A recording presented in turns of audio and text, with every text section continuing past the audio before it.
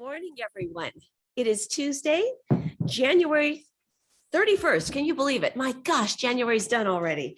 And it is my pleasure to call to order the special meeting of the Board of Supervisors. So with that, we have the Pledge of Allegiance. Please join me in saluting our nation's flag. Ready? Begin.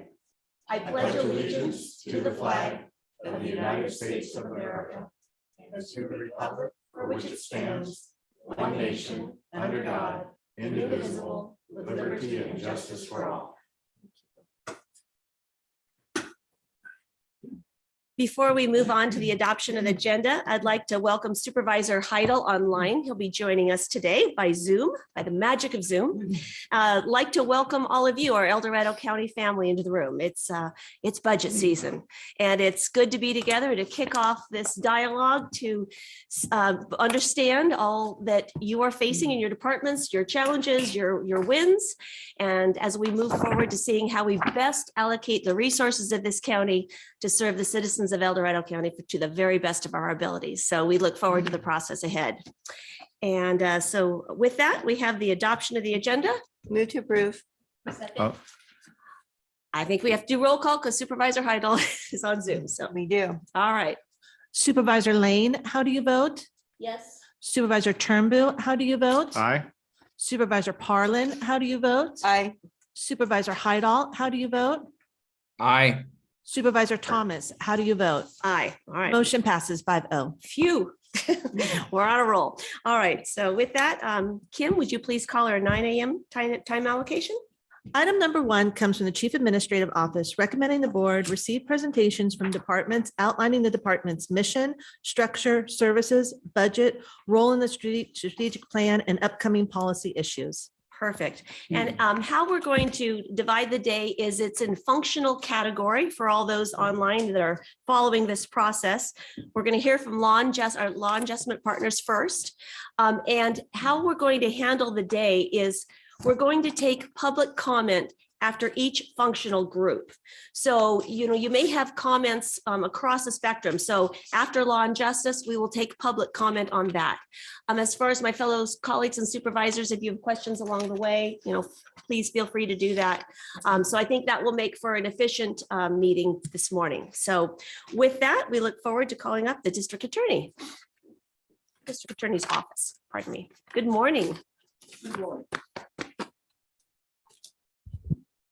Obviously.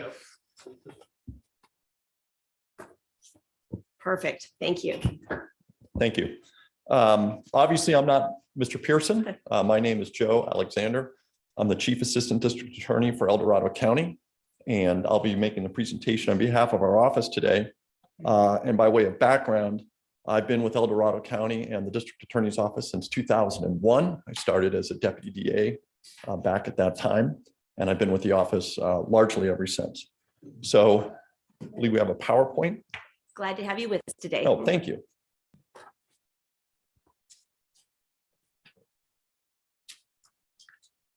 I'm going to start with sort of a general overview of our office, and we have a few slides to sort of explain our personnel allocations and our organization. On one side of the office is the attorney division. In the attorney division, we obviously have the management attorneys and the deputy district attorneys that fulfill different assignments within the office. And we'll talk about some of those assignments in just a bit. We also have the victim witness program on the attorney side of the office. The victim witness program is a very important part of what we do as an office. It is filled with advocates and personnel that coordinate witnesses in different cases, but also serve the needs of victims. Everything from child victims that might need special services to adult victims that require maybe therapy or assistance obtaining restitution, or something as simple as putting a new lock on their front door because someone has kicked it in to burglarize the home. And all of those tasks are taken care of by our victim witness program. On the other side of the office, so to speak, we have the investigation division. And the investigation division is obviously conducts follow-up investigation and original investigations, and also supervises our support staff and our IT staff. And the IT staff is a relatively new addition to our office, and it enables us to handle the different programs and systems and software that we've incorporated into our office over the last several years. And it's a critical addition to our office, and it's been a very successful addition to our office as we really face some challenges that I'll be talking about later in the presentation as far as our business model and how we process cases, which is kind of a very clinical term, but we'll get into some of those details in a bit. This is our org chart, very difficult to read at this distance, but it sets out the different divisions and lists the different personnel in those positions. We have, I think it's 72 total positions within the office. And I believe right now we have 7 vacancies, and about 5 of those vacancies, I should say about 4 of those vacancies we're actively recruiting to fill, and they're spread out in the different areas of the office. Moving on to talk about the budget in kind of summary fashion, our total budget's about almost $16 million. Close to a third of our budget is covered by revenue. And the largest revenue generator for our office is obviously grants, both state and federal grants that support different types of prosecutions. They're usually crime or victim category specific, and they help pay for additional deputy DAs, additional investigators, and additional tools and resources that we can use to better serve some of our most needy victims. And I think an easier slide to look at to sort of get a grip on our budget, we have this diagram here where you can see about a third of our budget comes from that outside revenue, and about 70% of our budget is net county cost comes directly from the county budget. On the left-hand side of the slide, we've listed some of the programs that we're able to fund because of these various grants. And Cal OES, which is the Office of Emergency Services, largely funds our victim witness program. It also pays for specialized investigators and prosecutors that handle sexual assault cases and child molest cases and domestic violence cases. Those compose some of the most serious cases that our office handles, and some of the largest and most difficult cases that our office handles. I think people read the newspaper and they see a murder case, they think of that automatically as maybe the most important thing our office does. I would say that our child sexual assault caseload rivals our murder caseload as far as importance, and it is a much larger caseload. We also have a grant from the Office of Traffic Safety that funds an experienced high-end prosecutor who handles our driving under the influence cases. Those are a very common case. His specialty is handling those cases that result in death. And those cases are obviously more complicated. There's a lot of science involved in the dynamics of a car crash. And one of the things we have to show is that the intoxication resulted in the crash that resulted in the death. And so sometimes we have quite a battle of experts and physicists coming in and opining about how a car crashed, why a car crashed. Some of the lesser known things that we're involved in are on the bottom of the slide, and they come from relationships we have with the Department of Insurance and MOUs that we have agreements to work with various task force in workers' compensation, consumer fraud, welfare fraud, and a lot of those are funded through our relationship with other outside agencies and grants, both state and federal. And finally, federal and state asset forfeiture, which is a small part of our revenue. These are some of the units that we have within the office, and then we have sort of collateral, smaller assignments that we didn't list here. The trial team, handles our general felonies and misdemeanors. The special victims unit handles those cases that I've already mentioned: child sexual assault, adult sexual assault, domestic violence, elder abuse. And then we have our special prosecutions unit. A lot of the subcategories under special prosecutions are those grant-funded type assignments. And then, of course, we have the cold case task force. On this slide, I talk a little bit about what some of the duties are for our deputy district attorneys. I think anyone who watches TV knows what a deputy DA does. If you watch Law and Order, it always opens with the body on the ground. Then there's a brief investigation and arrest, and by closing credits, the prosecution has obtained a conviction. And those are the cases that grab the headlines, and I think that everyone is generally aware of. But there's a lot of other work that a deputy district attorney has to do sort of behind the scenes to get us to that point in any case. And I'm not going to highlight all of them, A few of them I do think are important. One that I'm personally very proud of is our work with law enforcement and how we collaborate with local law enforcement, with the sheriff's department. We have a protocol in this county for critical incidents where our office, both our investigators and our prosecutors, will deploy out to a scene of a critical incident. So this could be an officer-involved shooting. It could be a pursuit that ended in a crash and a subsequent death. It could be a custodial death, even a suspected suicide, that our office gets involved in and works directly with all of the agencies to do a protocol investigation, which is then open to public scrutiny. And it's very important that we have that transparency and we have that positive working relationship. So in the end, when we report out to the public what happened in a particular critical incident, the public can have great confidence that our conclusions are correct and they're not biased or determined at the outset, but instead the process or the result is from a very deliberative process. We do a fair amount of civil litigation. You think of crimes that we prosecute, but we also handle a number of civil actions. And this is an area that's been expanded and is going to continue to expand in the near future. And this includes asset forfeiture, mentally disordered offenders, which are people who have a mental health issue that causes them to commit crimes, and they need to be civilly committed. They're not going to prison. They're not going to jail. They're going to a state hospital or to some other facility for treatment for whatever their disorder is. And that's a process that we're involved in. We have sexually violent predator petitions. So we have repeat sexual offenders that we want to civilly commit because their prison sentence has ended, but they are not safe to put back out on the street. Competency is an area that's expanding greatly, and I think I'm going to talk about that a little bit. We also advise the civil grand jury. I think a lot of these other tasks we've talked about or we'll talk about. In 2022, we had a number of we called it on the slide, high profile cases. This is just a few of them. Obviously, we had the murder of Deputy Sheriff Brian Ishmael and that prosecution. The murder took place in 2018. The trial took place in 2022. And we were able to convict the man who killed Brian Ishmael and some other people who were related with that dope grow operation. I'm sure that's a case that everyone is very familiar with.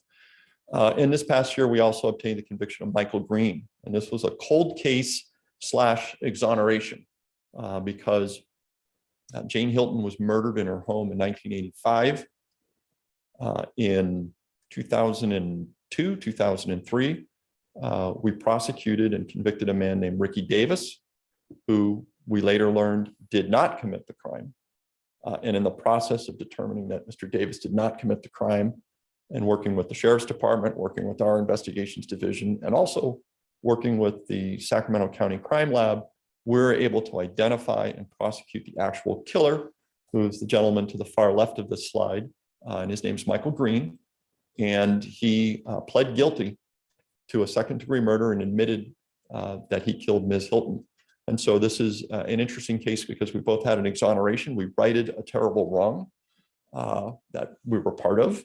And we were also able to hold someone accountable that had not been held accountable for, I can't do the math, but 35 plus years. Lindsay Piper, this is a case that we worked very closely with the Placerville Police Department at the very initial stages of the investigation. This is one of those critical incident type cases where we deployed investigators and resources and had a deputy DA assigned before a suspect was even identified because of the nature of the case. It called for it. And we were able to successfully convict Ms. Piper of killing her 13-year-old stepson through a series of abuse and neglect.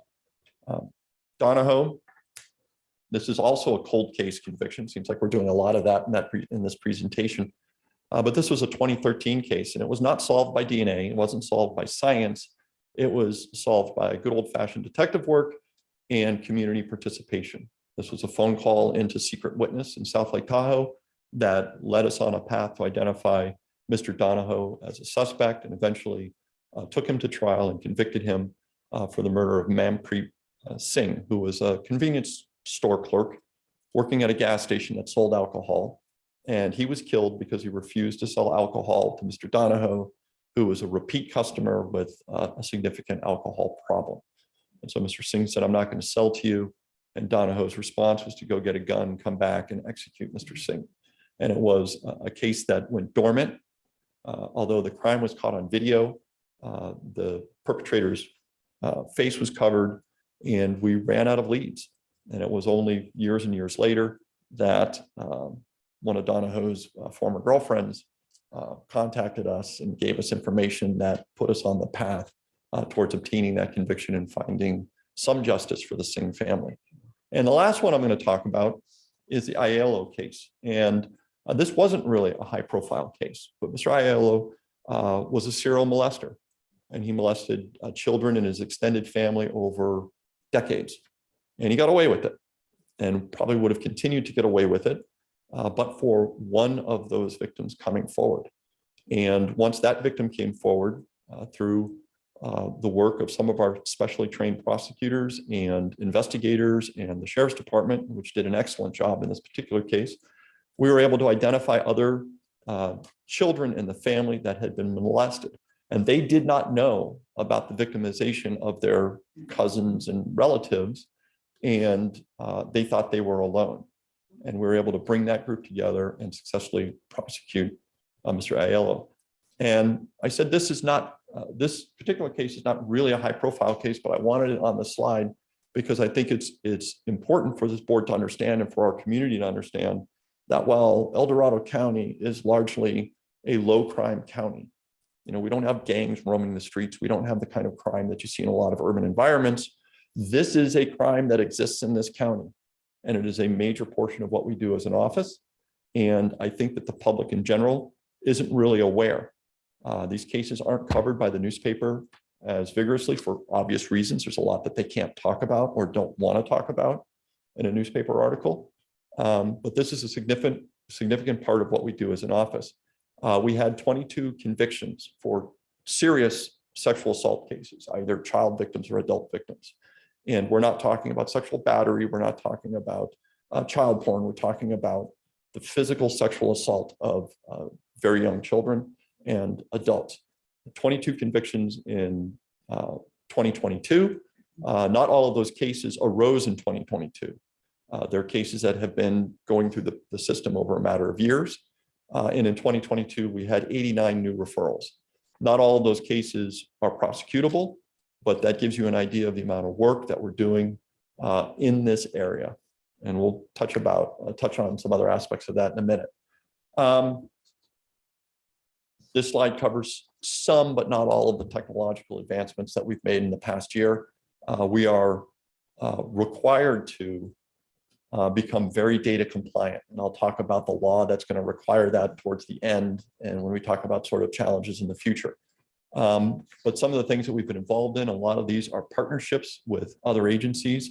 We have the Rapid DNA machine. That's a partnership with the Sheriff's Department to develop a local DNA database.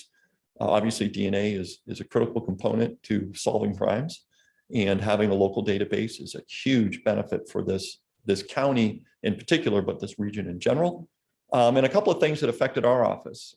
New legislation now requires that our investigators wear body-worn cameras when they're conducting certain types of investigations. And this is an example of technology that's very, very helpful. I think, although there was some resistance to body-worn cameras early on, law enforcement has largely embraced it and is appreciative because, claims of misconduct can be easily resolved by taking that officer's body-worn camera and viewing, listening to the audio and viewing the video and determining for yourself that actually nothing happened. So those investigations come to a close much more quickly. The downside of this technology, from my perspective, is now every case has 1 or 2 or 3 videos and audios that we have to deal with, that we have to discover to the defense, that we have to review, that become part of that case for good, and it increases some workload because all those things require a lot of work to review, to store, to transcribe if necessary for trial. All of that is part of part of the burden of body-worn cameras.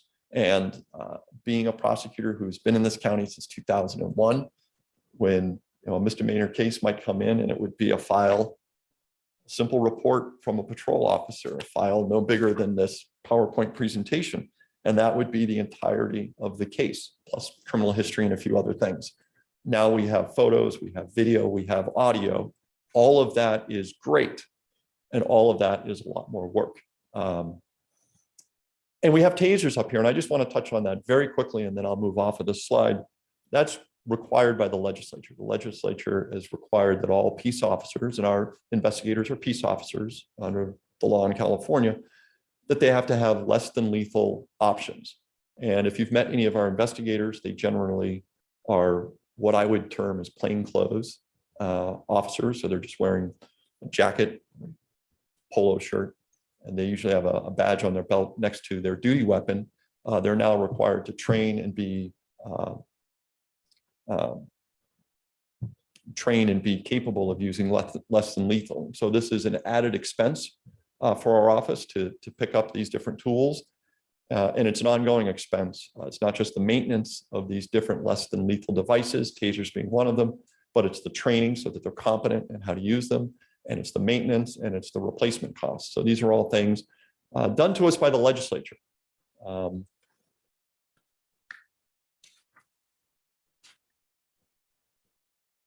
seem to be going on to my next slide. Maybe I've gone on too long.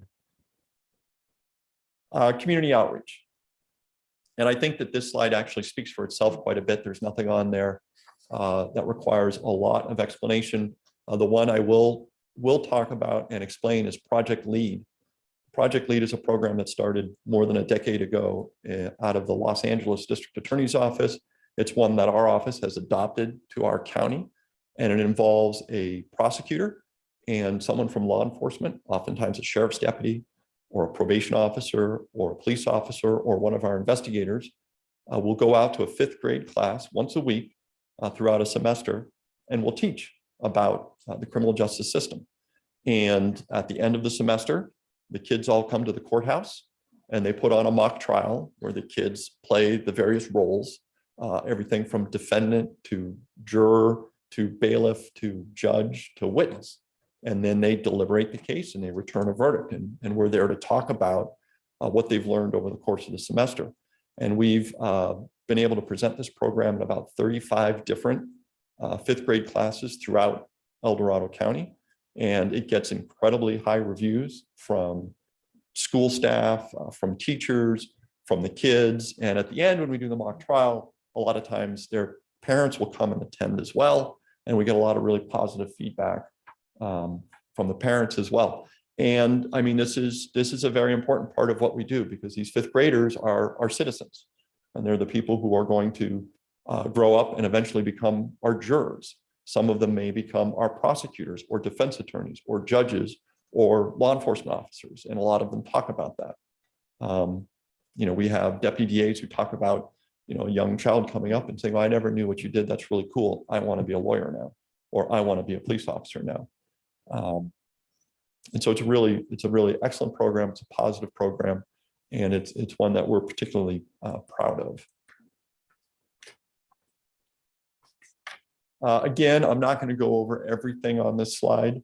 The last half of it talks a lot about the different technologies that we're using to try to tackle some of the challenges that we face as a department and as an office, making sure that we serve our mission on behalf of the people of El Dorado County. But a few of the ones at the top I do want to talk about, because they are major issues.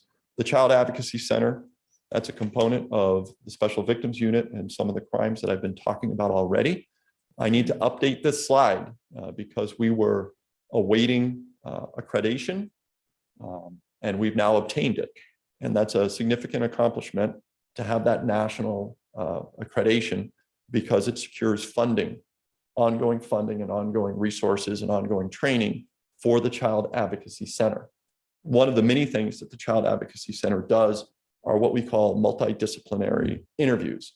And these are interviews conducted by an investigator who has special training in interviewing children who have either witnessed a crime So there might be children living in a home where there's domestic violence and they have to talk about what dad did to mom, or children who are the victims of sexual assault by a family member or a family friend or someone else in the community. And these are very difficult interviews to conduct appropriately. Children are susceptible to being led, they're susceptible to suggestion, and they're reluctant, fearful of talking about what happened to them. Largely, they think that someone that they love might get in trouble, or they think that they might get in trouble themselves. And creating an atmosphere and an environment in which these children feel safe enough to disclose the terrible things that have been done to them is critically important. And again, to sort of highlight how this is a major issue in all counties, and not excluding El Dorado County, we conducted over 120 of these interviews in the last year alone. And if you think about the number of working days that we have in a year, that's an interview probably every other day or every 3 days. These interviews tend to be very long. They are very difficult. And we bring together the entire team of people that need to be present for the interview, that are able to watch it remotely, as our specially trained interviewer actually conducts the interview. The detective on the case, an investigator assigned to the case, the deputy district attorney that's going to be handling that case if there is a case, a representative from CPS. All those people are able to participate in this interview process and in one shot get the information that they may need to take action to protect that child. And this is a collaborative effort that happens at the CAC. And the accreditation process was a giant, I'm going to say something that's probably inappropriate. It was very, very difficult to obtain, but it's very important that we now have it. And it's a real accomplishment. Fentanyl advisements. This is also something that's in the national news. Everyone knows about the deadly plague of fentanyl. It also occurs here in El Dorado County. Thankfully, we don't have as significant a problem as other urban areas or areas closer to the border, but it is a significant problem. We have 21 fentanyl-related deaths in 2022, and we have 11 that we suspect are fentanyl-related, and we're waiting on toxicology reports. This is also probably underestimates the number of fentanyl poisoning cases that we have in this county, because people who are found unresponsive and transported to Sacramento County will be declared dead in Sacramento County, and tracking those cases can be difficult. It's a challenge. In response to this, we've created internal policies, public policies about going after people who deal fentanyl and people who deal fentanyl and someone is poisoned and dies, up to and including prosecuting them for murder. And late last week, we filed a case against a gentleman who, because the case is pending, I will say allegedly, was a major fentanyl dealer. That's how he supported his home and his family. And he sold fentanyl-laced pills to a couple here in El Dorado County. And a young woman in her early 20s ingested this fentanyl in a very small amount. Nonetheless, it killed her. So that person is being hopefully held accountable for what he did. The last thing I'll talk about on this slide is science-based interviews and interrogation. And this is a project that Mr. Pearson has grabbed a hold of and is pushing forward, not just for El Dorado County, but throughout the state. And we're getting other district attorneys' offices and other organizations to adopt science-based interviewing and interrogation. And there are a lot of interview and interrogation techniques that have been taught to law enforcement over the last several decades that have been shown more likely to produce unreliable statements, or what we sometimes refer to as false confessions. And we are taking action by policy and procedures within our office to identify those cases where some of these improper techniques were used, and to re-review those cases to make sure that the evidence is still sufficient to support that prosecution. And then proactively, we're going out and we're training officers on how to do interrogations that don't have these troublesome aspects. And in the past year, we've trained more than 100 investigators on these newer actually, they're not new investigative techniques or interrogation techniques. They've been around for a long time, but they haven't been embraced as much as they should have been. And so we're training them on these techniques, and we're also training prosecutors so they can see a problematic interview. They can recognize it up front when they're reviewing a case, and they can maybe take steps to fix the problem and to make sure that we still have a prosecutable case, or identify a case where we might have a false confession that can't be relied upon. And so this is a big part of what our office is doing, and it's something that's being adopted by other district attorneys' offices. They're adopting our policy of carefully reviewing these cases. They're participating in our trainings. We have another training coming up in May. And these approaches have been largely welcomed by law enforcement, and California Post, which is the police officers' standard and training. Someone in a uniform will correct me if I got that wrong. But they're adopting science-based interviewing as part of the curriculum for all new officers. So this is something that we're very proud of, and it's something that's time has come. Current and future challenges. Again, we talked in an earlier slide about some of the work that deputy district attorneys do that maybe the public doesn't see or recognize as much. One of the things that's changed over the course of my career, and has certainly changed in the last 5 years or so, is all the new legislation that essentially adds to the life of a case. When I was a new prosecutor, a misdemeanor or a felony had 4 or 5 or 6 particular stages that you would go through until that case was over. And that's expanded exponentially because we have lots of cases that go into diversion or go into a specialty court, and they go into essentially these maintenance calendars where the individual case requires a lot more work from our prosecutors and lasts a lot longer before it's brought to its conclusion. And so cases that might be on my desk for 6 weeks or 6 months back when I first started would now be on a deputy DA's desk for literally years. And a lot of this is new legislation. Some of it is excellent, some of it is good, finding different pathways to handle criminality, diversion, drug treatment, behavioral health court, mental health diversion. There's a positive aspect to many of these things, but it does create more work. And I think it's work that largely goes unnoticed, I think, by the public. So I wanted to talk about that a little bit. And we have a couple of different new pieces of legislation that are coming down on us, bearing down on us like a freight train. And I'll explain a couple of them. Race blind charging. It's going to be mandatory implementation by 2006.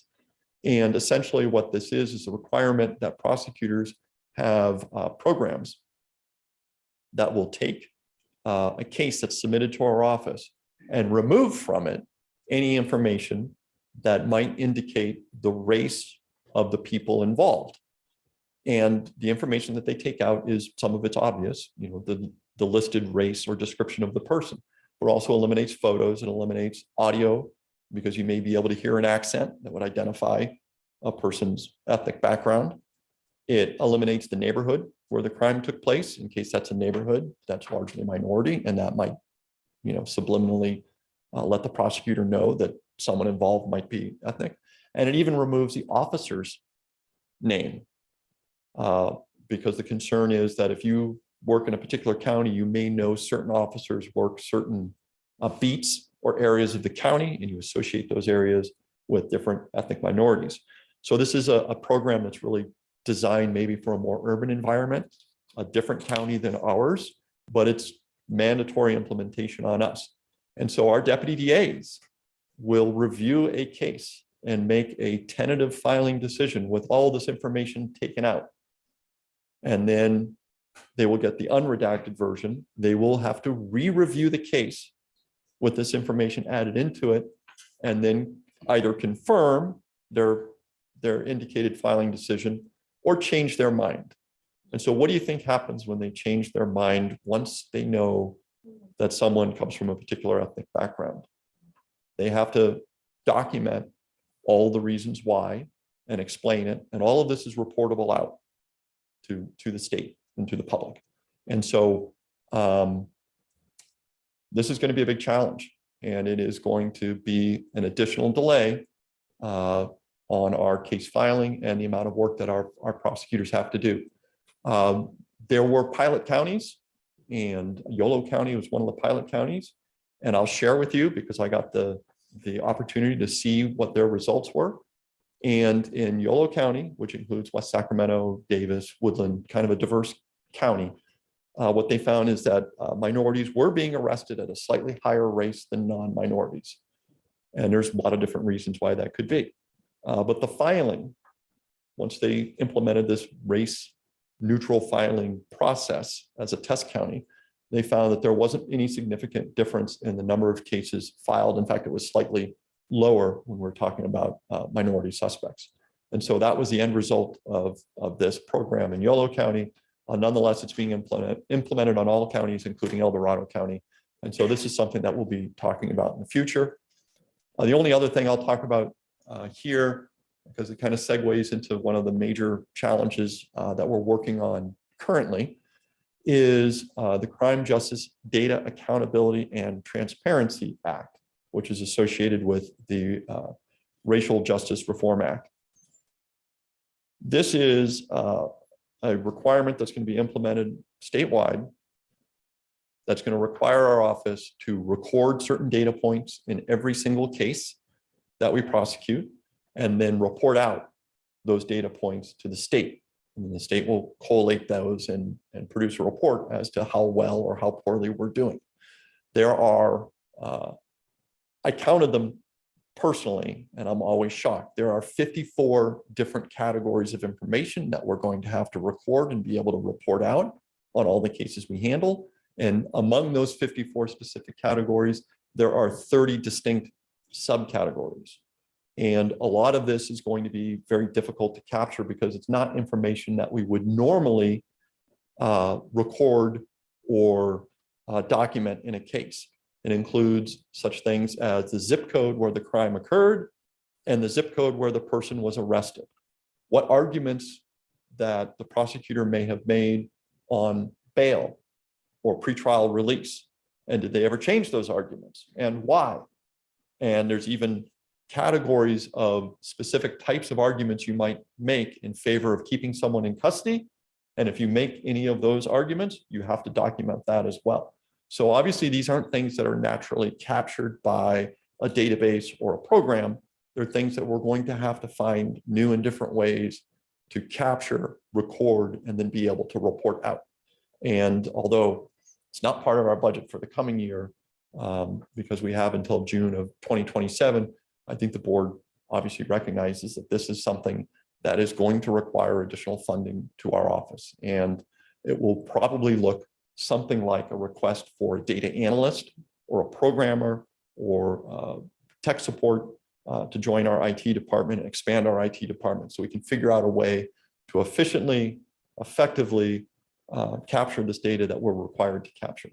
I will say the legislation does include some language about state funding so that district attorneys are able to comply with this, but there's not much more information than what I've just shared with you as to what that funding is going to look like, how long it will last, and what it will actually pay for.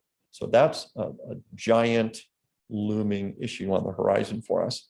And, you know, the one thing I'll talk about in the bottom of the slide is really sort of the culmination of many things I've talked about throughout this presentation. And one of the reasons why I'm here instead of Mr. Pearson, because I've been in the county as a prosecutor the longest in our office. And I have a perspective on how much the work of a deputy district attorney has changed, and how significantly it's changed, particularly in the last 5 to 7 years.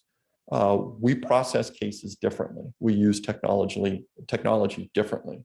What our individual prosecutors are asked to do and expected to do has changed dramatically. And I think maybe a good analogy would be to think about the last time maybe you went to your doctor.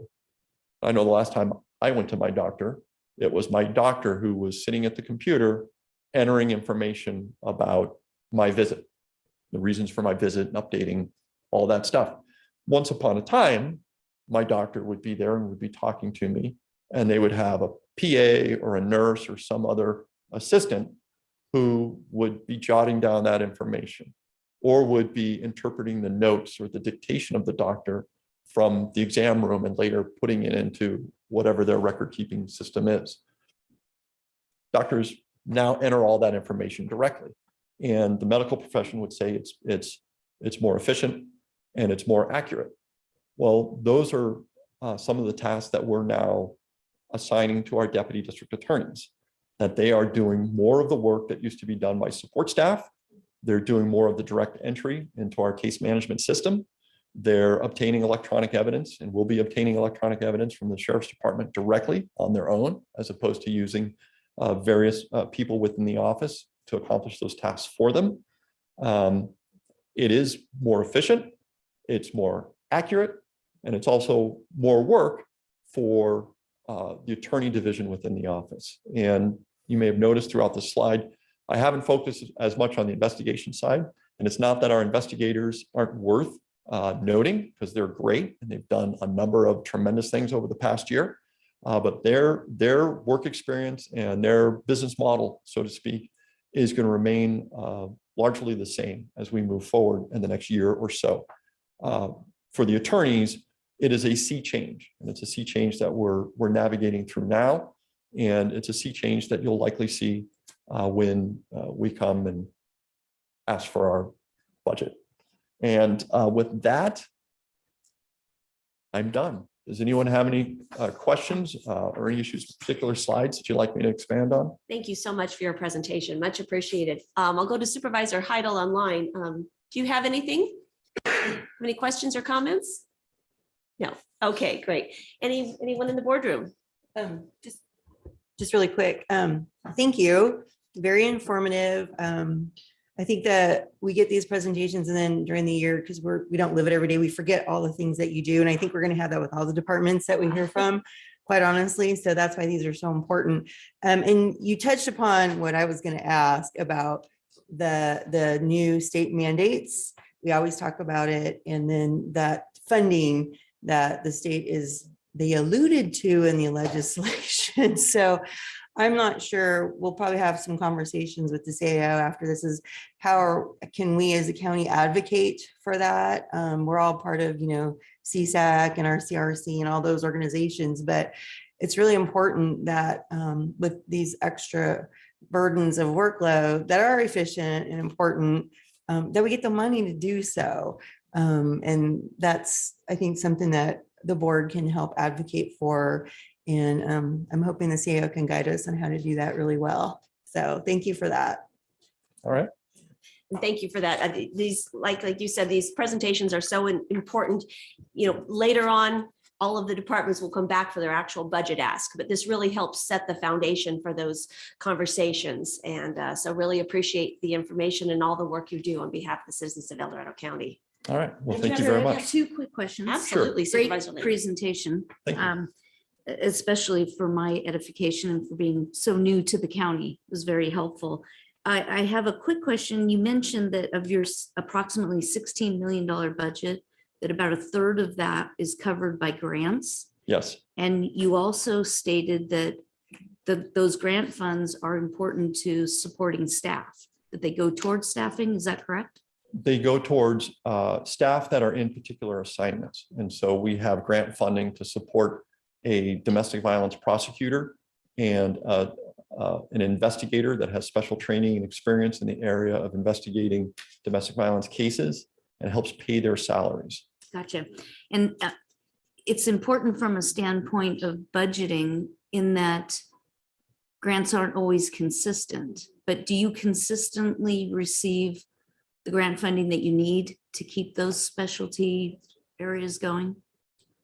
That's a great question, and I wish I had a very simple answer. The truth is there are certain grants that are non-competitive, meaning the state is going to fund them year after year as long as you're compliant with the requirements of the grant. And so we do a lot of work to maintain those grants, and domestic violence is one of those grants.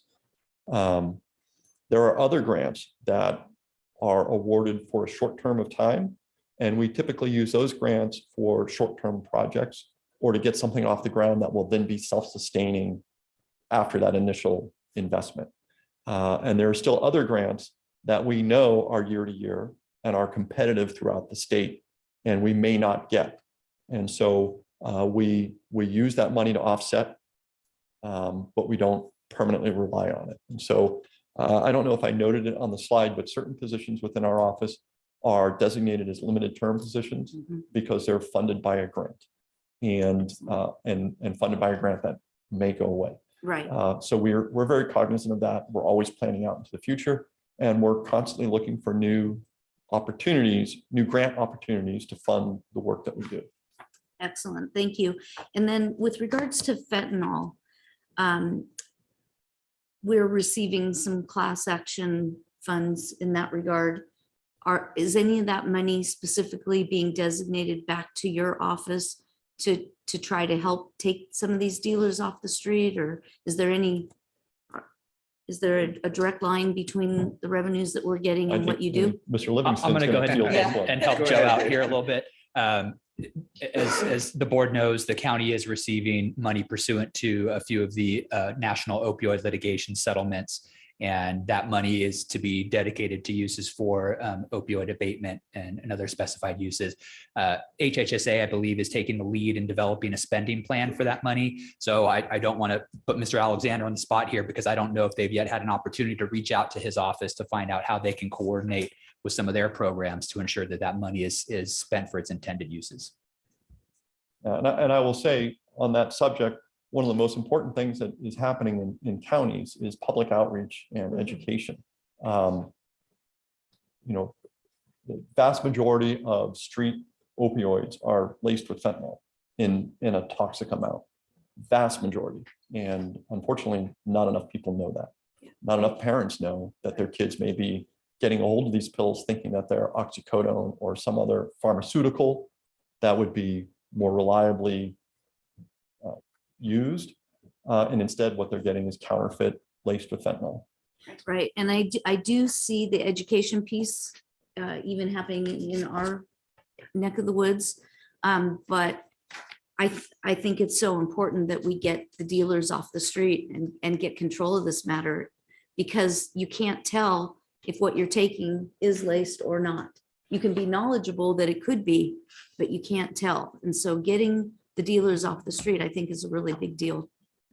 I agree. Thank you for your work. Thank you. Important issues. Thank you so much. Mr. Alexander, thank you for being with us today, and we look forward to our next process. All right. Thank you very much. I appreciate everyone's time and attention. Yeah, thank you. And once again, we will be taking public comment on once all the law and justice functional groups are finished. So with that, we have the Public Defender's Office. So welcome, Terry. Good morning. Good morning.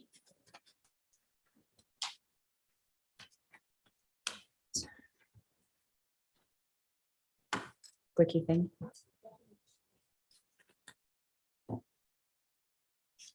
Good morning, Terry Monteroso, Public Defender.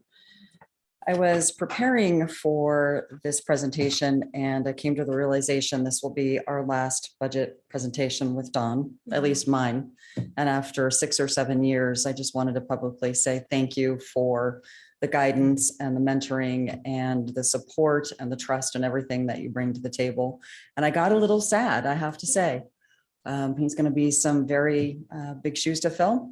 And I hope that I wish you all good luck trying to fill that spot. But anyway, it made me sad that we're going to lose his leadership, but I'm happy for him in his personal life. Thank you for bringing that into the room. When I think back over everything that's happened over the last even several years and the navigation that you all have had to pivot constantly, and Dawn's been in the middle of that, and of course, Dave, it's incredible. 2 major fires, strategic planning, personnel changes and challenges that we all know about, the Great Resignation, which I think is still impacting all the departments. And yet he still finds time to meet with us and to help everybody. So anyway, I will be echoing a lot of the things that Mr. Alexander said.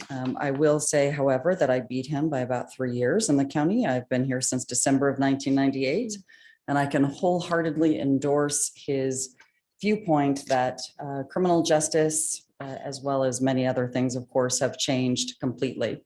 And I echo his comments about the workload and everything else. So if some of what I say sounds familiar, it's because he just said it. Most of the things that impact his department also impact ours for obvious reasons, such as the body worn camera, which I'll be discussing later in the presentation. So just very briefly, which button is it? Just the, oh, thank you, you're so kind.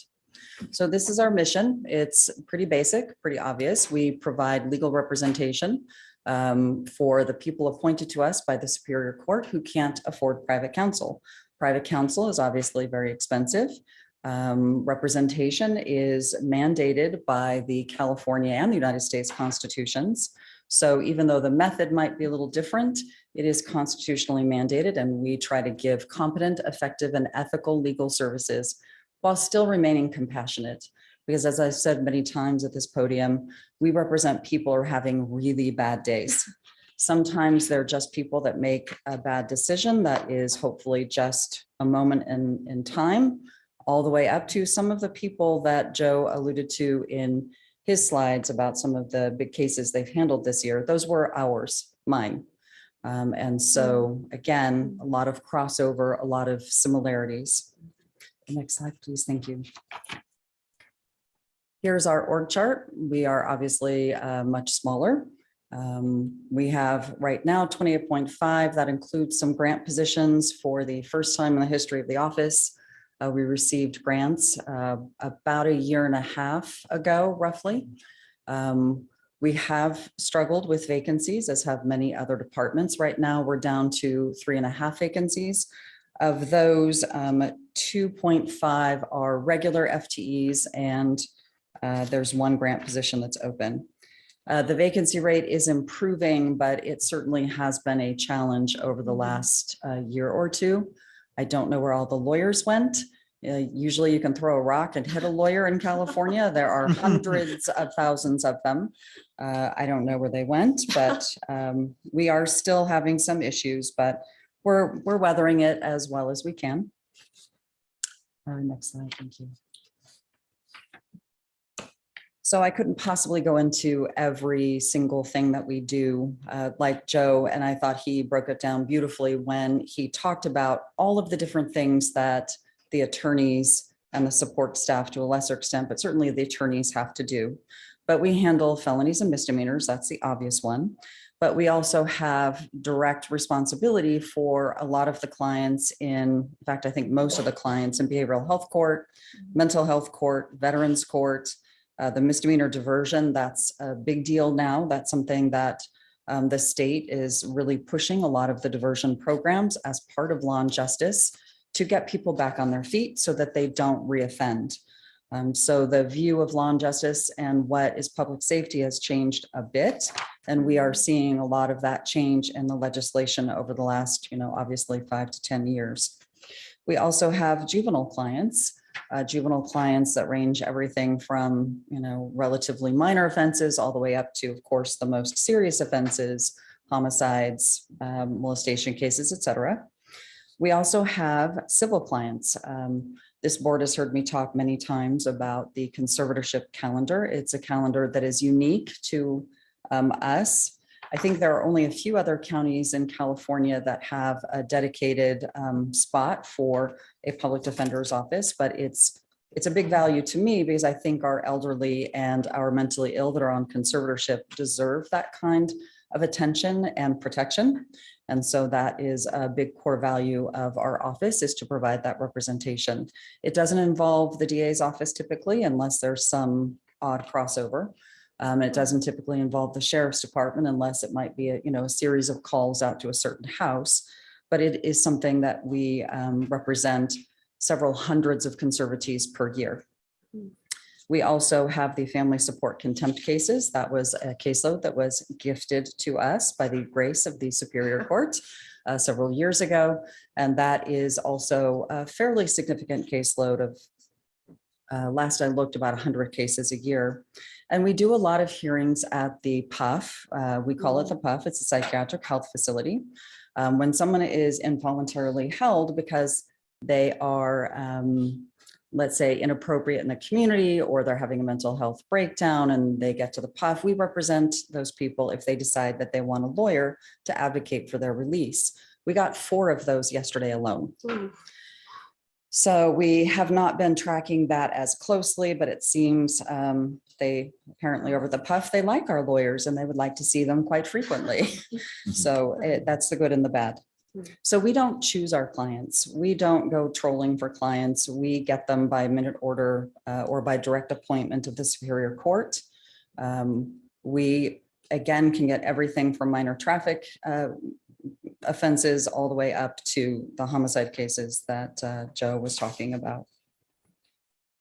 Every change that's happened in the last 5 to 10 years, as I said, has affected us. I would say that our caseloads are staying roughly the same, but the complexity has certainly changed.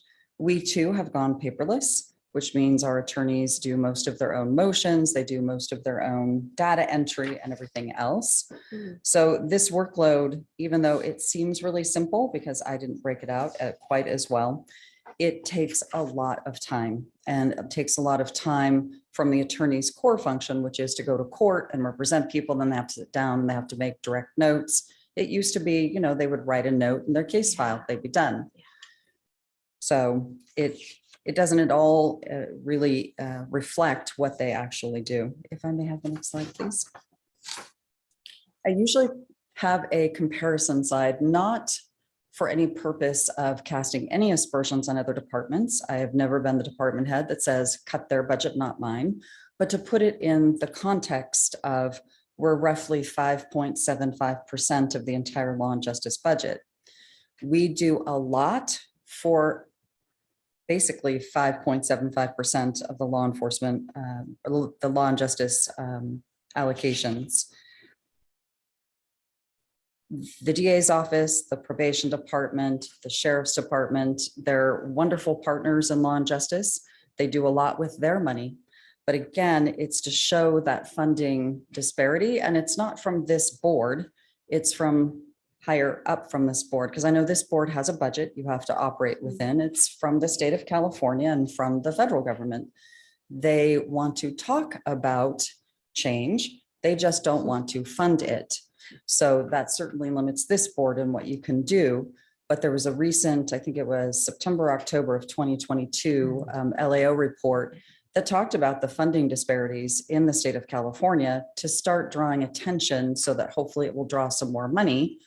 That just in California alone, when you compare just district attorney's offices and just public defender offices, that doesn't include law enforcement proper, such as sheriff's departments, police departments, CHP, et cetera.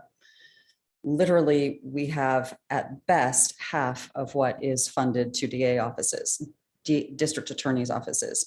It's roughly 2 billion and change to 1 billion and change. And so when you look at those kinds of funding disparities, it becomes, I think, even more impressive that we're able to do all of the things that we do. So that's really why I highlight it. And I included the APD's office, of which I am very proud to say is working out very well, and I'm pleased to partner with them. The next slide, if I may, just shows the net county cost. Again, the sheriff's department, the DA's office and probation, they have, I think, a great net county cost because they have so much funding coming in from the federal and the state government. We unfortunately, in the past anyway, have relied almost exclusively on general fund dollars. If I may go to the next slide, please. We broke out a little bit of this, which shows that we're actually getting some grants. As I said, we are happy to say that we have received 2 grants, have applied for our 3rd. They are a pain. But it is something that I think is incumbent upon us as a department to pursue so that we can have a smaller footprint on the general fund. So we will continue to do that. And I apologize, but I did forget the AB 869 backfill money.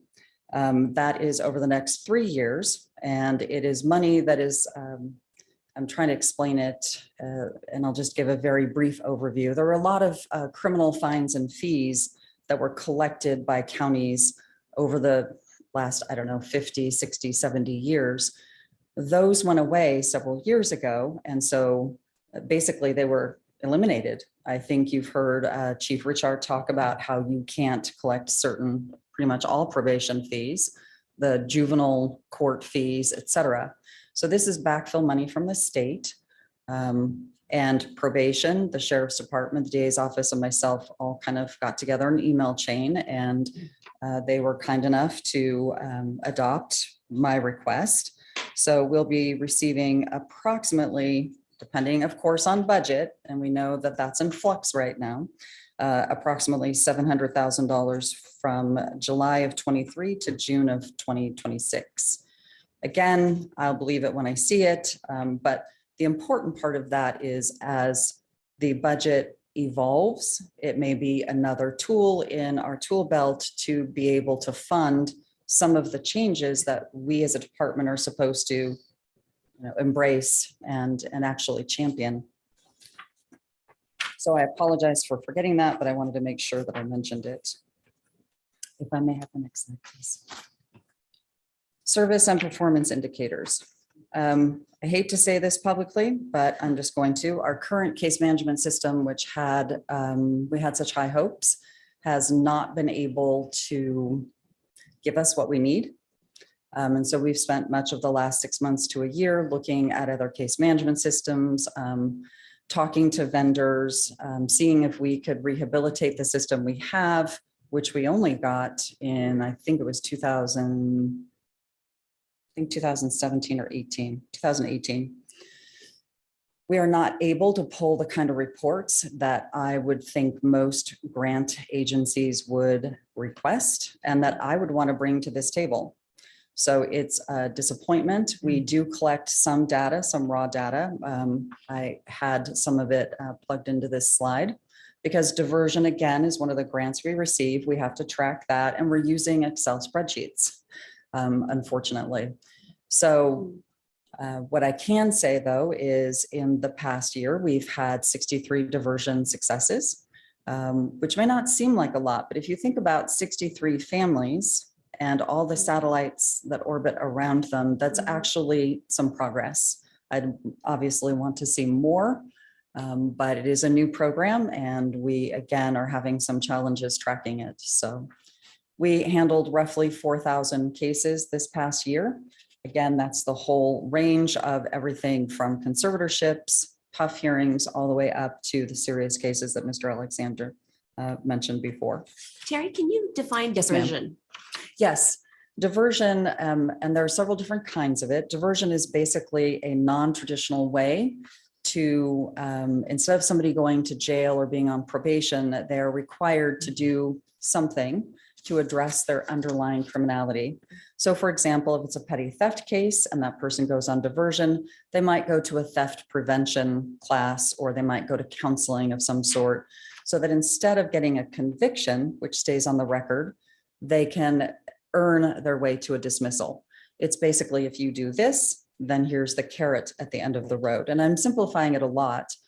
Some diversion is as easy as that, and other diversion is a lot of work. Like behavioral health court is a year and a half, and that person might have to go to group meetings 3 times a week and see their psychologist once a month. And so that's a much longer process. But that, again, the light at the end of the tunnel is no conviction. Convictions are really a barrier to a lot of things in life, everything from you can't, if you have a felony conviction, you can't take your kids on a school field trip. You won't pass the fingerprint. You can't get certain federal student loans. There are certain public housing that you can't access if you have a certain kind of conviction. So it's to have people pay their debt to society to address the underlying criminality and then earn that dismissal instead of a conviction. That's very helpful. Thank you. And it doesn't a lot of work because we are the support system for that client. And that's part of the focus of the grant, is to give that support. It could be phone calls. Remember, you have court tomorrow. It could be, remember, you've got to register for this program. So that is where a lot of our out of court work comes from, is to support the people in the diversion process so that they can get to the end of the road, so to speak. Thank you. Thank you.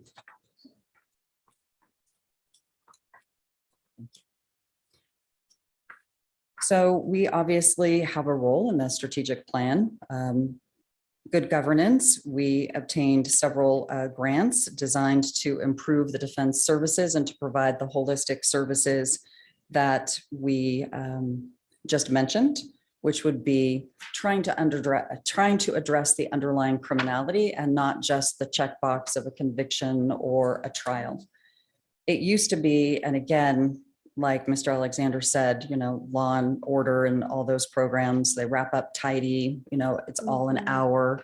If you get a really realistic movie, it might be a trial is in 6 months or something. It's not at all that anymore. There's a lot to do at every level, whether it's arraignment and assessing somebody for diversion, all the way to now we have to do post-conviction relief, which is essentially mandated by the state, where we have to look at certain convictions and see if there is relief for that person. So holistic defense has a place certainly in good governance. We've maintained all mandated services despite our historically high vacancy rates. A lot of tap dancing has been involved. A lot of managerial work had to be boots on the ground in court or handling things that we ordinarily wouldn't without declaring unavailable, which is something I hope to never, ever, ever, ever do in my career, which is basically to say to the court, we can't handle any more cases. You've got to give them all to the APD's office or to private counsel by contract. It's been challenging. There was a vacancy rate. I think at one point we were in the 35% range roughly, which is difficult to maintain, but we did it because we have a plan and we were able to plug people into what we needed to do. So under healthy communities, we have expanded access for clients needing diversion. We expanded services for mental health diversion on the West Slope, and we recently expanded into South Lake Tahoe. About mid last year, we started assigning the grant people to go up to South Lake Tahoe and help support those people as well. So Tahoe is often sort of the forgotten area, and we're trying very hard to not do so. And we appreciate that. I thought you might. And I have to say we're all guilty of it, but it's such a wonderful opportunity. And I think Tahoe really deserves that. So we've had quite a bit of success, I think, so. And again, under public safety, we've hired some limited term positions to support and increase our diversion opportunities and post-conviction relief. So that we could get to that number of 63 or 68 successes and build on that. And we plan on continuing to do that, obviously. We are partners in many things. This is not on the slide, but we do Family Wellness Court, which is the tribal court with the Shingle Springs Band of Miwok Indians. We do the JJDPC, the Juvenile Justice and Delinquency Prevention Council, in addition to all of the diversion opportunities that I mentioned. And if we could go to what I think is the last slide. So some of the changes and opportunities for us are the continuing changes in the law, and it just never stops out of Sacramento. Mr. Alexander mentioned Care Court. We are fortunately not one of the pilot programs, or I think I would have been like exit stage left. The scope of that could be so broad. We literally can't predict if it's going to be 10 people, 100 people, 1,000 people. We have no idea. But Care Court is, I think, supposed to find its way to the other counties. It's either 2024, I think it's 2024. Just a couple of days ago, I think there was a lawsuit filed, I want to say federal court, I didn't look at it closely, by some of the disability rights advocates that don't think it's a good idea. So who knows what's going to happen with that, but we continue to monitor it and try to see how we could fit that into our bailiwick. We have heard that the governor's office is not necessarily going to ask public defender's offices to do it. They're going to ask legal aid lawyers in any county. We have 0 of those. So that would be us. So that will be potentially a major increase in the workload. We have increased ethical duties. A lot of the changes out of Sacramento mean that we have to proceed with caution, whether it's immigration consequences, whether it's diversion. We have to look at every single case with an eye towards what has been the new legislation in the last 6 months, because it literally can be every 3 to 6 months where we're getting some new edict from usually Sacramento. So there are increased ethical duties that we have to pay attention to. I've alluded already to the COVID-related vacancies. I think it's COVID-related. I think everything had a weird reset. I'm hoping that we're on the other end of that, but it's led to a shortage of applicants, people that don't want to relocate. We've heard from some people, I'd love to apply, but I don't want to move. You know, my family's here or what have you. So the shortage of applicants has been an issue. We have technology challenges. As Mr. Alexander mentioned, we are staring body-worn cameras in the face. So that's a great tool. I wholeheartedly agree. I think it will be great protection for those law enforcement that are falsely accused. It will also, I think, give us the ability to explain things to clients, or for the 1 or 2 client that maybe wasn't treated quite as correctly as the sheriff's department might want. It will shed some light on that. But what it means is we have to review all of that. And if you've got 4 or 5 or 6 officers that show up to a major event, or 20, we're going to have to review all of that. I don't even want to think about it right now, but I have to. It's also going to impact storage space for our case management system. That's one of the things that unfortunately our storage system is, for the current vendor, is not robust, and I can't even predict what that's going to do. But that was one of the impetuses for looking for another case management system, because the current one charges per, I think, terabyte. So also integrating the court system has been interesting. The court system has been offline to us for the better part of, I want to say, about a year, year and a half. They just came back online with a very rudimentary case management system, or very rudimentary ability for us to look and see what's happened in a case. There are cases that we get on a probation violation where we weren't the original attorneys. Maybe that attorney gives us the file, maybe they don't have a file. We have to find out what happened in that case. We don't have the ability to do that. And so another challenge is trying to integrate a court system into this ever evolving target of what are we going to have, especially in view of the other challenges I've mentioned. So I tried to talk a little fast, so I stayed within my 15 minutes. Hopefully I did all right with that. And that is it. If there are any questions. Terry, appreciate the presentation. Any questions or comments? I just got a question, Terry. Yes, sir. Applied for a 3rd grant pending to fund a full-time social worker. Sir. We have social workers with the HHSA. I just want to know why do you need that for your department? Social workers and HHSA, and I actually was co-located there when I was at county council, and they're amazing people. Their purpose is very different than our purpose. Social workers in a public defender office, what they do is they deal with clients accused of crimes, obviously, and try to connect them to services. They try to write reports for sentencing and in mitigation. So they're devoted solely to that individual client, as opposed to the social workers at HHSA, which would be, you know, looking to possibly remove children, or maybe providing reunification services to an entire family. So they would mostly be in the 300 court, which is the dependency court, with probably a few appearances in the delinquency court. This would be solely in the criminal court. There are some issues about confidentiality. We actually thought about early on, well, could we And unfortunately, after talking to other peers of mine, after talking to the then department head and some of their people, there are confidentiality issues that may come into play. I know this board is very aware of confidentiality, and I don't know if you'd like me to go into that, but there'd be confidentiality and client confidentiality concerns. Okay. All right, That's all I thank needed to you. know. Thank you. I see Supervisor Heidel has his hand up. Yes, sir. Yeah, good morning, Terry.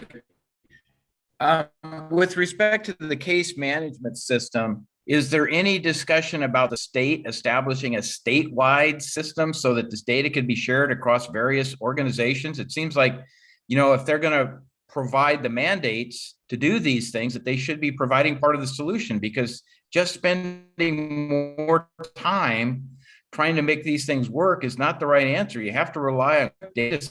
I don't know. Is there anything going on at that level? Something the board could do to recommend legislation to do that on a statewide basis? Would that be of any benefit? I don't know if you can see, Supervisor, there are a lot of nodding heads on your dais here. Yeah. Yes, that would be amazing. I don't believe there's any such movement out of Sacramento. I would be in favor of it. One of the things I'd like to do, there are grants there are technology grants out there for public defender offices. So that's my intent, is to try to do that. But in terms of sharing information, you're absolutely right. I wish I had some sway over Sacramento, but I have zero. So if this board wants to tackle that, I would wholeheartedly support that. Great. Very good. Thank you. Good question. Good Thank question, you. John. All right. Well, Terry, thank you so much for this very helpful look at what you do and your challenges, as well as the opportunities and all of the incredible ways that you support the citizens of El Dorado County. Whether it's your presentation or Mr. Alexander's, I continue to be impressed with the heart and the level of expertise in El Dorado County. So Thank you. Thank you so Much much for all you appreciated. do. And that's the end of my last presentation for Dawn. Thank you. Terry. With that, we have the alternate public defender's office. So good morning, Elvira. Good morning. Welcome. Thank you. And for me, it's my first and last for Don. I appreciate everything his office has done to help us get situated. I started here August of 2021 after 30 years in San Joaquin, and I was so welcomed, and his staff has been amazing in setting up our office. We started taking cases September 27th of 2021. In that time, we have been appointed to approximately 640 cases. Wow. My staff is very small. If we could bring up the presentation. Go ahead to the next slide. Our mission statement when I began this office is basically to provide high quality and vigorous and caring representation. Our clients are very important to us, and we want to help with every aspect of their lives if we can.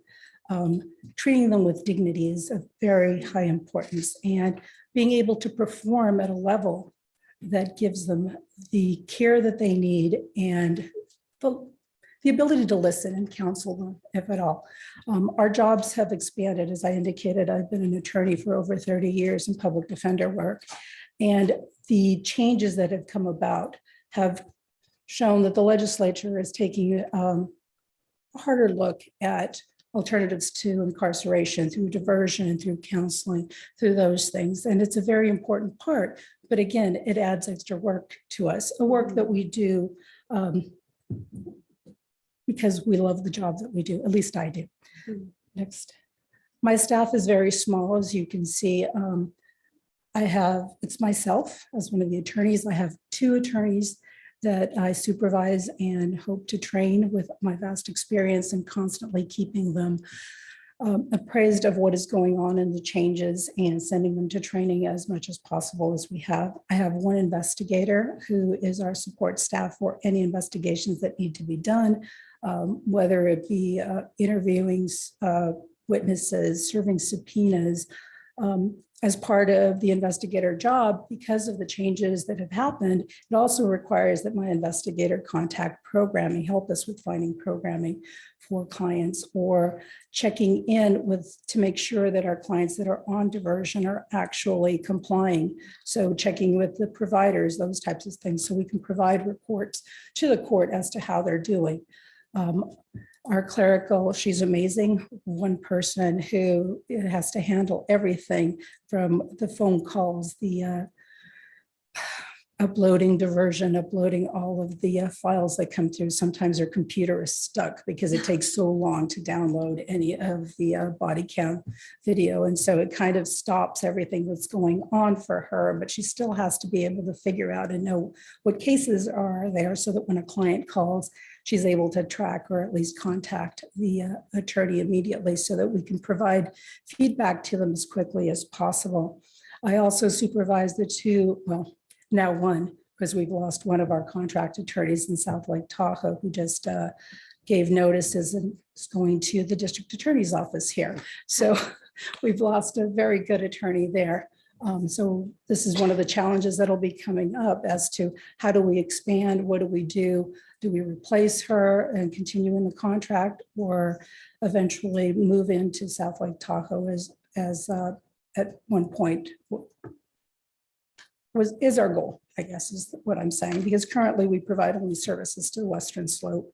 Our office was created in order to give consistency of representation and to rein some of the costs for the indigent defense panel. And so part of my job has been to supervise those two attorneys to make sure that they have the resources available to them that they need, share my resources, my contracts, my investigator, whenever there isn't a conflict of interest for them to be able to provide those services. So my office, being only in existence for a year and a half, has, I feel, done a good job of doing everything that we can.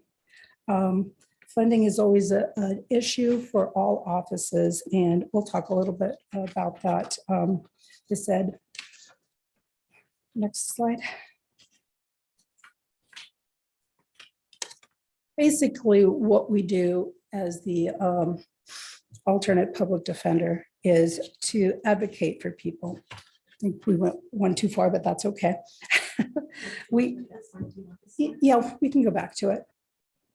Basically, there we go. What we do, we advocate for the individuals that are charged with criminal offenses. Our caseloads have increased, or our duties have increased based on changes in the law, so that we are doing, as I said, more of the counseling, more of the resentencing. So not only are we doing trials, motions, motion work, hearings, violations of probation, those types of things, we also are constantly looking to make sure that our clients' rights are being upheld, challenging any unjust and unconstitutional practices that may exist, doing motions to suppress evidence if that's needed because of an illegal search, and linking clients with essential services. It's very important to link those clients to essential services, especially in the mental health or drug abuse cases, because you want to be able to have them deal with those underlying issues so that they do not reoffend. If they don't reoffend, they're able to get jobs, they're able to become good members of society that helps the whole community. Next. Our budgets are set out. I mean, we're a small department, so our budget is very small compared to the other departments. As you saw from Terry's slide, we have a very small budget compared to the budgets of all the other justice partners. The fact that public defenders' offices are funded lower than other justice partners is not just in this county, it's basically nationwide.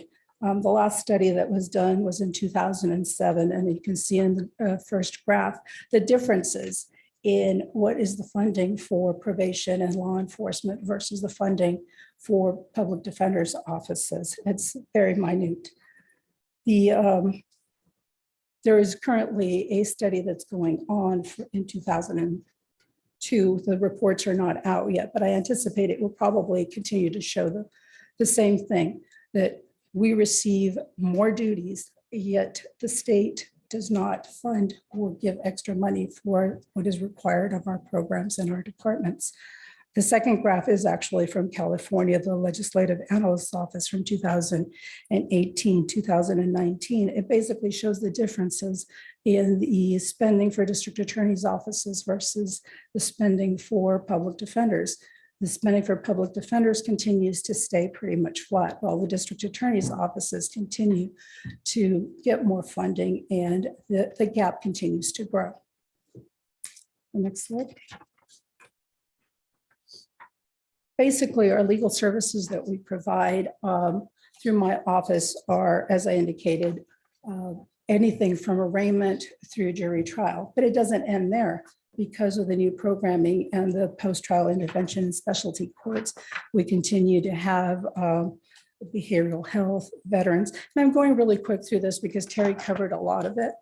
And so we do pretty much the same job, just in the situations where either they have a conflict or they're unavailable. And so far they haven't been unavailable, but if cases continue at some point, they may need to, and we have to be ready for them for any cases that we take. We also do appeals.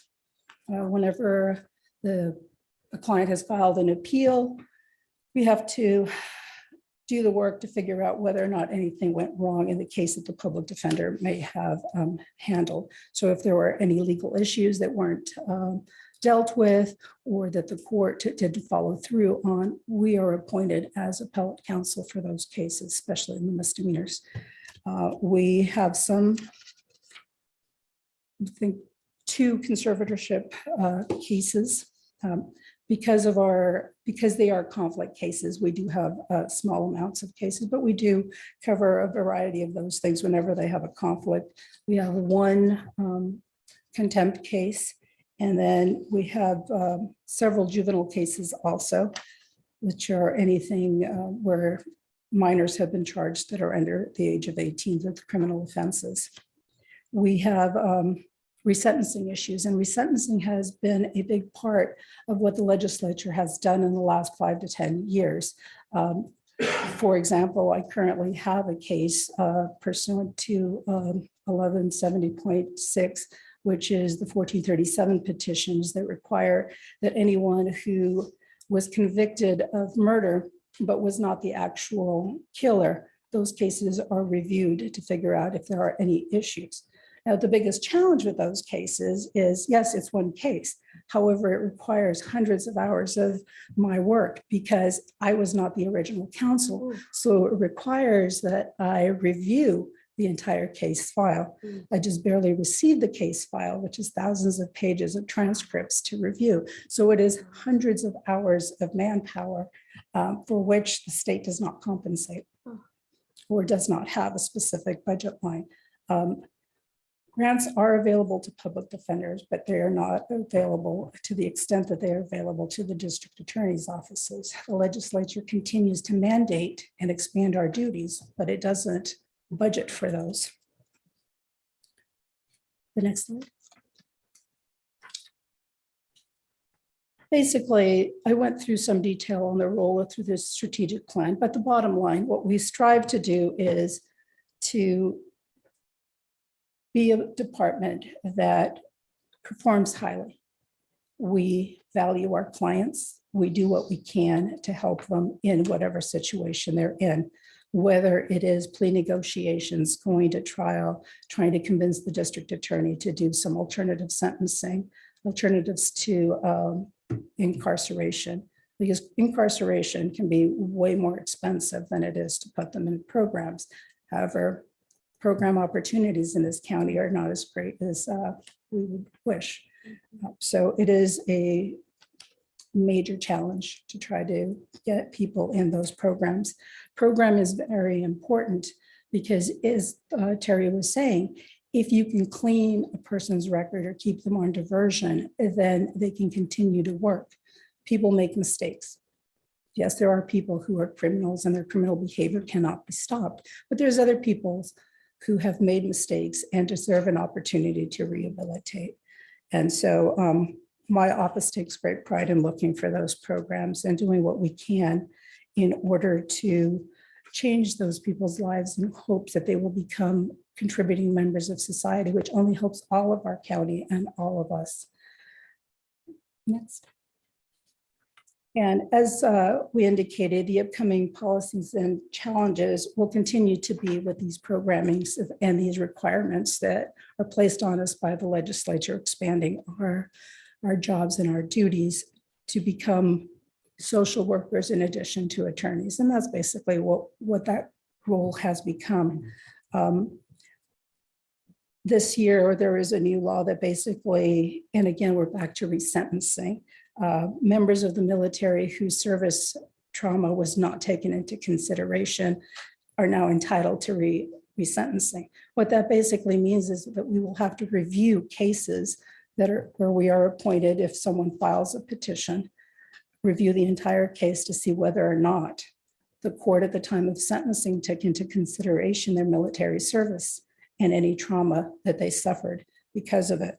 So that will require potentially psychological examinations.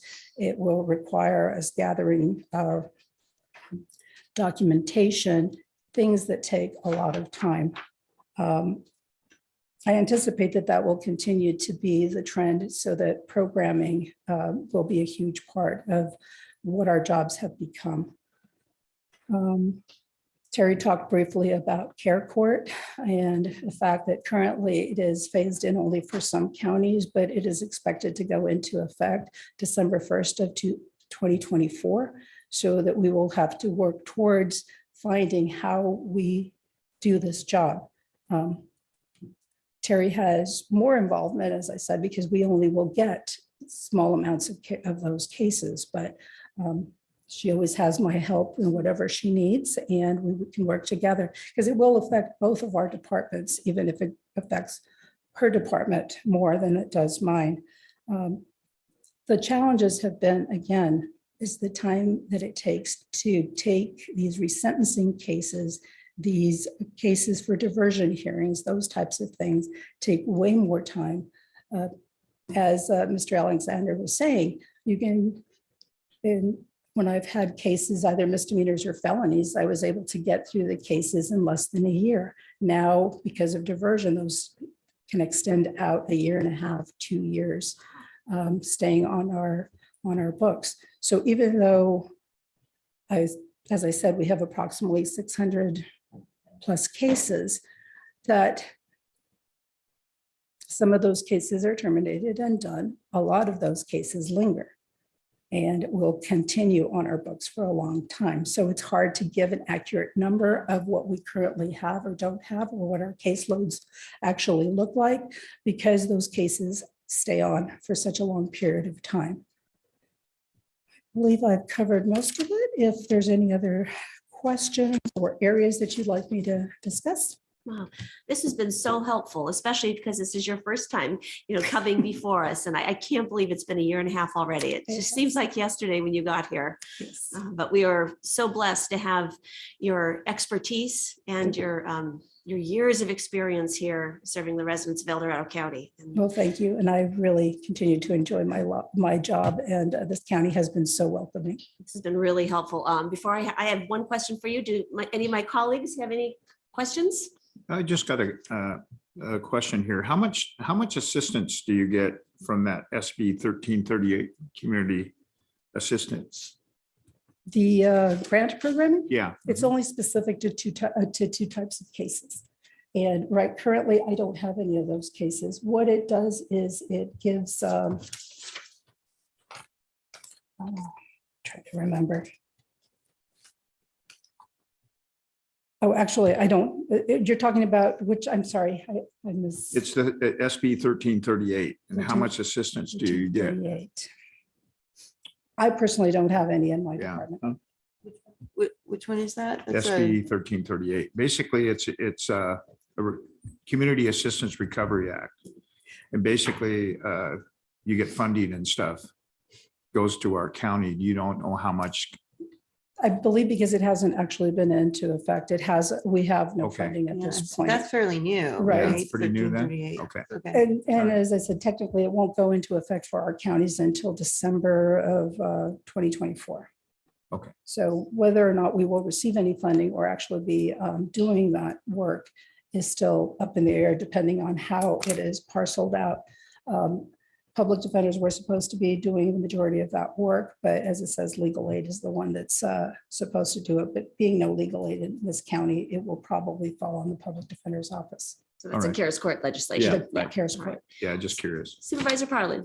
Thank you, Elvira. It's very informative. And I think sometimes I get confused because we have the public defender and the alternate. And I was here when we set that all up and it made so much sense and everything. But what I can't remember is how much of like the resource, the case management system and that stuff, do you guys share that? Is that stuff that is shared or is that separate or how's that all work? It's separate, but Okay, it's the same system. okay, So we do have the same system. We also have challenges with it being able to get appropriate reports. That's why I can't give you an accurate count of how many cases we've been appointed on, how many are still open, because Okay. it's hard to tell. You can't just go in and basically do an accurate count. You'd have to do a hand count to figure it out because the reporting is not very good. Also, it's only as good as the information that's inputted into the system because it does require our attorneys to have to do all of that work in Wow. addition to it. So if I have to dispo out a case, close it out, the system, the way it should work is if I dispo it as sentenced, it should close it out automatically. It doesn't. I've found cases on my caseload that I've closed out months ago that I have to go back in and actually input closed to make sure that it closes it out. So it's not a very intuitive system. okay. So it's a fairly high priority, I'm guessing, for your offices then, it sounds Yes, like. to simplify. Okay, thank you for that. That's why this is so helpful, isn't it? Yeah, This process. exactly. My question, Elvira, is I have appreciated getting a deeper understanding of what diversion is and certainly see the tremendous benefits of those that take advantage of it, as well as the additional demands on your offices, the public defender's office. And as also the need for additional resources to support that diversion process. So how does your department perhaps interface with our other county offices like, Health and Human Services, Behavioral Health, to help inform what types of either behavioral health resources or rehabilitation resources are needed, so we can make, good decisions on that end too. Well, basically, it's trying to call probation, finding out what's available, or making phone calls to try to find out what programming is available. And as I said, it's very limited in this county as to what, if you want to put someone in a residential treatment program, it's almost impossible.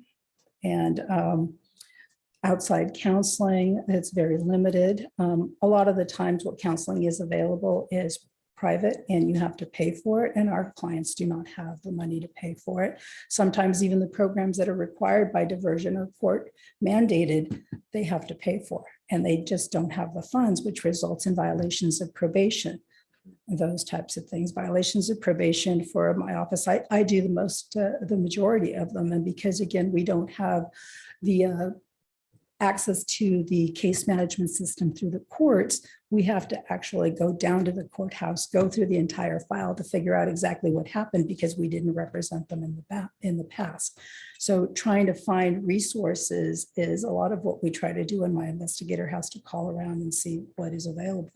I guess, what I was saying, I know we're trying to make, a lot of headway within behavioral health and Health and Human Services and securing different levels of care to meet those needs. So I think the gaps that you're seeing in your office, will help inform that work as we're working to establish different levels of care and support within HHSA and behavioral health. So, And right. if they need us to reach out more, or there's someone that we can reach out to, we would be happy to talk to them. Great, wonderful. Well, thank you so much for being with us and for all you do to support our citizens. Thank you. Thank you. And now we have the Sheriff's Department up And Sheriff Wyckoff, it's a pleasure to welcome you this morning as well as. Thank you, Board. Thank you for having me. Jeff Lykoff, Sheriff's Office, here to present everybody with the 2023 Sheriff's Office update. And I wasn't gonna start with this, but I will, because I think it's important for our citizens and community to know this and understand it, that the Sheriff's Office is a standalone office by which the sheriff and his employees get to exercise the powers of public trust. So I just wanted to point that out. Anyways, if I can get to our first slide. I've had the opportunity to serve under 6 sheriffs in my career, starting with Sheriff Dick Basilio and obviously recently with Sheriff John DiAgostini. And part of the role of the sheriff is to learn from and build on the successes of the sheriffs that have gone before him and to learn from their mistakes. And one of the things that Sheriff John DiAgostini brought with him 12 years ago was a vision. And folks have asked me, are you going to change the vision? And no, I'm not, because we've been very successful with that vision statement. It's a modern approach to traditional law enforcement values, total enforcement on crime and criminals, total care for victims, witnesses in the community, and total professionalism through training and by example. That vision it's easy to understand, and it's attainable. We attain that day in and day out. So when you look at that vision statement, that's who we represent in the community. So, and you'll hear me use a term, and I wear this term out with our staff and new employees and new people that are coming to the sheriff's office to go to work. It's value added. We don't build anything and we don't make anything. People call us when they're at their worst moments. That's when we show up, and it's either out on patrol. It's either when they show up at our office and are trying to work through a problem with our records division, or it's when they go into a custody setting and they're trying to work through a problem that they have. So it's our staff having a clear understanding of what value added is, and that's being able to go out and add value to what it is that we do. So seeking out those opportunities to go out and build that trust with our community. And Sheriff DiAgostini saw this 12 years ago when he brought this. And again, we've been highly successful. So we're staying with that vision statement. If I can get to the next slide, please.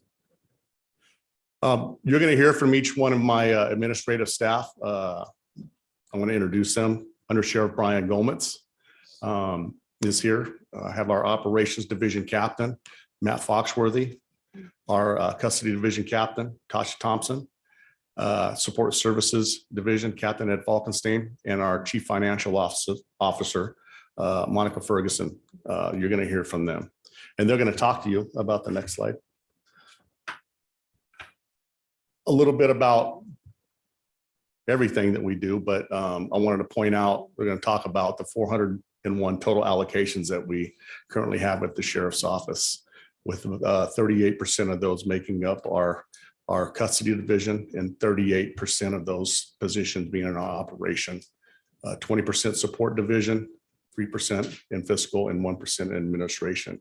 We're currently running about 54 vacancies right now, which is about a 13% vacancy rate. So I will invite Captain Matt Foxworthy up, and he's going to do the presentation on our operations division. Thank you. Good morning, Captain Foxworthy. Good morning. Matt Foxworthy, Sheriff's Office, Operations Division. I'm going to touch on the 3 main parts of the Operations Division. It's patrol, investigations, and Sheriff's Office of Emergency Services. So the Sheriff's Office patrol teams continued in 2022 to emphasize training on mental health and homelessness. The emphasis was focused on providing resources and de-escalation techniques.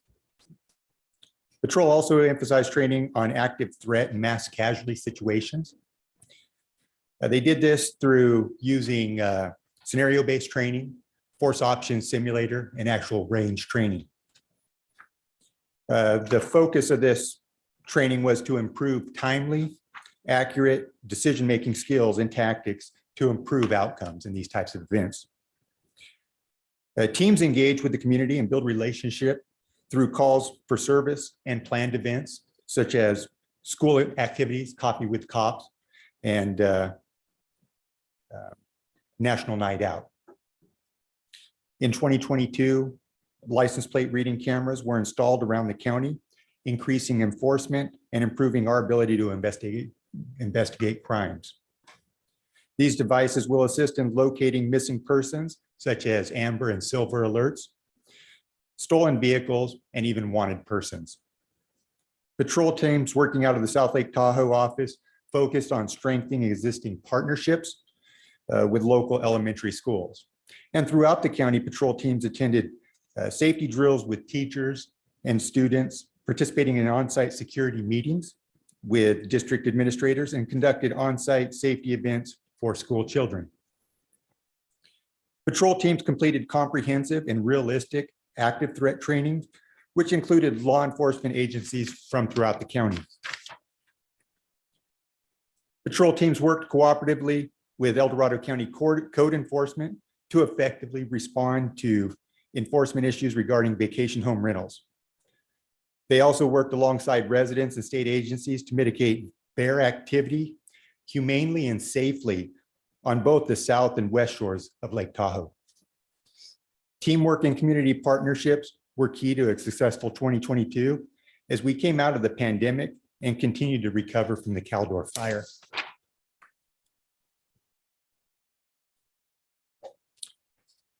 In early 2022, our homeless outreach team employed a more enforcement-oriented model for responding to homeless, many of whom were reluctant to engage in services.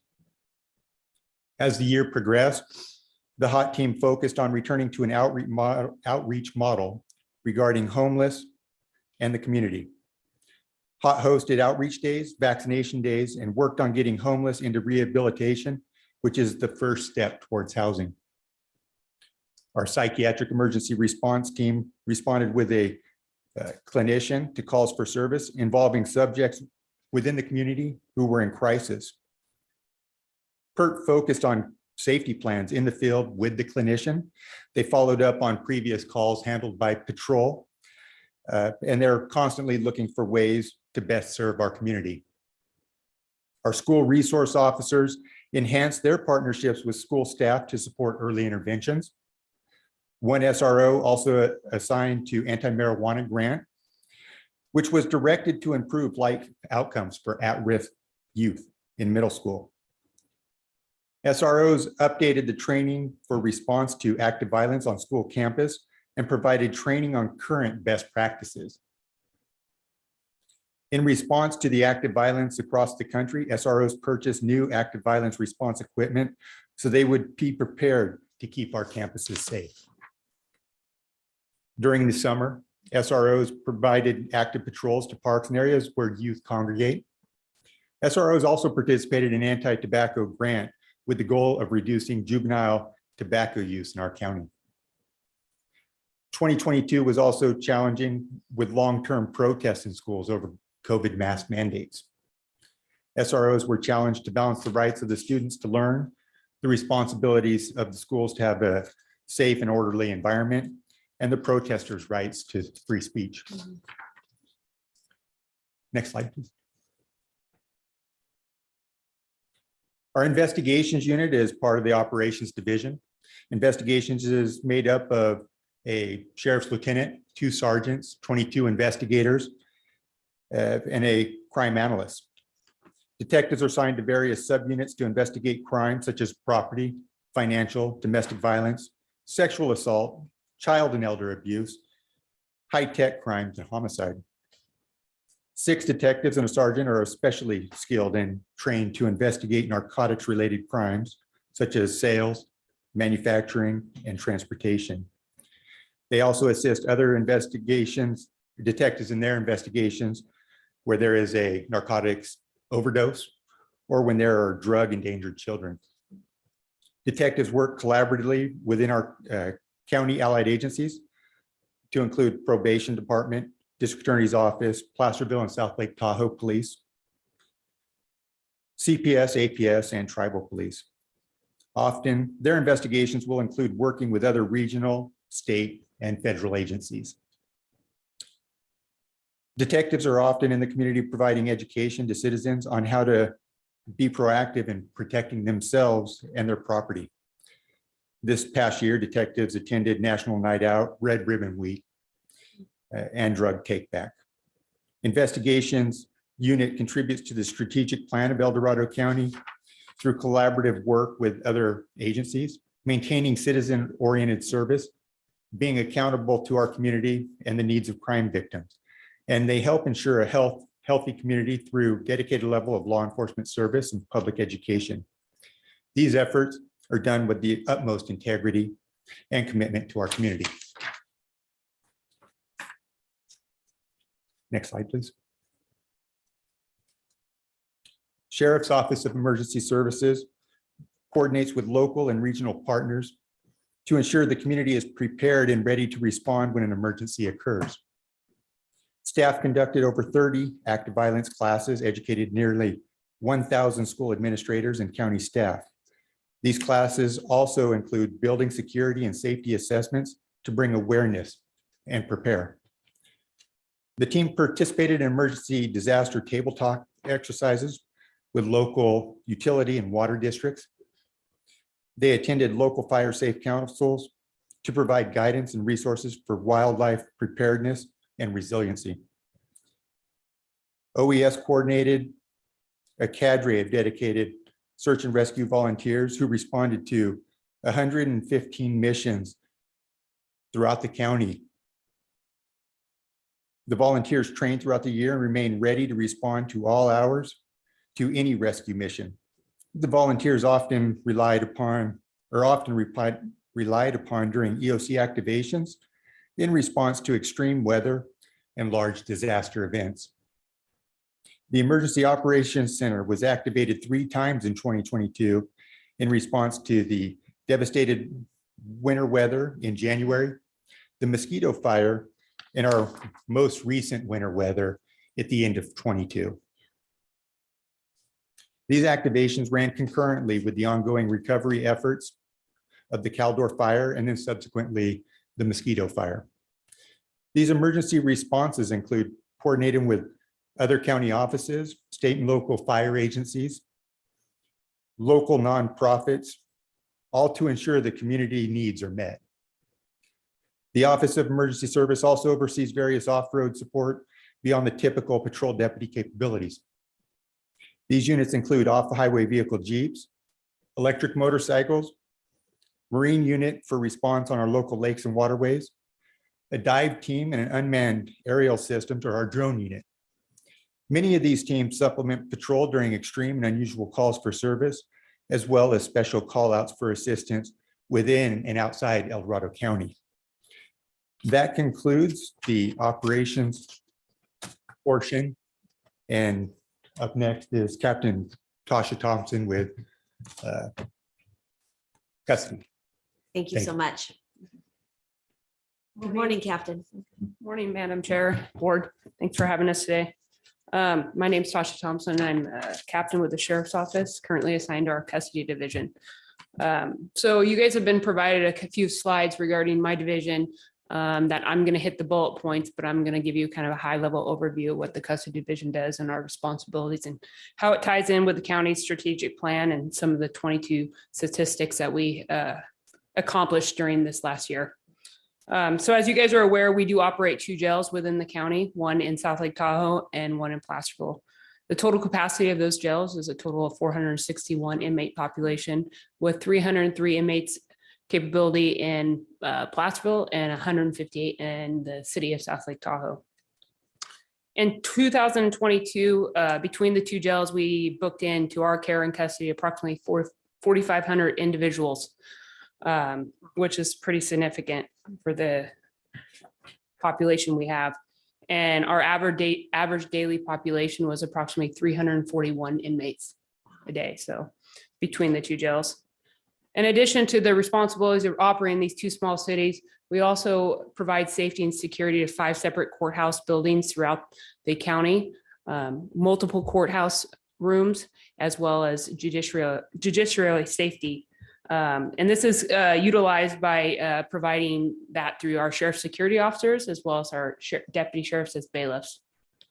Circling back to our jails, one of our major functions, because we do have aging facilities, is to maintain our jail facility projects that we work with county facilities on daily.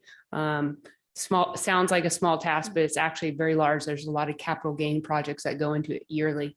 One of the accomplishments that we had last year in 2022, we were able to provide upgrades to both of our backup power systems for the South Lake Tahoe and Placerville jails.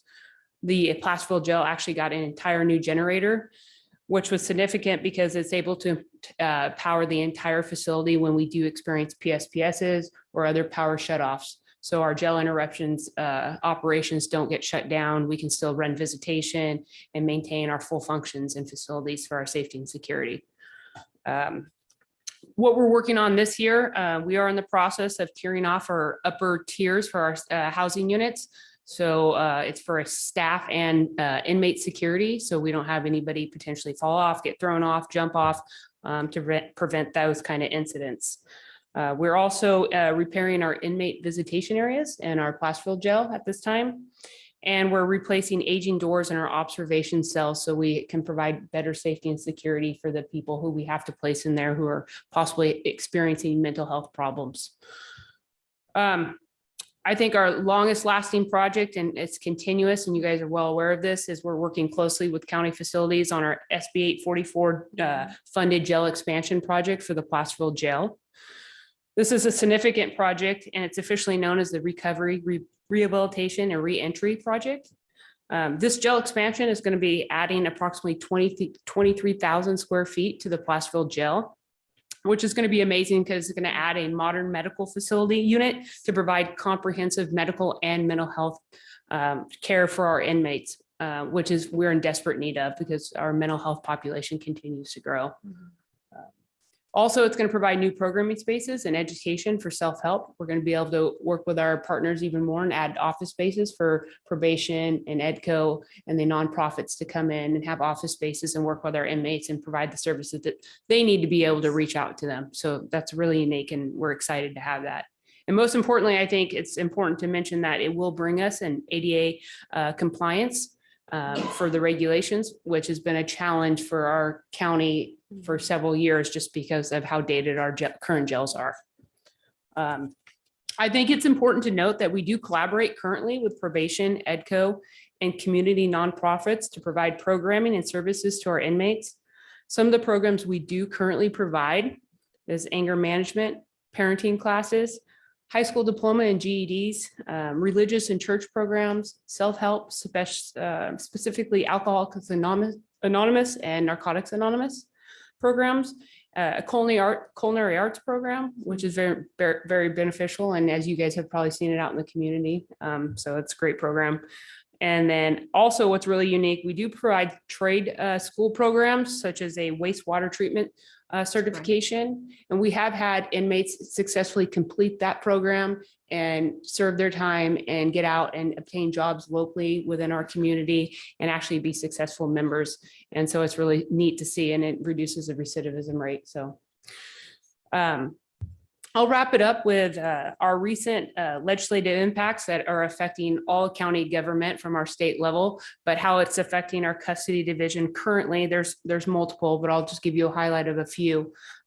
Recently, the Board of State Community Corrections updated Title 15 regulations to local jails beginning January 1st of this year, stating that we have to mandate additional time out of cell for our inmates, which is great in theory, but for logistics and the capability of our facility, it's very difficult and it provides many challenges. That went from 3 hours a week to 10 hours a week. That's significant for a population of 341 inmates between the two jails. So we're working on that, but it's causing significant impacts on our facility as well as our staff time.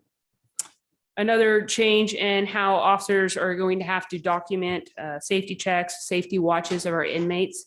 It's adding additional workload. It's taking time away from their duties on the floor and having to do more administrative duties, just so we are making sure we're capturing that accurately. So it's just adding more additional duties to our current staffing levels that we already have challenges with. So that's something to be cognizant about. I'd like to go on because there's a lot more, there's so lot more that encompasses our custody division, but we are limited on time. So this does conclude my presentation, but if you guys have any questions for me, I'm more than willing to answer. Thank you, Captain Thompson. Any questions at this time? Not at this time. All right. Thank All you right, so thank much. you. All right. Appreciate it.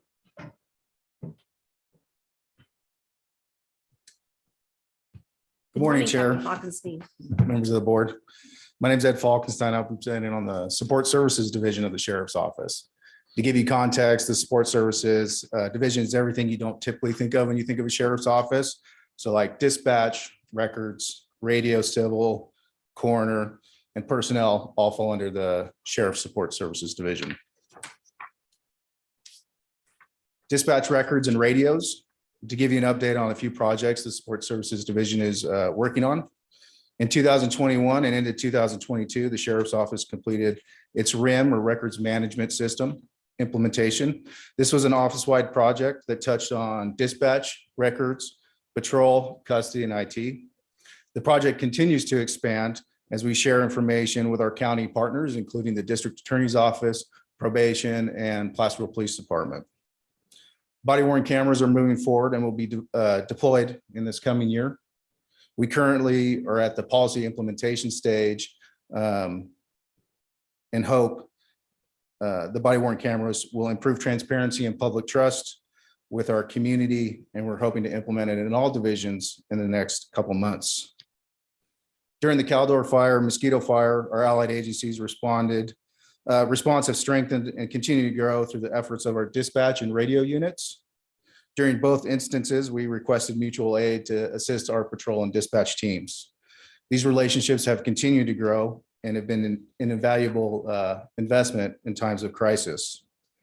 The sheriff's radio towers continue to improve our communications ability throughout the county. During this past year, the radio team also upgraded our handheld radio systems to become more interoperability communication with allied agencies. In addition, the county expanded our backup power system to these towers. These efforts are to ensure the safety of all of our first responders and our community members during emergencies such as wildfires and harsh winter weather. On to some of my favorite information, statistical information. Last year, our dispatch center received 188,539 total calls for service. That includes emergency calls for service, but also non-emergency. They received 34,296 911 calls and dispatched 81,959 calls for service. That's about 9 calls for service were being dispatched every hour last year. During this upcoming year, some more bills have come out of Sacramento that is going to impact our record staff in regards to reporting, state mandated reporting. I go to the next slide, Civil and Corner. The El Dorado County Sheriff's Office has contracts with 2 outside agencies for morgue services. We provide autopsy and storage for both Amador and Alpine counties. At the conclusion of the autopsies, the decedents are released back to the county so the family can move forward with final preparation. The Sheriff's Office also utilizes an ANDI, or rapid DNA machine, which can analyze and produce DNA results in under 2 hours. In addition, we have contracts with the Amador and Marin County to use our ANDI DNA machine for death cases. The machine can analyze a number of different items to produce a DNA profile. Examples of those are blood, hair, and saliva. Both your Sheriff's Office and the Amador County Sheriff's Office have had many positive DNA results utilizing the machine. Some statistical information from the coroner section last year. They handled 1,370 coroner cases, or just under 4 a day. 1,460 civil processes were served and 1,930 were attempted. Personnel and training. We go to the next slide. Yep. During 2022, the Sheriff's Office continued with student internship opportunities with local high schools and community and state colleges. An example of this is the Virtual Academy, which assists local high school students in finding suitable career in law enforcement. The Sheriff's Office Explorer Post is also a beneficial opportunity to local students to learn about a career in law enforcement. I cannot say enough good things about these two groups. If you've ever seen the Explorers working, you know they take pride in what they're doing and act with purpose. Additionally, I recently moved to the Sports Services Division, where I really got my first glance at our student internship program. And I can tell you that they have become an invaluable part of our organization and really pick up the slack with an eagerness to learn.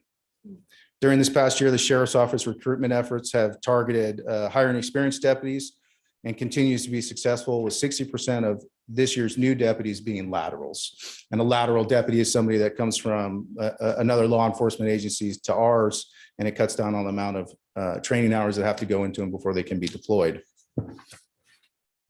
The health and well-being of our staff and law enforcement families continues to be a top priority of the Sheriff's Office.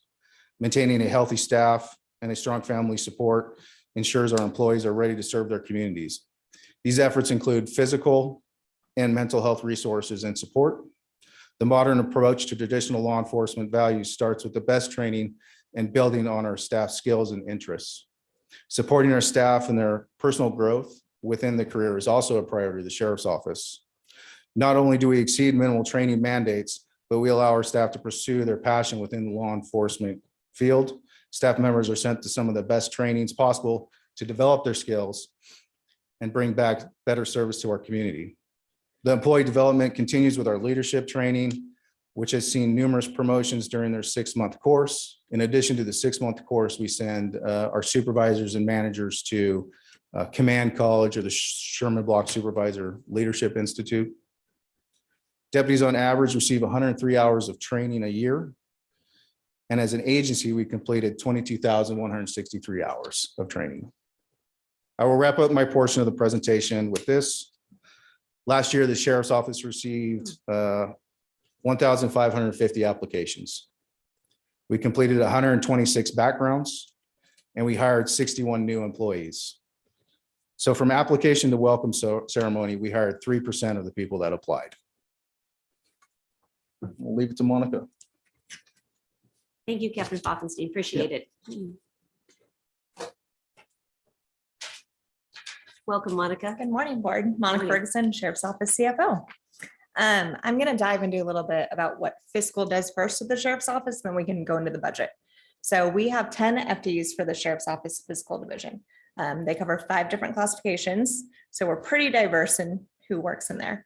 We handle payroll. So as the sheriff mentioned, we have 401 allocations. With the 13% vacancy rate, we have about 350 employees. Our payroll group looks at every single one of their time cards, audits them for overtime, looks at what HR sent for approval on leaves, things like that. So every other week, they're inundated with that fund. We also handle our own contracts for the most part. So you, I'm sure, have seen many times where we bring to you guys different contracts, different revenue agreements, things like that. That's all handled by fiscal. Accounts payable.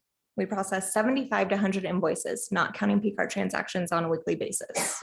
So that's making sure everything falls in line with the procurement policies. That's making sure that the vendor information is accurate. Many times vendors will change an address and not let us know. So it's working with the R's office to get those things through. So that's kind of the day-to-day of what fiscal looks like. Budget standpoint, our net county cost is $63 million. That's a big budget cost for the county. Most of that is staff time. However, we bring in $46 million. Typically, that's our estimated for revenues. So our appropriations are really 109 to get us to that $63 million. Some of those appropriations, like I said, our staff time, they're fixed assets, our services and supplies. SB 844, we have a revenue of 18 million, but we also have an appropriation of 18 million that goes out to facilities. So you do all the fun math to get to that 63 million.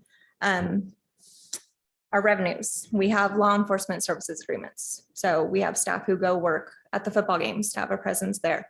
We have the agreement with the Rancheria where we have an additional presence to assist with that. We also, as Captain Falkenstein mentioned, have forensics agreements with Amador and Alpine County. So they bring their decedents to our morgue, we process their autopsies, then bill back for that time. So we have an ability to recoup those costs for the time it takes and the cost it takes associated with those autopsies. Our CCW permits and our alarm permits together bring in about $250,000 annually. Let's see, we also have grants. So Homeland Security, that's a grant that we share throughout the community. So on average, we get about $250,000 per year. It's a 3-year term. So we have 3 grants running concurrently. So we share that with Sheriff's Office, with PPD, SLTPD, Fire, HHSA, Animal Services. We all meet once a year, kind of figure out who's getting what portion, what the asks are, what the needs are of the community, and go from there. We share our Edward Byrne Memorial Justice Assistance Grant with the DA's office. So every year we get about $15,000. We split that evenly between the 2 departments to ensure that needs are being met in that realm. Body worn cameras. So the board graciously gave us funding for body worn cameras. Our staff went out and applied for a grant to get another almost $500,000 of funding so that we could have body worn cameras not only on our sworn staff, but our correctional staff. Again, the goal is to increase transparency and ease comfort for both the community and staff. We also have emergency management performance grant. So it covers cost of OES staff time and their training that they go through to maintain these skills that they need for when we have so many disasters, which we have explored recently. We have OHV that we get through the state. We have SPTC, which we share and get through Parks and Rec in the county. So they actually provide us funding to have motorcycle units on the trails in the county and have a presence there. Prop 56 is tobacco funding. Prop 64 is anti-marijuana funding, helping with the youth programs to ensure that we're communicating with the youth, hey, tobacco is not great, marijuana is not great. Here's some of the risk factors. Working with local retailers to make sure they understand the laws and the ramifications of what they're doing if they're selling to minors. And most recently, PATH funding is forthcoming. The board has already been presented with PATH round 1. So one of the upcoming legislative impacts that we will have is CalAIM. It was implemented starting January 1. So our role in the sheriff's office is to ensure that as people are leaving custody, that they are meeting these requirements and that we have pre-release applications for them to apply for Medi-Cal. So the first round of funding that came to the board was for planning. The second round of funding will be for implementation. This is to be spread out over a 3-year term. At that point, there's no funding on the table. That's been noted. That's been made notification of. So it's going to be an impact on Sheriff's Office, probation, and HHSA to ensure that we are following these state mandates and continue to follow them. And in closing, the Sheriff's Office Fiscal Division, we strive for total enforcement by ensuring that we are adhering to policies, procedures, and state mandates, providing total care when dealing with the budget we're provided, and total professionalism in engaging with our peers, our fellow county agencies, and allied agencies as well. So I believe the sheriff is going to wrap it up now. Thank you very much, Monica. Thank you. So to summarize, the sheriff's office is tasked with meeting the county strategic goals of public safety.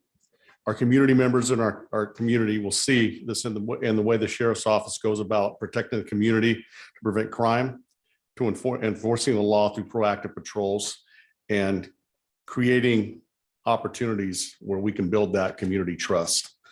We'll also go about assisting and providing rehabilitative services to our incarcerated individuals within the county jails to reduce recidivism. And our Office of Emergency Service will promptly coordinate with partners and respond to emergencies within the county. In closing,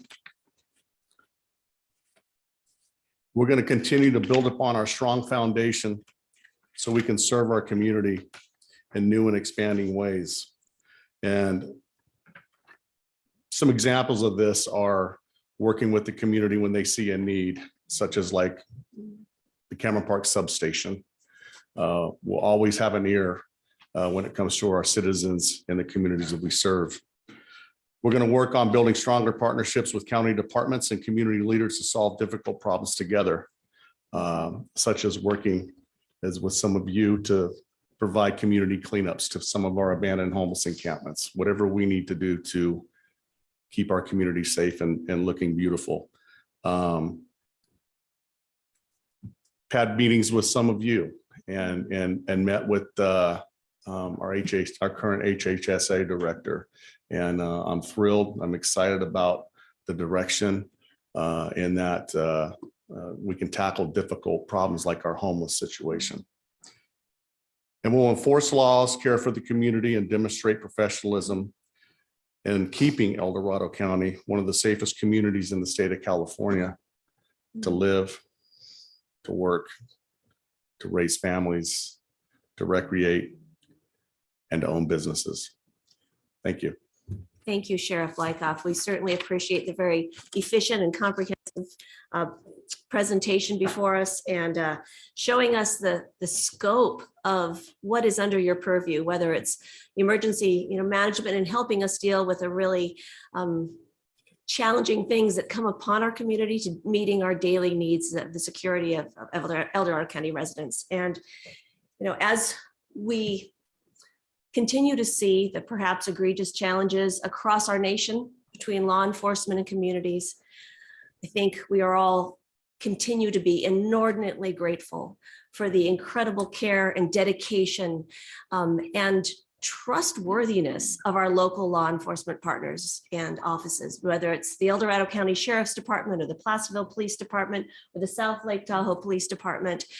We have exceptional law enforcement partners in our county, and we are so grateful for all that you do. So with that, Supervisor Heidel, I see your hand.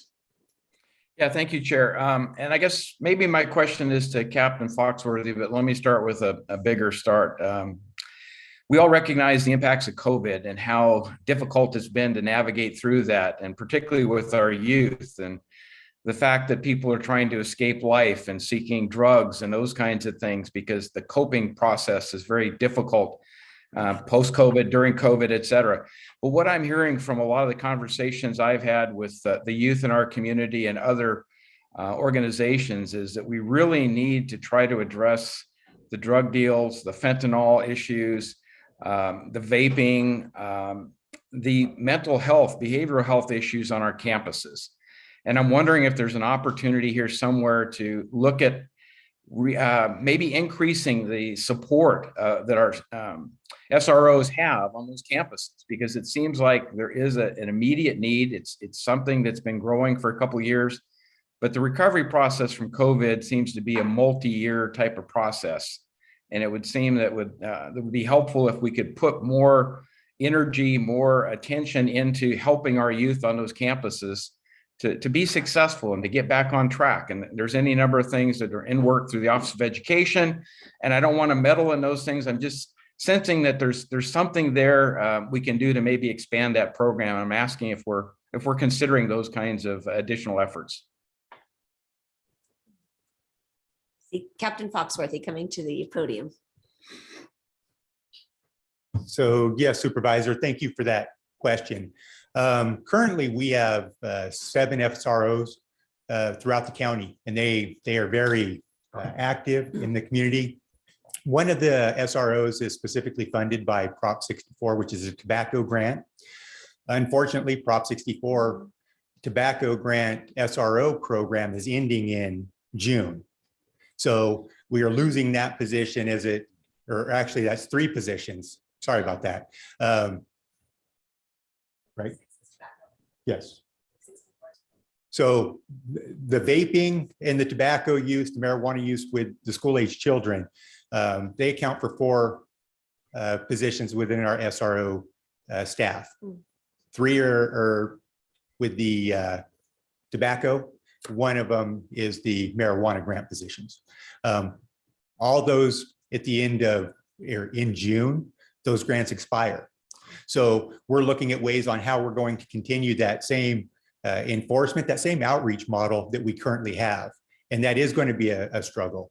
When you talk about the drug use within our youth, the fentanyl use, As the district attorney's office mentioned earlier, fentanyl is everywhere. Our narcotics officers are very active in investigating fentanyl-related deaths. So these are big problems. We're constantly looking for ways in which we can get grant funding to really support the enforcement effort for those specific challenges that our community is facing. Thank you. Thank you. I appreciate it. Any other questions or comments from my colleagues? No, not, No? okay. Thank you. Yeah. And very thorough and informative. Appreciate it very much. All right, Kim, I think we are ready for public comment on our law adjustment segment. Now taking public comment on law and justice segment. Individuals will have 3 minutes to address the board. The timers will notify you when you have 30 seconds remaining to comment. Public comment will be taken first from those participating in the boardroom and then from those participating through Zoom. For those participating by Zoom, please make sure you unmute yourself when called upon. If you're joining the meeting by phone, press *9 to indicate a desire to comment. If you're joining by Zoom, press the raise hand button. Please voluntarily state your name for the record. Good morning, Chris. Chris Payne, Diamond Strings. Quickly, in prior years, each department delivered a brief presentation on our department to the board. The Chief Administrative Office has received requests to bring this annual public presentations back. The presentations have been scheduled for special meetings of January 31st and February 1st. These briefings are intended to provide high-level information about the department, such as total budget, net county costs, description of funding sources, a number of full-time equivalent employees, services, program metrics, role-in strategic plan, and incoming policy issues. These presentations are not meant to be discussions on budget needs or requests. Therefore, District Attorney's Office, I don't know if you all realize that Joe Alexander was a deputy district attorney here before going to Nevada County. I knew him when he was a deputy. Here's what Vern Person said about him to bring him back, and I'm going to tie that in hopefully. El Dorado County District Attorney Vern Pearson stated, having Joe back is a huge gain for our office. Joe has always been an exceptional prosecutor, but now he has gained invaluable experience in Nevada County with regards to the management and running of the District Attorney's Office. Just as there is more than being a prosecutor at getting convictions, there is more to leading and managing a district attorney's office than being a good prosecutor. Joe's experience will serve him well as he transitions back into the office. Why is that important? Because the sheriff's office, district attorney, public defender, when you have individuals who are from the community or have been here through their roles, in case of the sheriff's office, as a deputy sheriff, then as a sergeant, maybe as a lieutenant, captain. We have a lot of captains here today presenting. They have all gained certain experiences that makes them the choice to be in the positions that they're in. I think that's critically important for the board to know how this all works in terms of department responsibility, administration, management, and then the role they play within the strategic plan. Before Terry left, I got her in the hallway. I said, what are the two most important things to you? I said, there was a 2014, 2015 grand jury report that said, titled, "The Public Defender is Doing Well Under the Circumstances." Now, this was many years ago, but I asked her, that was about the time that you became the public defender, wasn't it? Didn't you come from counsel's office? And we had heard her say that earlier. Yes, she had. She says the most important thing that COVID stopped, or at least it didn't allow her to do the things that she wanted to do because of those years we lost. In some way we gained, in some ways we lost. But COVID, and then one more thing, she says the most important thing is getting this case management system working. And I thought, well, hopefully the CAO can take care of that. Thank you, Chris. Appreciate your comments. Is there anyone else in the room that would like to speak?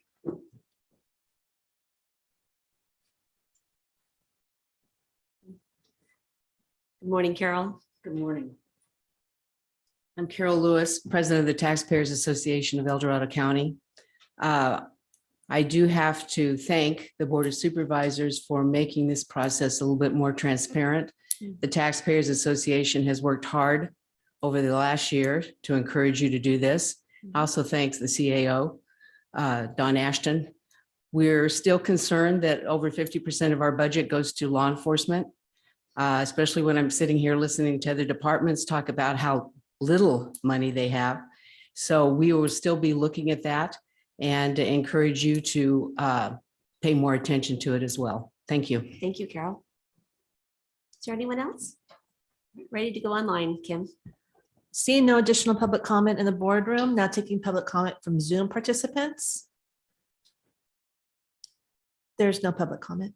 All right. Well, we thank all of our law enforcement partners for being with us today and giving us a really solid foundation for the future discussions to come. So thank you so much. Would the board like a brief recess before we get to HHSA? Yes, please. All right. So we take 5 minutes and then we will continue. So thank you all.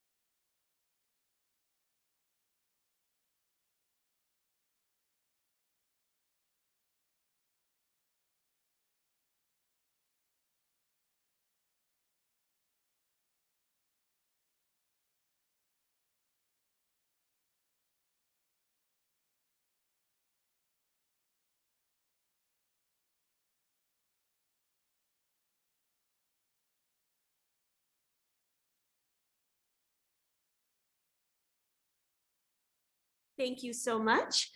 We are now moving on to our Health and Human Services Functional Group.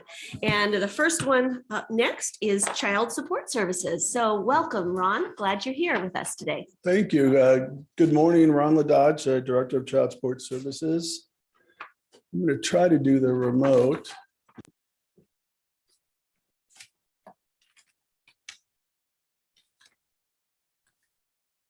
This is just our mission statement. Really what we do is we want to give exceptional service to the families in the community by, educating them, but also by making sure that the court-ordered child support is going home to the families. This is our organizational chart. It shows we have currently 31 full-time positions. We have 2 offices, one in South Lake Tahoe, and then one down here in Shingle Springs. 29 of those positions are filled.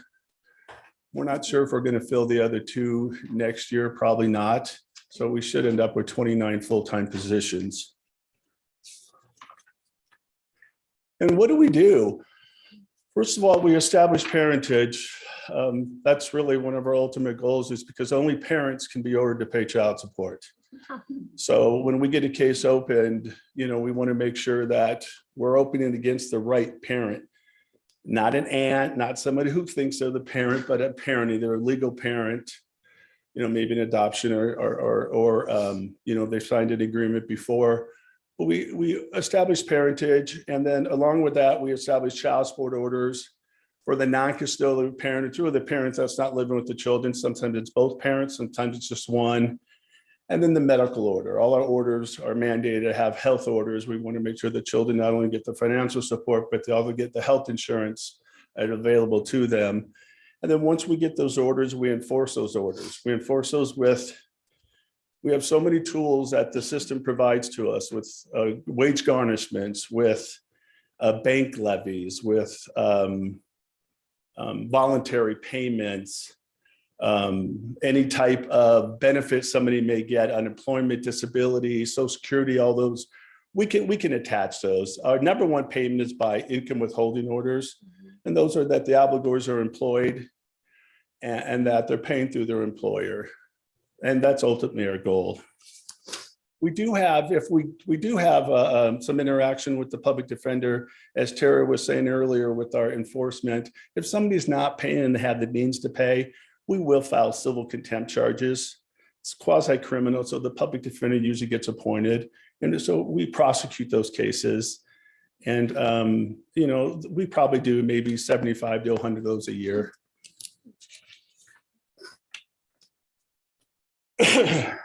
So our total cost, I think we're looking at roughly $5 million for our admin costs. That's just to do our job. And then I think it's about $265,000 just for our EDP, which is our IT staff and some of the technology we have.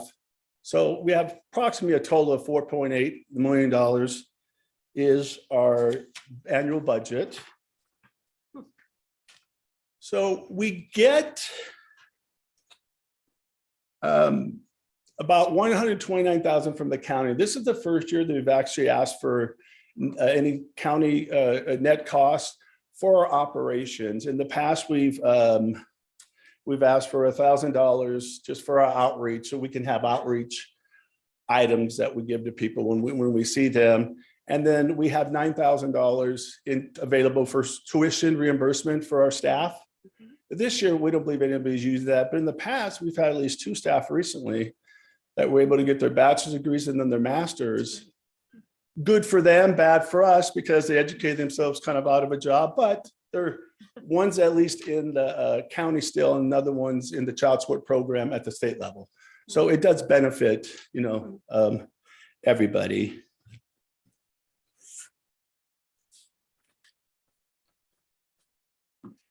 And revenue source, until this year, 100% of our revenue came from the federal government and the state. Whatever the state puts up, the federal government matches it 2 to 1. This year, current budget year, we've asked for the $119,000 from the general fund.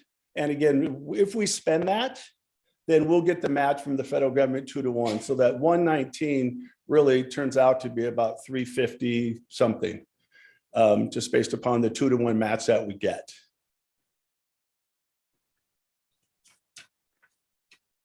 And this is just, we like to show you how we do. I mean, we're based on performance. The federal government dictates to all the states these 5 measures. And so we like to show you how we do compared to the state. I mean, we're compared to our fellow local child support agencies. And you can see in all the areas, we exceed the state average. I point out parentage, we're at 103% instead of 104. We can't control that. We can't control whether or not parentage is issue when a case comes into my office. So we absolutely can't control that. If parentage has already been established by a court order or by operation of law, then we don't establish it. If it's at issue, then we establish it. So that's the only thing we can't control. And I like to point out our cost effectiveness, $3.30. What that means is for every dollar we spend, we're bringing in $3.30. And most of that money is going home to the families. That's pretty good. Role of the strategic plan. Part of our role is really to be as understanding, as fair, as accommodating to our staff.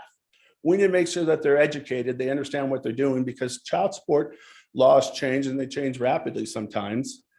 But we also want to make sure that they're able to have a work life and a home life. And we believe that teleworking has absolutely benefited at least our staff and our office. We're getting the same type of work, even better by some people who are teleworking. And we're also not losing any of the customer service that we're giving. Now with the Zoom and all the other virtual meetings we have, we're really giving out the same or better services with their staff being able to work from home and have some flexibility. We do have some records that show that our staff are using less sick time. You know what I mean? Maybe they wouldn't come to work with a cold, but they can telework and still be productive at home. So we are finding some benefit from that. You know, we do sign up for the tuition reimbursement, make sure our staff are aware of that, and we tell them each year that it's available to them. And then we do ongoing training. We want to make sure our staff understand what they need to do and why they do it. And we encourage them, and sometimes to mandate them to receive continuous education from us and from the state on child support issues. And good governance, it's, we work with HHSA closely. Anytime there's a change in their program and our program that overlaps, we're working with HHSA. We're working with probation, and then public defender, as I said earlier, we work with them. And some of the other things we do is just, we want to make sure we have a presence in the community. And that's, we have a Facebook page now, we have own website, we're out in the community. Hopefully at some events you've seen us or you will see us. So we just want to make sure the community understands not only that we're here, but what we do and why. So upcoming policies, I'm going to start with the bottom one because it really makes more sense if I explain this.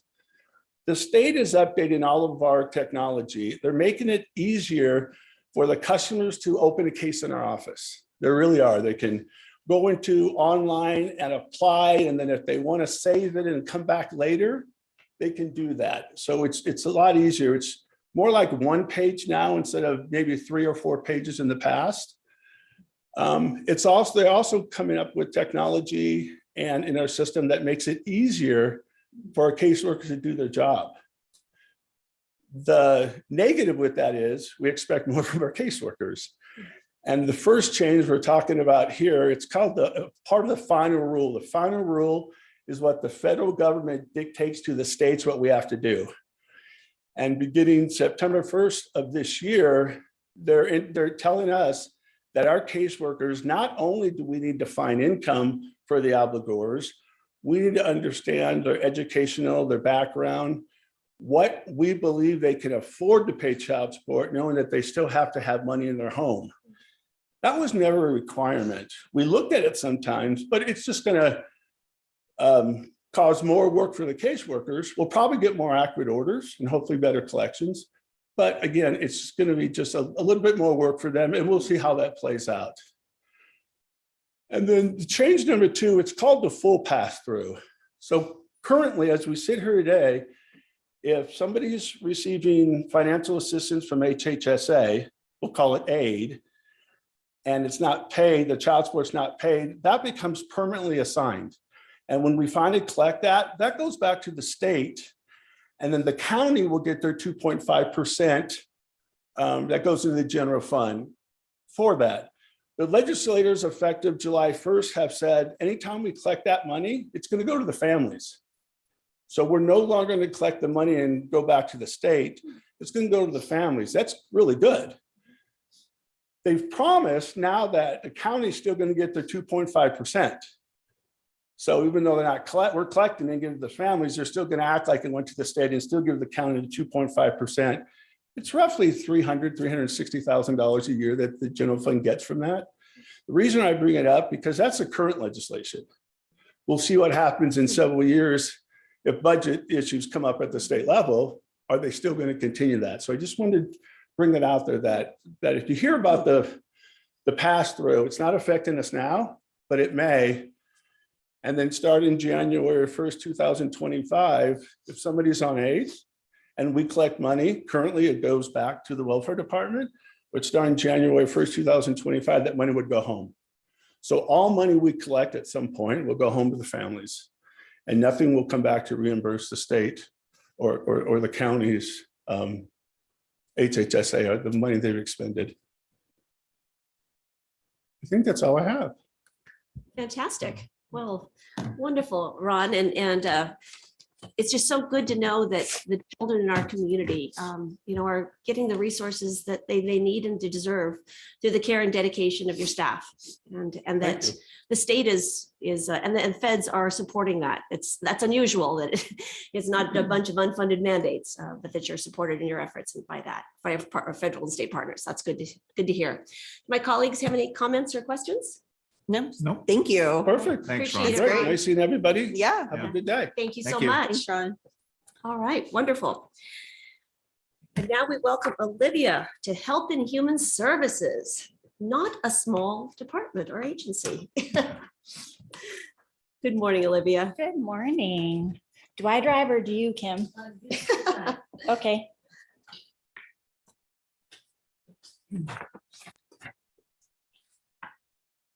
This is your first budget It is. process too, so this is exciting. Yeah, it is exciting. So my name is Olivia Byron Cooper. I am the interim director of the Health and Human Services Agency. I am also the Public Health Department director. So you get twice of me today. And working for the Health and Human Services Agency is not easy. We deal with heavy stuff, and with heavy stuff comes complex emotions and opinions. And maybe news to you, but nobody that works for Health and Human Services Agency is solely in it for the money. And so we are 600 employees strong.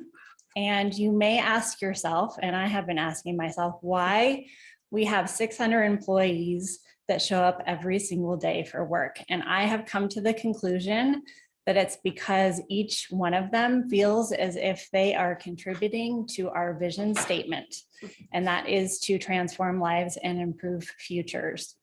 I've been in a lot of conversations lately around how difficult it is to recruit quality employees to come into some of our positions.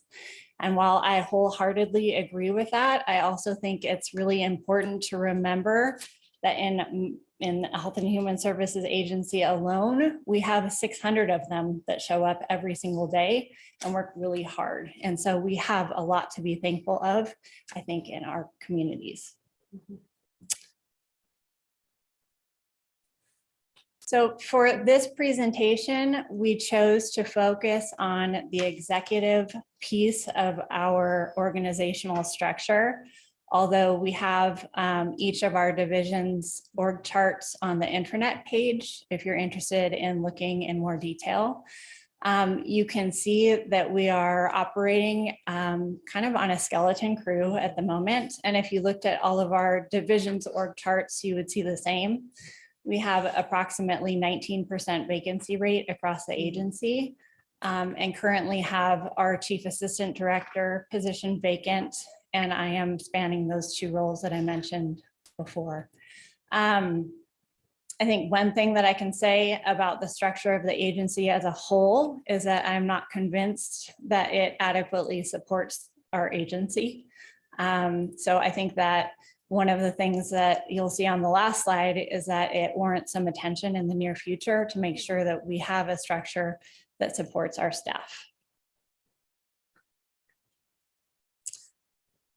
We are famous for our work in homelessness and COVID, depending on who you ask, and my infamous might be a better descriptor.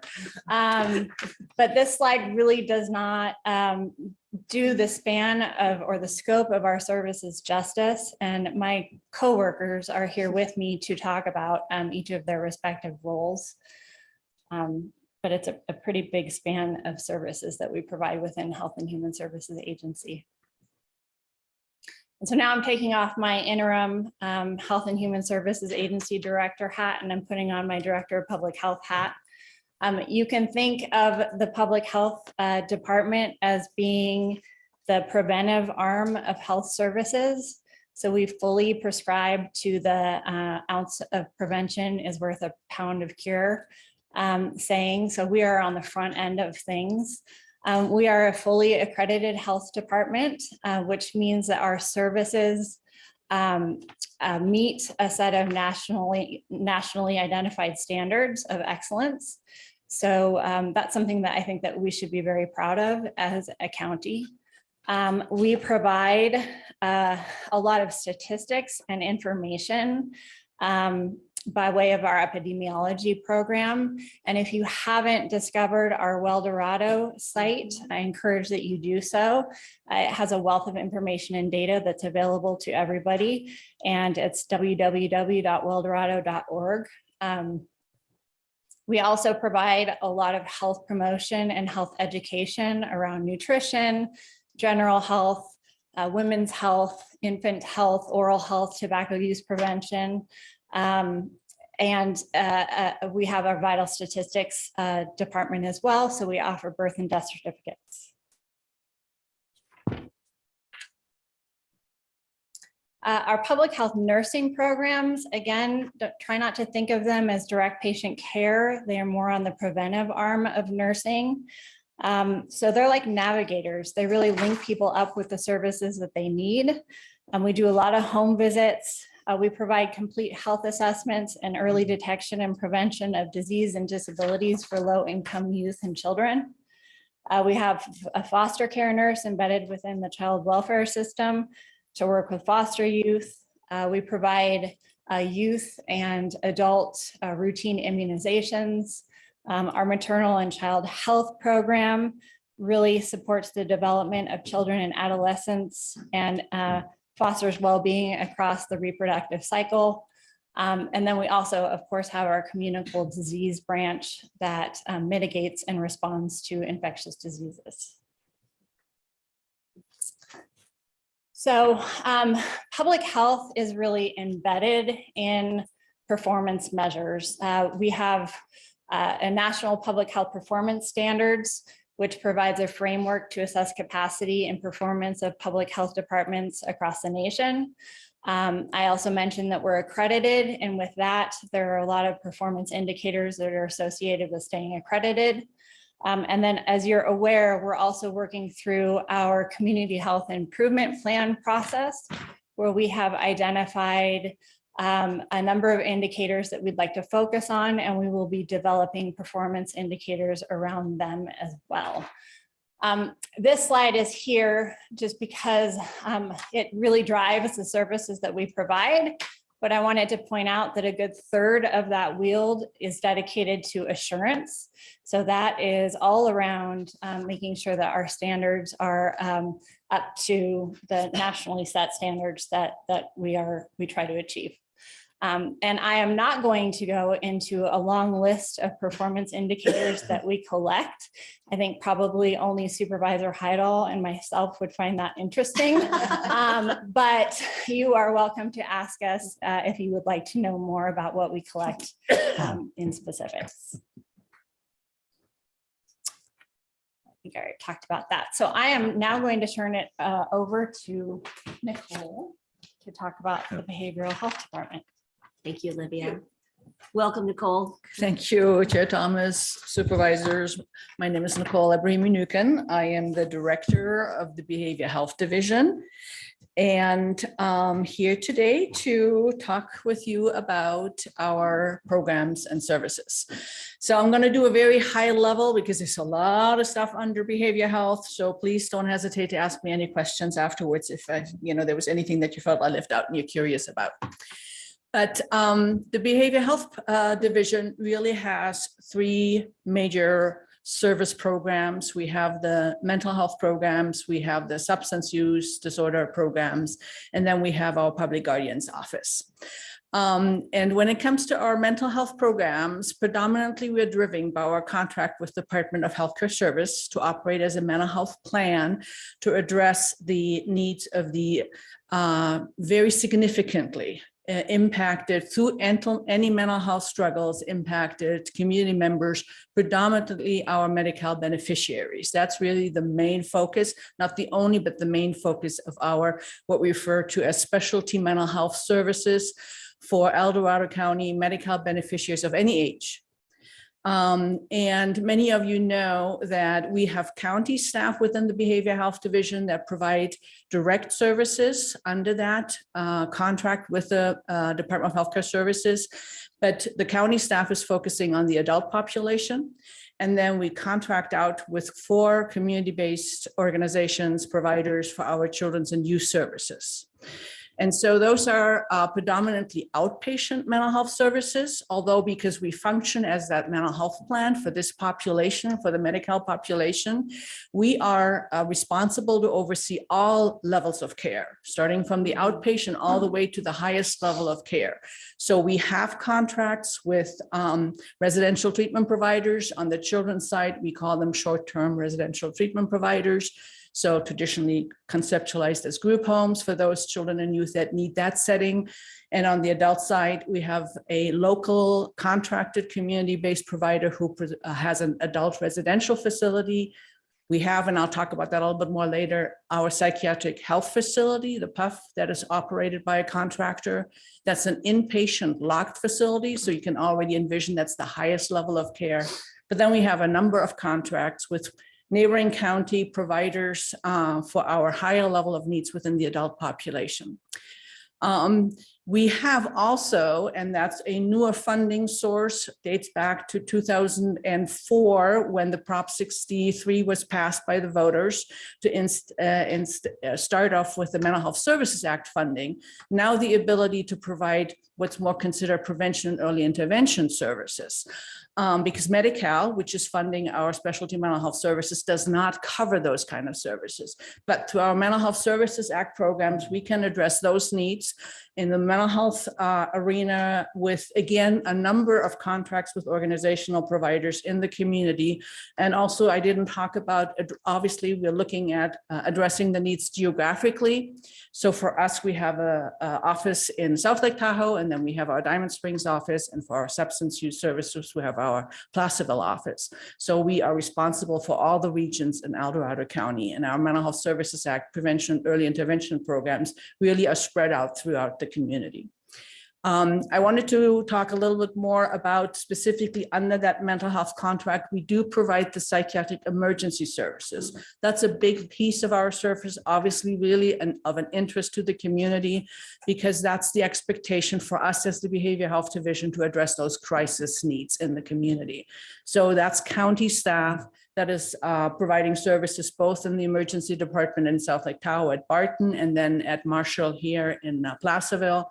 And we have also with our sheriff partner a limited, but we have a mobile crisis service, our psychiatric emergency response team. I know the sheriff mentioned it in their presentation, where we can actually go in the community and address those crisis situations where they are happening in the community.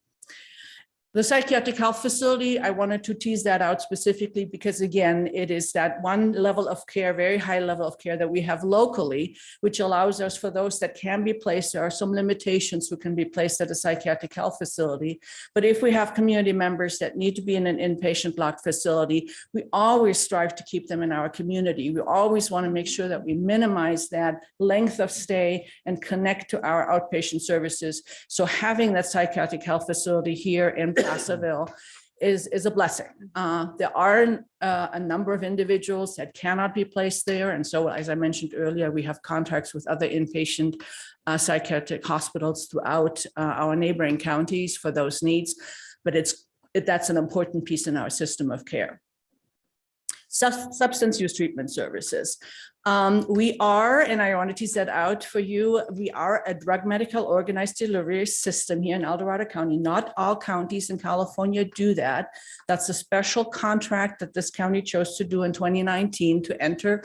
And so we are very similar now on the substance use side as we are on the mental health side. We have a specific contract with Department of Healthcare Services where we can use drug medical funding, and that having entered into this organized delivery system really allows us to now address the entire spectrum, again, level of care needs for our community members that struggle with substance use disorders. And we can use drug medical funding also for residential placement if appropriate and when needed, which prior to that system was not an option other than the perinatal population. So we're really fortunate to have that available here in the county. And so our substance use treatment service is very similar to mental health. We provide the entire array of outpatient to the highest level of care needs for those medical beneficiaries that are eligible. We also have funding within our substance use treatment programs that address outreach, early prevention, early intervention programs as well. So we do that also on the substance use side. For substance use treatment services, we have county staff that provide outpatient treatment services on a limited scale. So we have a number of contracts with providers. We have an in the community provider who provides outpatient treatment services on substance use side. And then we also have contracts with providers in neighboring counties. And we also have those contracts for withdrawal management, which would be in an inpatient setting, or the inpatient residential level on the substance use side that are sometimes needed. Don't want to forget our public guardian office. Our public guardian is an important piece because they address the needs of those vulnerable residents in the community that might have to be placed on a probate conservatorship if they're really presenting with a significant mental disability or disorder. And present with that what we call gravely disabled, that inability to care for their food and shelter and clothing, then they may have to be placed on what's called the Lanterman-Petrus-Short Act conservatorship, or you typically refer to as LPS conservatorship. So it's a very specific reason where individuals might be placed on that.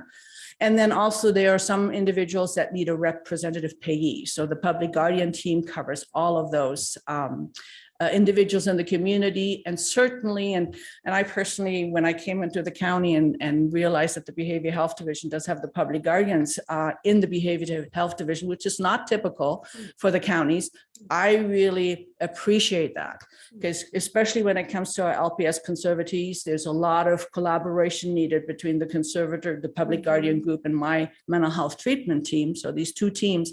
And so we really can foster that by being in the same division and helping our individuals hopefully strive for outcomes and being maybe able to be no longer on LPS conservatorship. The cold and mosquito fire recovery. So that's our newest small piece where we get to participate in the community's efforts. Thank you to you, the Board of Supervisors, who approved a couple years back now. We have 2 dedicated positions within Health and Human Services Agency, a full-time social worker and a full-time mental health worker. And they are actually within my division because my public guardian program manager is the one who is kind of overseeing them administratively and guiding their work.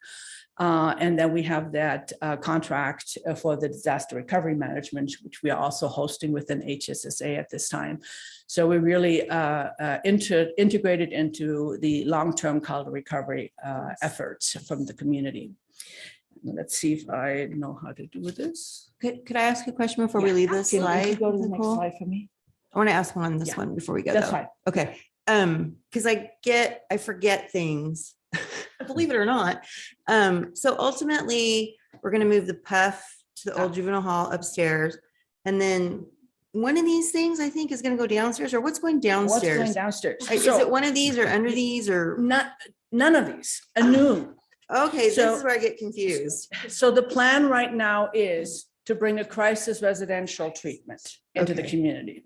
So I've talked here before the board before about the dilemma that we have in the behavioral health, mental health system, that we have the very highest level, the PUF, which is a locked facility, and then we have the outpatient. We have one adult residential facility, which is a 24/7. But there's different levels, and the crisis residential could address those individuals that may not even need to go to the emergency department because they're identified as somebody who's in crisis, but does not need to be in a locked facility, is voluntarily saying, yep, I really need to be in this kind of intensive setting, short term, or individuals that first went to the emergency department, or one to our psychiatric emergency response team was identified in the community with a crisis, but doesn't quite need that, doesn't meet the criteria for involuntary placement, because remember that 5150 piece going into the PUF or going into an inpatient is an involuntary placement.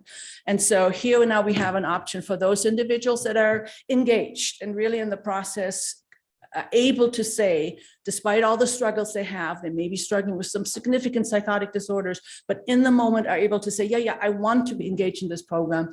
A crisis residential could still be that highest level before you have to be in a locked facility. So that's what we're hoping to be able to put into that space underneath. Thank you for that. I know it was really a good thing for us to have. I just couldn't remember what it was because yeah. it's been a while. So thank you. Thank you for that clarification. Okay, so just a little bit in terms of performance indicators. So by the fact or nature that we have a contract for both the mental health side with Department of Healthcare Services and the substance use side with the Department of Healthcare Services, we have a number of mandates, quality assurance requirements. So I'm just highlighting here a few things for you to see. So we are measured. We're measured for timeliness for first service. That's something that we have to routinely report out on. And that's both for the psychiatric, so seeing the psychiatrist, as well as our routine appointments, as well as what's considered an urgent appointment. We are measured in terms of follow-up after inpatient. So if somebody discharges from the PUF or another inpatient hospital, how soon do we see them again with follow-up appointments? That's an important measurement in the healthcare field. We are measured for psychiatric inpatient readmission rates. So those individuals that within a short period after discharge from an inpatient hospital may have to be readmitted, because that's a measure of saying, how good are we with our outpatient treatment services and engaging people into those high level of services. We also specifically on the substance use side, I actually looked at, because that's still a fairly new system, the state is interested for those organized delivery system in terms of the call center volume. How much is the community really aware of your local services and how much are they calling in to request services? And then similar, like on the mental health side, the timeliness measures, the follow-up to residential discharge, which on the mental health side is that inpatient discharge. And then also in substance use, really important is readmission rates after withdrawal management rates. Let me see, and I believe I have one more slide. And so finally, another piece that we're measured against is, again, because we have those contracts with the Department of Healthcare Services, we have to demonstrate that we have an adequate network, meaning an adequate number of clinicians, an adequate number of psychiatrists, an adequate number of substance use counselors within our system of care, and also access. That is that time or distance standard. We're being measured as to where are our offices located, our resources located, and is that for the geographic area in El Dorado County meeting the standards in terms of how long does somebody have to drive to get to a service. And I'll leave it there unless somebody, I believe that's mine. Thank you, Nicole. I just want to say thank you very much, Nicole, especially your staff reaching out to a lot of the fire victims and stuff. You know, you've done a great job, and I really appreciate that very much. Thank you very much. And I will tell you, both those two staff have been a blessing, and our mental health worker she is so dedicated to it. So I'm glad to hear that. Thank you. Mental health is such a need in our community. We It truly greatly is. appreciate you Thank and you. your staff. Thank you. Wonderful. Now we have community services. Welcome. Thank you. Good afternoon, Madam Chair and Board. My name is Timolyn James, and I am the Deputy Director of Community Services. I'm just going to give you a brief overview of some of the programs that we have in community services. So up first, we are the administrative entity for the Continuum of Care, El Dorado County Opportunity Knox. And what that means is we administer, apply for and administer grants for the COC. We work collaboratively with COC board community partners to come up with resources and address homelessness issues that we're facing in our county. Currently, HHSA is the administrative entity for about 11 grants. Our next service is animal services. And animal services, we have shelter operations on both slopes. They care for stray, unwanted, or displaced animals. We also have field officers that maintain public safety as it relates to animals within the county and within our city limits also. Another really important piece is emergency response, and we've seen this recently. They coordinate large animal rescue or large animal locations for evacuees. They also take in animals within the shelters as much as they can. Something that I experienced in the mosquito fire that I thought was interesting is they also dispatch officers to evacuation sites or areas for animals that they were not able to evacuate so that they can ensure that the animals are being fed and watered as safely as possible. That was something that really stood out to me. Yes, and it really, it helps assure evacuees who had to leave their animals behind. When I received a call and it was someone up in the Georgetown area, they had fish tanks that had large fish tanks, and they were very concerned about their fish. So thankfully, an animal service officer was able to get up there. The person brought the keys to the office, and then animal service officer was able to get up there and feed the fish. That's So remarkable. yeah, those are the Yeah. little things that they do I'm that I just don't gonna think the chime public in, realizes. Dylan. It was invaluable to some of those folks to leave their homes, not knowing what was going to happen. And we got a lot of calls, and I would say call animal services, and they were assured, and they would get reports about what was going on. It was just amazing to help people feel good about leaving, their animals, leaving their homes. It's so difficult. So Yes. very important. Yes. Yeah, I was lucky enough to be there one day when someone brought in their keys, and just they were so emotional and so thankful. It was really an honor to see the staff going to the ultimate limit to make sure that the community was as safe as possible and that their pets were also as safe as possible. Yeah, I want to say also, thank you very much, especially the Caldor fire, Mhm. especially going up and retrieving the animals that they had to leave behind. Yes. And taking them over to DeAugustini's ranch is what Yes. it was, and placing them there. So thank Yes. you for that. And working endless Appreciate it. hours. Yes, they're Yes, very endless hours, devoted. yeah. Yes. Fantastic. Thank you. To kind of put it in perspective, they actually received 663 calls for services during the Caldor fire. Yes. And in general, that's a lot, yeah, 1,600. In general, animal services receives about 36,950 phone calls. Wow. That's the amount they Wow. received in 2022. Our next programs are the Area Agency on Aging. So there are 10 specific programs that support adults age 60 and older within our community. And the programs are the larger ones we know of: home delivered meals, the dine-in meals, senior legal services. One that may not be as well known is the information and assistance or referral, where We have dedicated staff to link older adults and their caregivers to services, to include family caregiver support. We also have an ombudsman program, senior health education. You Are Not Alone, also referred to as YANA, which is a telephone reassurance program. And then there's also a transportation and assisted transportation program, which has struggled since COVID, but it is making a comeback. We actually have a volunteer driver coming on board. So that's a resource that has been lacking within our community to help persons get to doctor's appointments and things like that. So we're making significant progress in getting that back up and running. And then they also have the Placerville Senior Center, where we have activities for older adults to come. And right now we currently have about 30 activities for older adults in our community. We also work closely with Seniors Inc. up in South Lake Tahoe to ensure that there are programs available and activities to older adults in the Tahoe area also. And just one fun thing that I really enjoyed seeing this come together was in December, they actually did a multi-generational movie night where grandparents were invited to bring their grandchildren or children, and they watched the movie The Grinch. So just a fun feel-good activity. The Community Action Agency. So this is an advisory board to the Board of Supervisors. And HHSA has been designated as the county department that administers the community action programs, to include the Community Services Block Grant. And this agency has a council that is it's a tri-party board of 15 members, 5 members in each category, public official sector, low income sector, and then the community sector also.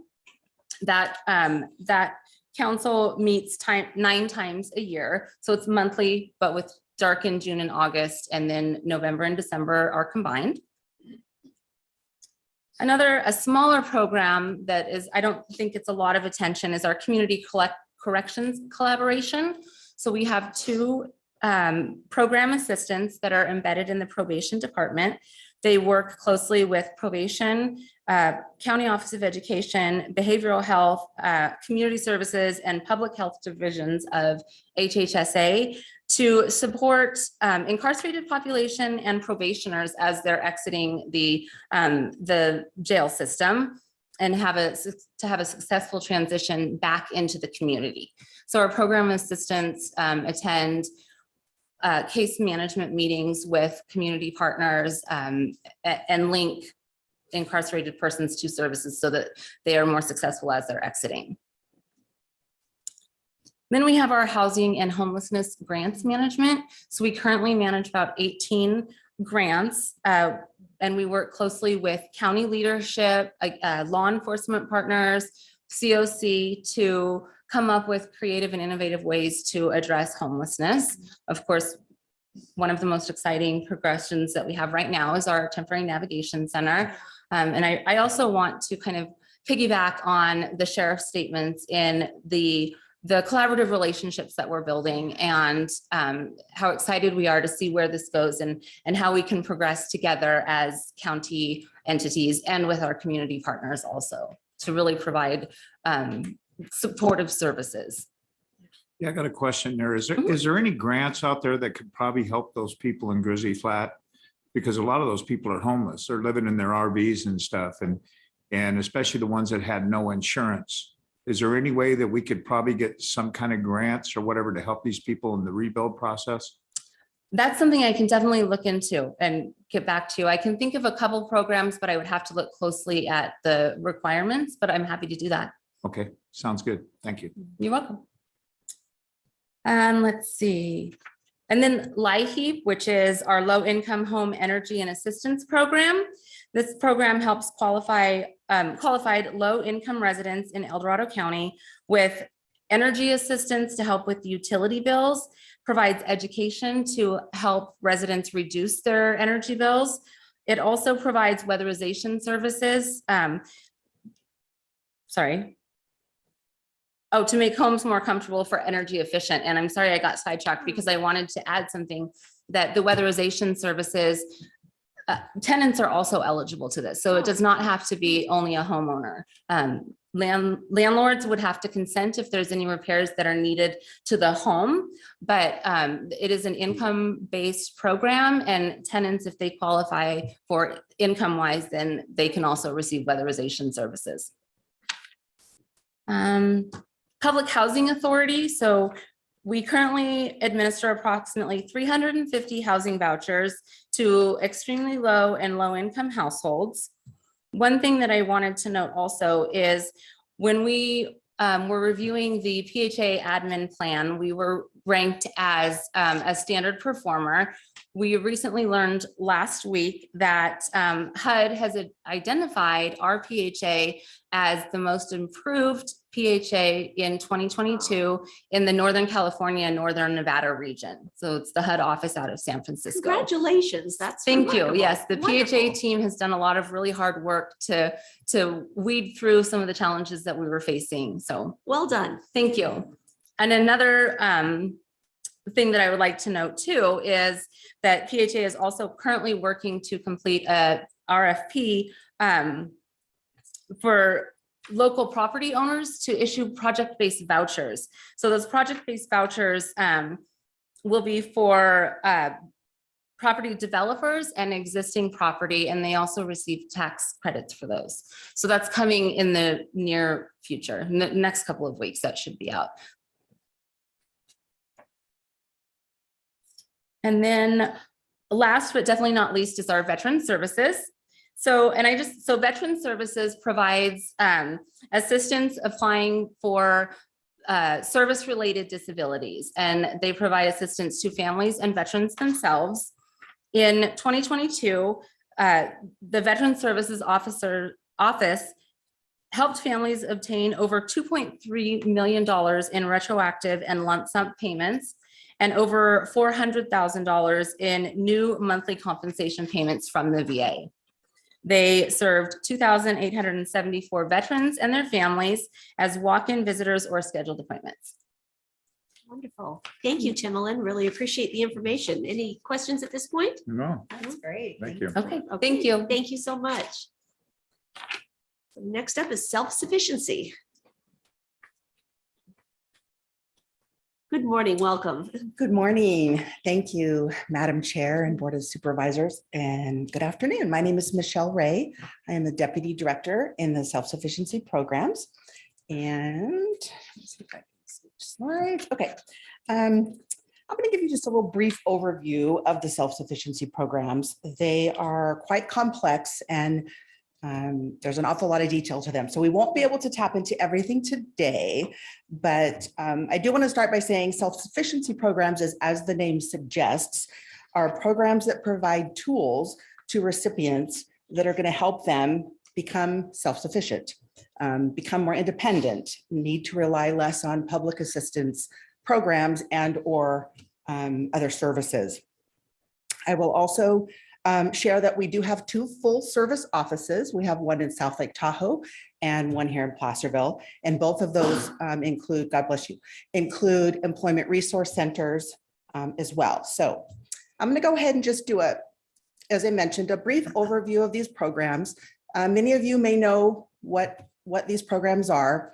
CalFresh eligibility, formerly called food stamps, is a federally funded program that helps low-income people buy the food that they need to maintain good health and good nutrition. In addition, I would like to share that we averaged in 2022 in both offices approximately 7,800 CalFresh cases. So a lot of folks receiving benefits, in addition to some outreach that we're doing to try to encourage additional folks applying for benefits. Next, we're going to talk about CalWORKs eligibility. CalWORKs eligibility is interesting because and that stands for, if you're not familiar with the acronym, stands for California Work Opportunity and Responsibility for Kids.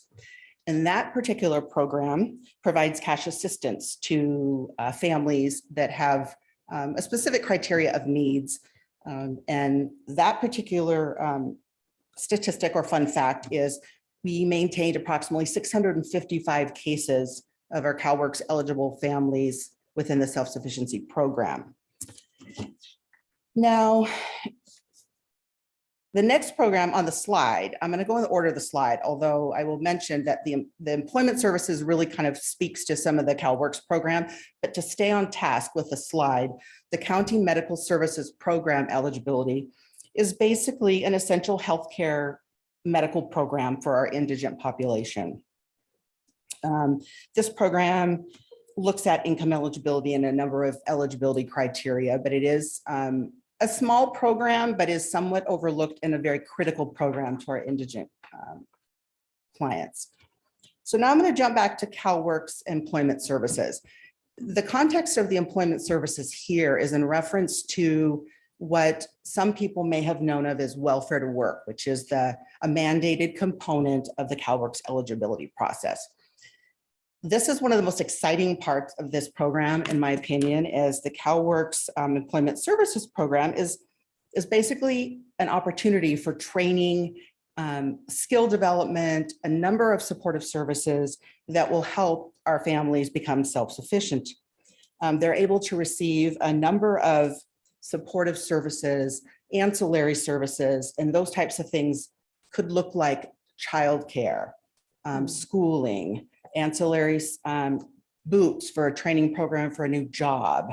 There are a wide variety of things available to our recipients that are participating in their welfare to work plan.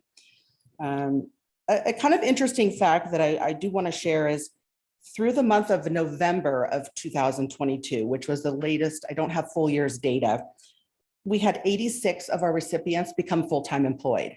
So although that may not be a huge number for folks that come in our door, often pretty high barrier, down on their luck, lots of additional barriers within their life to get 86 of them fully employed, we're especially during COVID and all of the challenges, we're proud of.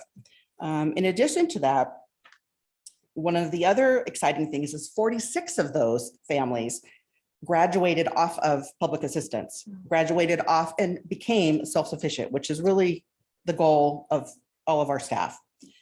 In addition to that, we do have a program within the welfare to work family of programs. It's called expanded subsidized employment. So as the name suggests, we identify an employer who is willing to bring on a client and they work with them, teach skills, and they get part of their wages subsidized by the federal grant. We, as of this moment, have 11 of our families involved in the subsidized employment program. Benefits our local employers, benefits our clients, benefits everybody's bottom line in terms of the subsidy the business receives. So we're excited about that. Let's see, next program on the slide is our general assistance program. The county general assistance program is a repayable loan program. It's to help our indigent population meet their very basic needs. It's not a large amount by any means, but it does include a voucher for utilities, housing, personal needs, and transportation. Lastly, on this slide is Medi-Cal eligibility. You may be familiar with Medi-Cal eligibility. It's the public health insurance program in our state. And I don't know if you were aware, we have 23,500 people currently receiving Medi-Cal in our county. It's a pretty high number. And that program, as you know, provides services to families, to seniors, to disabled individuals. There are a couple specialty populations that can become Medi-Cal eligible as well. Breast cancer, HIV, and a couple other significant health situations can lead to Medi-Cal eligibility. So next slide. Self-sufficiency programs overall have a very large number of performance indicators, in excess of 30, I would say. These are a few of them that we're choosing to highlight today. They're rather self-explanatory. These are measures, though, that are specific, I should point out, to the CalWORKs Welfare to Work program. So different programs do have some different measures. CalFresh has some measures. Certainly Medi-Cal has some measures. Those on this particular slide are referring to the CalWORKs Welfare to Work program. So the first one is participant engagement measures. How many welfare to work participants are actually completing their welfare to work plan? They have verified hours either at their employment or in their educational plan that is reported back to the case managers. The next item is measures of our service delivery. So this was more just an effectiveness of our service delivery. And that would look like the effectiveness of, I'm a recipient and I'm asking for childcare. And are we providing the childcare timely and as effective and as possible? I'm also perhaps enrolled in some training and I need books for schooling, or I need boots for a particular job, or I need a certificate to work in a restaurant. So those are the types of measures that are monitored for our service delivery. The next one is measures of educational attainment. So the percent of our welfare to work individuals who become educated, they get a degree, they get a high school diploma. We've had a number of our recipients go on and get 4-year degrees. One particular woman from Sac State, she had all the will and all the energy and utilized every legitimate available service to her. And she graduated Sac State and is working as a nurse at Marshall Hospital. That's wonderful. So, you know, when we get to see the full circle of a client like that, obviously we say in our department, we all have big hearts because that's why we do what we do. Lastly, the measures around the number of participants that gained employment. That's tracked. It's tracked by CDSS, it's tracked by us, it's tracked by the CalSAW system, it's tracked by an appraisal that happens called OCAT, just it's an acronym, but it's an online appraisal that when a recipient comes into our programs, it's basically an engagement tool to help understand where their barriers and needs might be and what they're willing to participate in. And from there, our staff would refer out. I'm kind of going a little off script here, but it just kind of seems to help explain the story a little bit for you. And then lastly, linkages to other wraparound services. In the context of this statement, linkages is just basically a referral source. We don't currently have a formalized linkages program. We have in the past within HHSA, but we certainly have excellent collaboration amongst the eligibility folks, the welfare to work, employment services, case managers, in conjunction with our child welfare partners specifically, and at times with the Sheriff's Department with regards to our homeless population. Within the CalWORKs program as well, we do have, I'll just address generically, we have 3 programs that are quite exciting. One is the housing support program, which is an housing assistance program for CalWORKs recipients that are homeless. And we also have a family stabilization program, which is a funding source for families that are at risk for becoming homeless. So that program works well for the family that may not be on public assistance historically, but there was an illness, a chronic illness, or perhaps a death of an adult or another life-changing event, and the family now just needs a few months of assistance, most often with a mortgage payment. These are mostly families, sometimes an apartment or a different rental scenario, but this is a shorter term plan, and statistics are quite effective there as well. And then we also more recently have begun working our HDAP program, which is Homeless Disability Advocacy Program, which is providing disability advocacy services for our homeless individuals that may not already be on Social Security. So we work with, we have a contract with Maximus, and they assist, these clients identify and work through the Social Security application process to become SSI qualified. And that is kind of the end of my part of the presentation. Thank Anybody you, have any Michelle. questions or? Any additional questions at this point? No? Okay, thank you. Great. Thank you, Michelle. I'll turn Appreciate it over it. to Leslie. All right. Protective Services. Good morning, Leslie. Good morning. I'm Leslie Griffith, Assistant Director with Health and Human Services, and I'm over our Protective Services Division. So this list of services is not exhaustive, but these are our main ones. So in my division, you can see we've got Child Welfare Services, Adult Protective Services, our EDAP grant, in-home support services, and our public authority. So Child Welfare Services and Adult Protective Services are 24/7 mandated programs that serves the lifespan, right? 0 to death for abuse, neglect, and exploitation of those most vulnerable in our community. So we do a lot of investigation. So we are the ones that get the calls from our mandated reporters alleging, some sort of abuse of somebody in the community. We work to investigate those, often collaboratively with law enforcement, depending on the nature of it.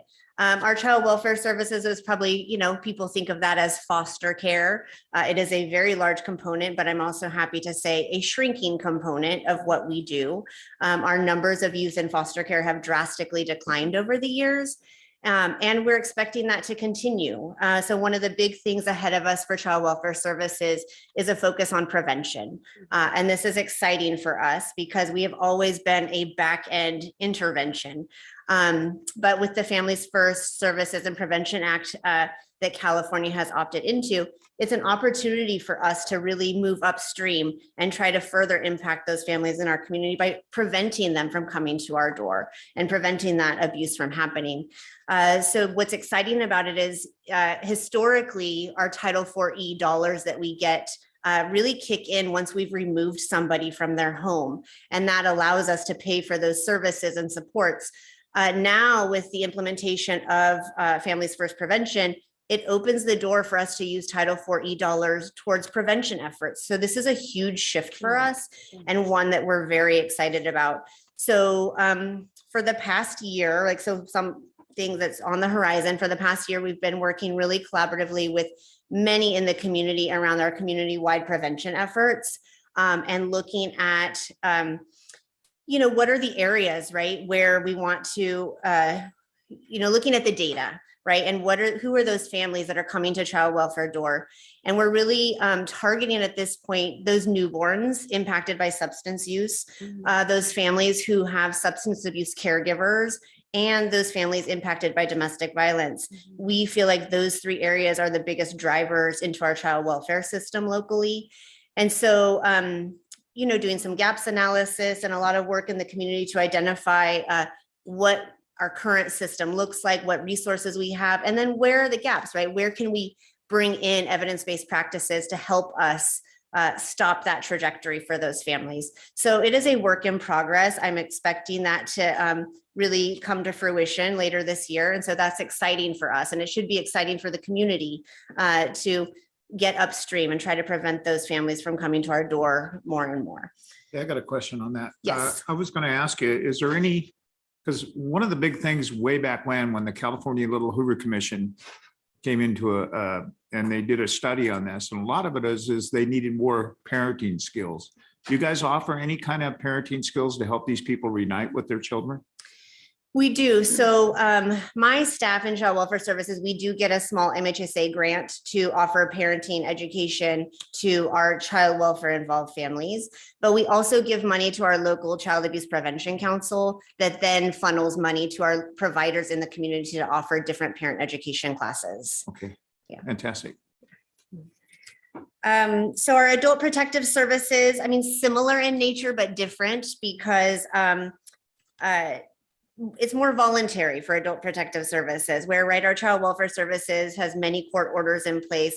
Our APS is much more voluntary in nature, but still, investigating those allegations of abuse, neglect, and exploitation, and providing or facilitating services by working collaboratively with our partners.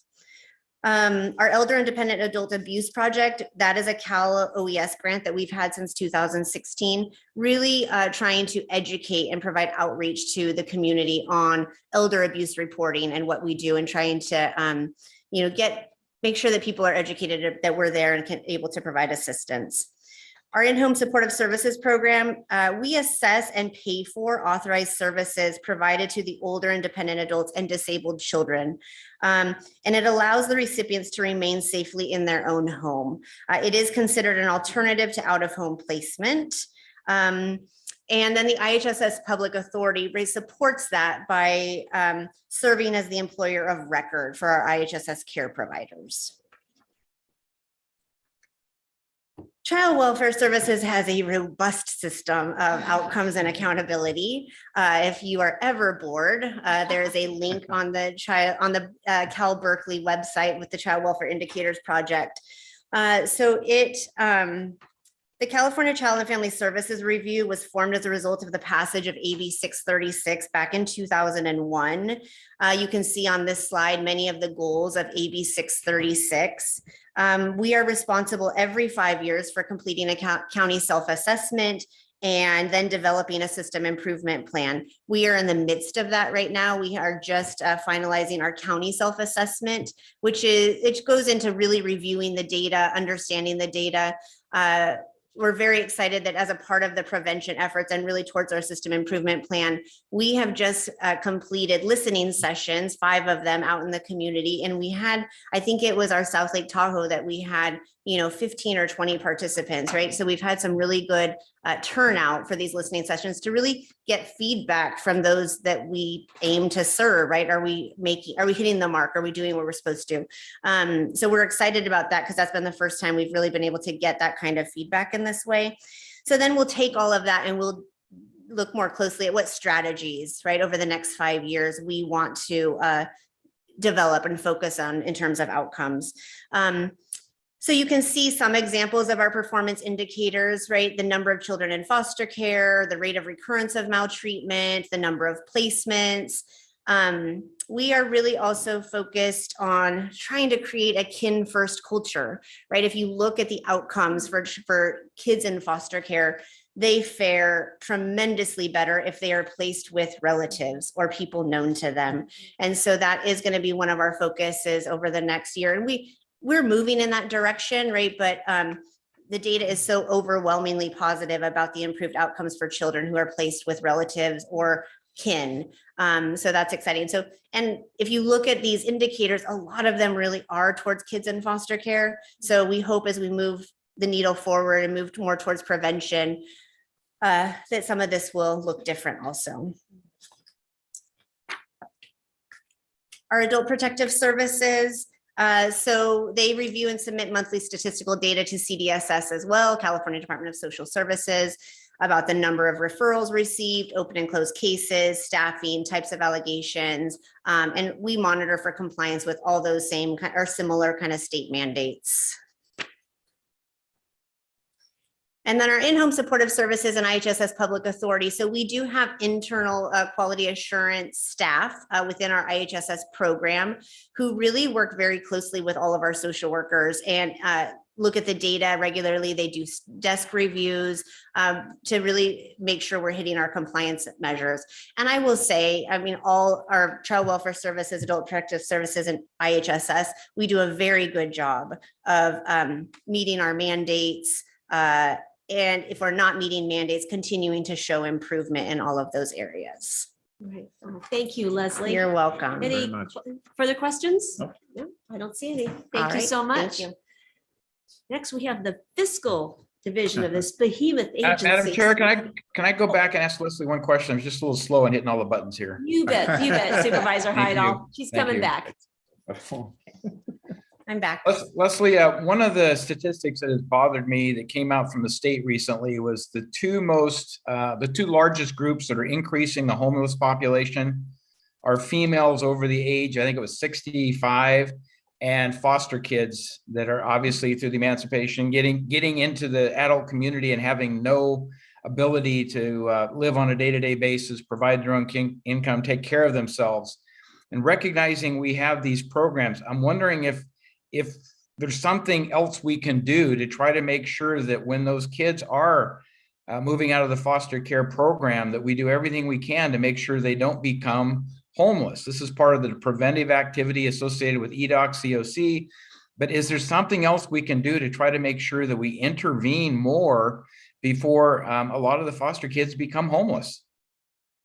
Yeah, I mean, and this speaks to what I was saying about kin care, right? And placement with relatives, because I think that the data shows that the outcomes for those young people when placed with relatives prevents much of what you're talking about, right? They have far less placement changes. They have far less, they are more likely to find permanency in the form of adoption or guardianship.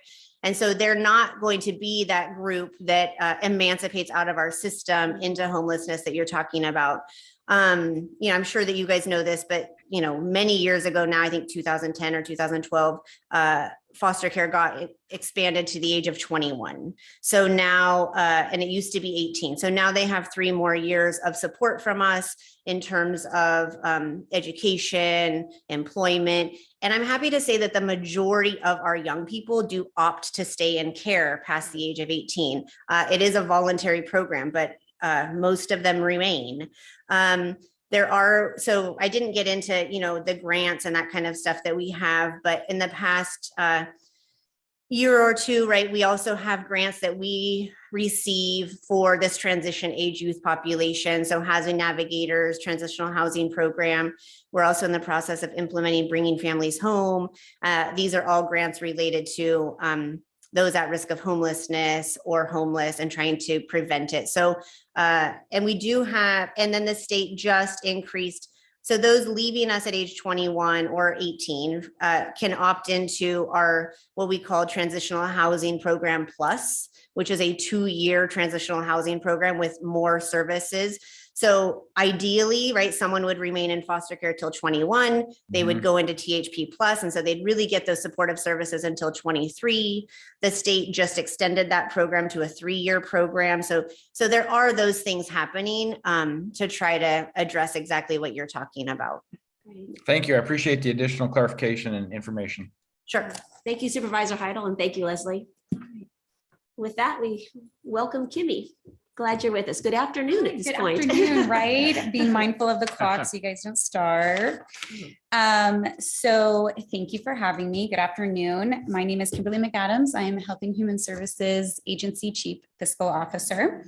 I oversee, I should get us to the slide first, our administrative department, which consists of both administrative and fiscal functions.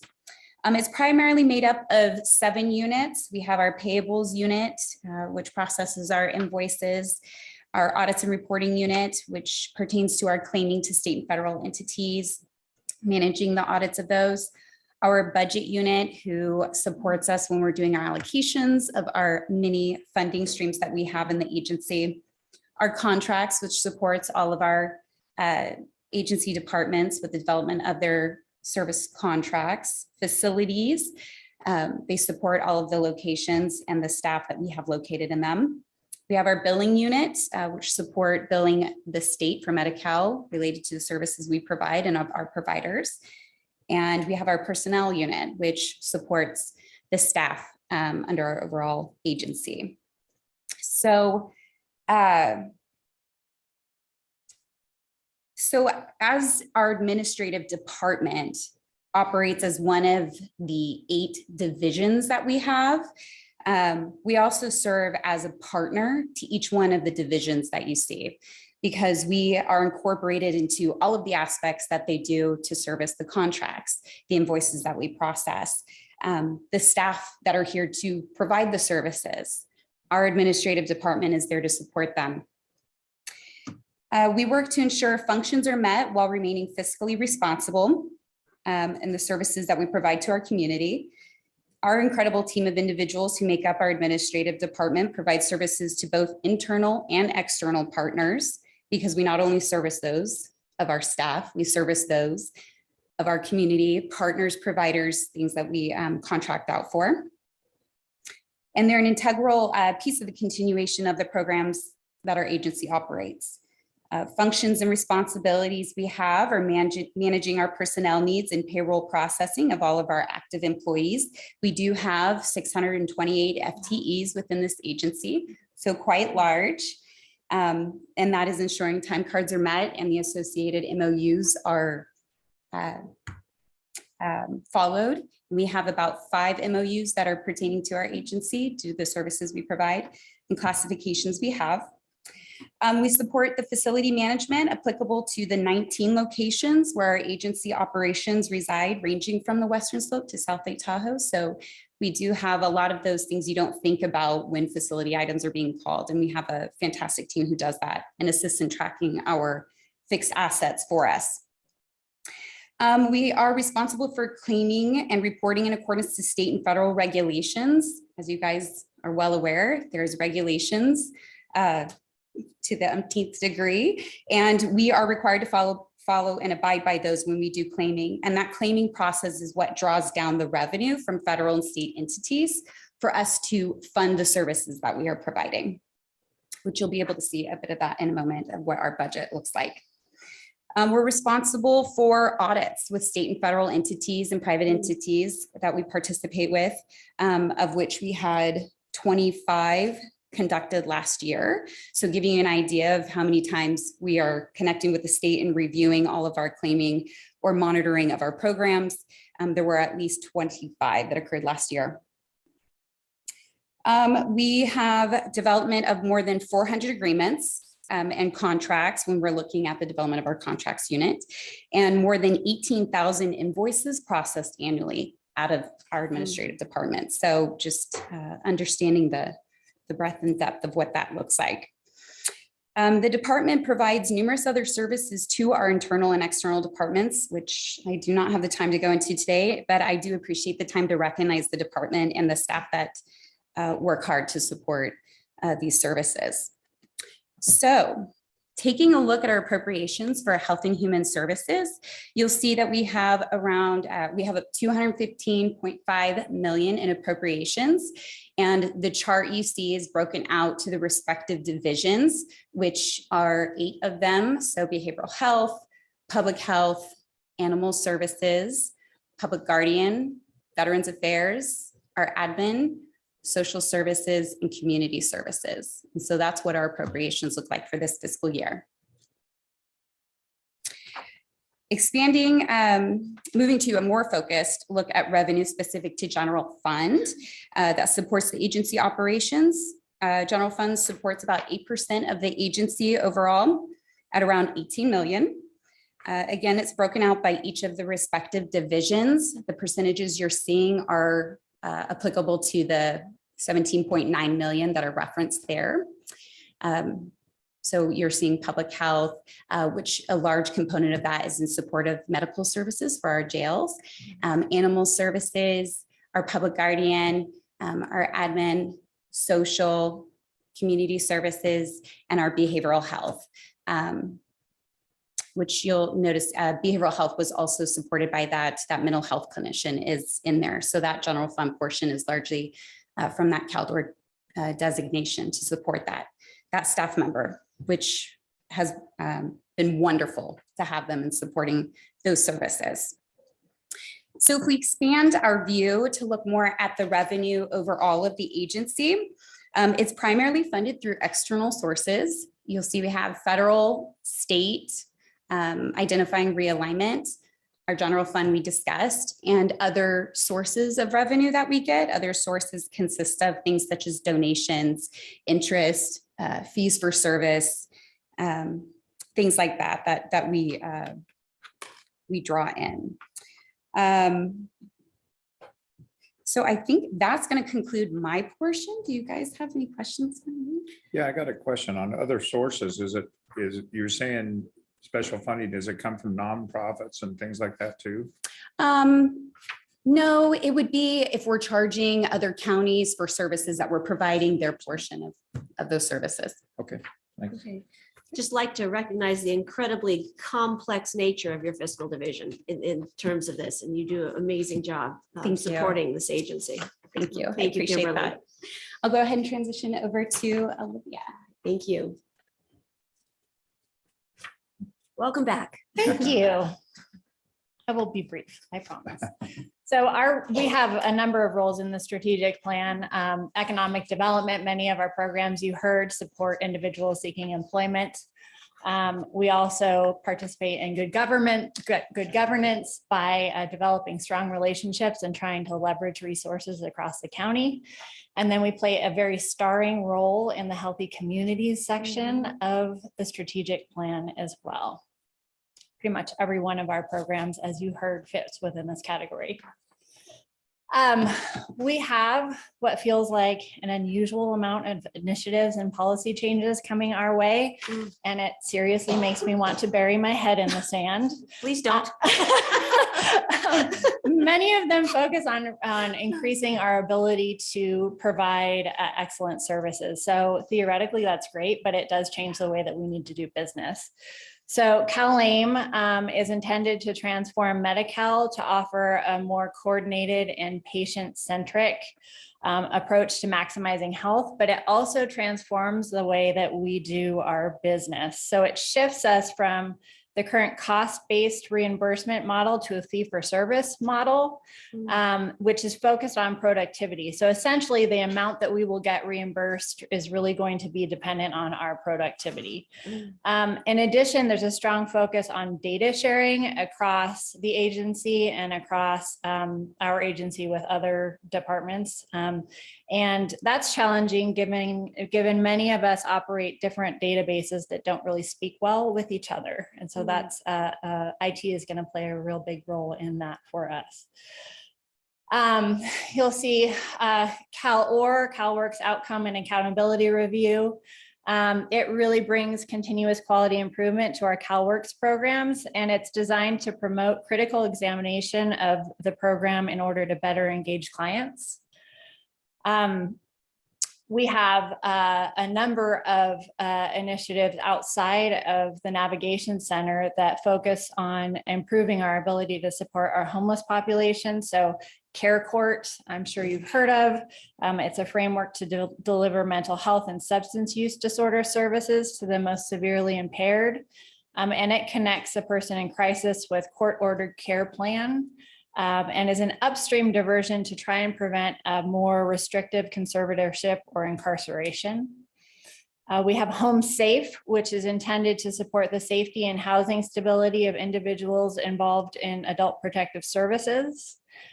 We have Bringing Families Home, which Leslie spoke a little bit about, which reduces the number of families in the child welfare system experiencing or at risk of homelessness by increasing family reunification and preventing foster care placement. So Supervisor Heidel, that's kind of a more upstream effort to try to prevent people from reaching into that foster care system in the first place. We've got the managed care plan changes coming our way. So that's moving us to a 2-care plan model with a public option. We have AB 135, which enables the adult protective services programs to provide longer-term case management for more complex situations, and expanded our multidisciplinary team to include a housing representative. It lowered the eligibility age from 65 to 60, and we hired an additional APS social worker and contracted with a licensed geropsychiatric specialist. I was sure I was not going to be able to pronounce that, to conduct home visits. So on top of that, we are really working as an agency to be a little bit more proactive in our planning to be able to better respond to disasters. A lot of our programs have a role in disaster response and mitigation. And so we're really working to plan so that we're not hair on fire every time we have another disaster. And then, of course, I brought to your attention that I do believe that there needs to be a look in terms of our structure. So that's something that we are facing as well. So with that, I will conclude. It's really good to know you have no new upcoming challenges. Wow, this is so helpful for our board to understand as we move into budget season, as we move into prioritizing workload, looking at the restructure, for us to understand the scope of what is on your plate that you're going to have to deal with, that we're going to have to deal with collectively. So like you say, it's now I want to bury my head in sand. But this is really helpful. Do my colleagues have any? Okay, Supervisor Heidel. Yeah, just one quick one. Olivia, do you see with the budgetary restrictions at the state level, any substantial changes in the services we're providing in terms of the revenue stream? I mean, substantial, something that's, 2%, 5%, something that's going to add up to, we're going to have some issues here. Kimmy, do you want to answer that?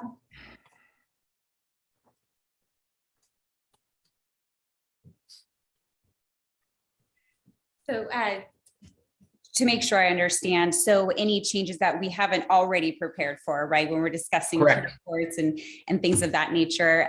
No, there have been some discussions of different programs that will be sunsetting in our public health department, but other than that, restrictions, we really will just be taking a look at our realignment and what happens with the anticipation of a recession, I think is where our focus is going to be. Okay, thank you. Appreciate it. Thank you, Kimberly. Appreciate it. Supervisor Parlin. Yeah, HHSA does a lot. And thank you. But what are the things that I've brought up over and over and over the years, and because I have this vision, I can't get there yet. And I don't know, maybe I need to let it go, but we expanded our 211 contract so that we could help people, call 211 and then they can get to the services they need, because you guys do so much. If someone called my office, I honestly wouldn't know where to send them. And no matter how we reorg all these services, it's still hard to figure out. So I still have this vision of 211 being where people can go and then get directed to the right person to help them. And so as we move forward, I don't expect an answer today, Olivia, or anyone, but I just need to know, are we going to get there? Should we drop that service? Because I can tell you that, and whoever, Olivia, I think you said at the end here also, our responsiveness to emergencies. Again, we were kind of given 211 and it wasn't well informed, I think, on the other end. So if we're going to use this system, you have to, it's garbage in, garbage out. Basically, you got to give it good stuff to make it useful. And I just see that it could be an amazing, system for our residents. But if we're not going to use it, then we shouldn't have it, because it's kind of half there. And I do know during mosquito fire, especially, we were giving out that number and I stopped giving it out because it wasn't good on the other end, just to keep it real. So that's another piece of our puzzle, as far as how do we serve our residents and help them, figure out where do they go. So please keep that in mind as we move forward. I don't want you to have to respond today, but just keep it back there, because I know there's a lot going on with your department and where we're ultimately going. So, but I just still think that would be an amazing service for our residents. But if we're not going to do it, I think we should cut our losses. We just keep half hanging on to it. So CAO, something to keep in mind as we move forward. Thank you, Supervisor Parlin. Appreciate that thought. Yeah. All right. Health and Human Services, thank you so much for being with us today and giving our board an in-depth look at all that you deal with on behalf of the residents of El Dorado County. Much appreciated. And thank you. With that, we have Carolyn Brooks, our library and museum. Today's a bittersweet day for you as well, being your last budget as Chair. I'm just going to ask really quick, what's the plan for? The plan is for us to continue on. Just kidding. Yeah, I know. After Carolyn, we'll take public comment and then we'll break for lunch. Okay. Yeah. Because I'm known for being hangry. I think y'all know that. Once this presentation is done, we'll reassess how long we want to break for lunch, but we'll break it for lunch after this. So sorry, Carolyn. I just need to know. No worries. No worries. And we'll see how much voice I have to even get through this. I've been now sick for the last week. It's actually my first day back. So I brought water in case it really goes halfway through. But I won't probably be doing as much talking as I usually do. So we'll go ahead and get that posted. So as you know, library and museum departments are together. And it is always exciting to get to come to you and talk about what we're doing and how we're doing it. Our mission statement for the library is that we are the hub of the community, providing a welcoming environment to inspire our diverse population to read, learn, and connect. That last word is really important and has gotten a lot of use this year. Our mission is to provide free and easy access to ideas, technology, to promote literacy and lifelong learning. And as I listen to HHSA and just the incredible things they do, I think so much of what they provide are lifelong learning. We're learning how to be self-sufficient, how to take care of ourselves as we get older, how to take care of ourselves as we begin our families and our journeys in life. So I just love the alignment. We will be starting a new strategic plan this year. We'll actually be having our first meeting this Friday to get that kicked off. It's been 3 years, and I'm so proud to say our last strategic plan was so well done. We actually ticked all the boxes, and that was in the middle of a pandemic where it probably all should have gone by the wayside. But the library department had done such a good job of identifying what our needs were with the community that it worked. It just worked. It was community hubs. It was more online services. It was more information supporting local efforts. I mean, it just went down the box. So I am really proud of what we've accomplished, and we'll get ready to start anew. Yeah, I got a question. Yes. So we talked about Pioneer Park, setting up Yes. a library out there. Yes. So is that part on this plan too, or? So what's really important is to make sure that we're involving the community in that conversation. And we actually have a big effort also in Georgetown where we're seeing a lot of need. These are two rural areas that have not been well represented for various reasons. And the last 3 years have made it abundantly clear there is a huge need there. So I know this is going to rise to the top and will be one of our priorities and focuses. The damage that's occurred there is not going to be over for many, many years. And it's really highlighted the needs that are present in that community that have not been addressed. And I think the library, HHSA, the different departments working together can do that as a team. And I really see that as part of the process moving forward. Within our library, for just a reminder, we are also in charge of the museum. We do have one full-time employee. That's Mary. She works with volunteers that work with her in research, in historical information on our county, and also with the railroad group. So indirectly, also kind of in charge of the railroad in our county. It's kind of an interesting role. One that is unique to our county. No other county in California does a library director deal with railroad matters. But I also think it's so appropriate because it just ties in and it works that way. We are also in charge of the law library facility, not the personnel or their day-to-day work, but we are responsible for providing them a place, for providing for utilities, making sure that they are able to have their doors open and operate. We've had a little bit more interaction over the last year, of course, as the years before because of COVID. So that's been some interesting conversations and wonderful relationships built because of that.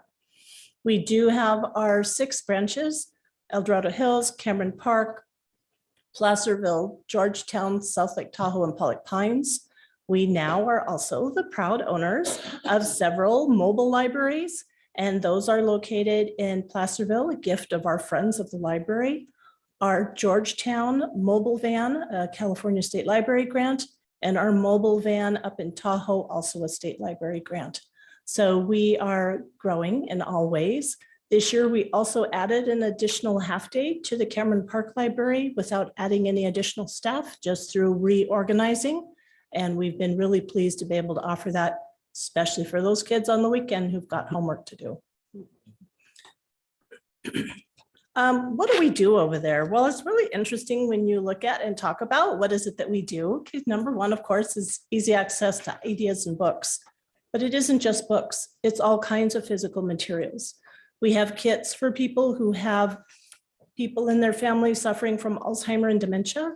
And these little backpack kits have games and activities and support for the caregivers available at every library. We have board games for families to play, an extensive board game collection. You would be amazed. You can look at that down in El Dorado Hills, but they can be sent to ND Library for pickup. And that just really helps families sometimes connect and try out some new things that they would not normally get to try. Because if you've tried to buy a board game recently, you know how expensive they are. Yeah.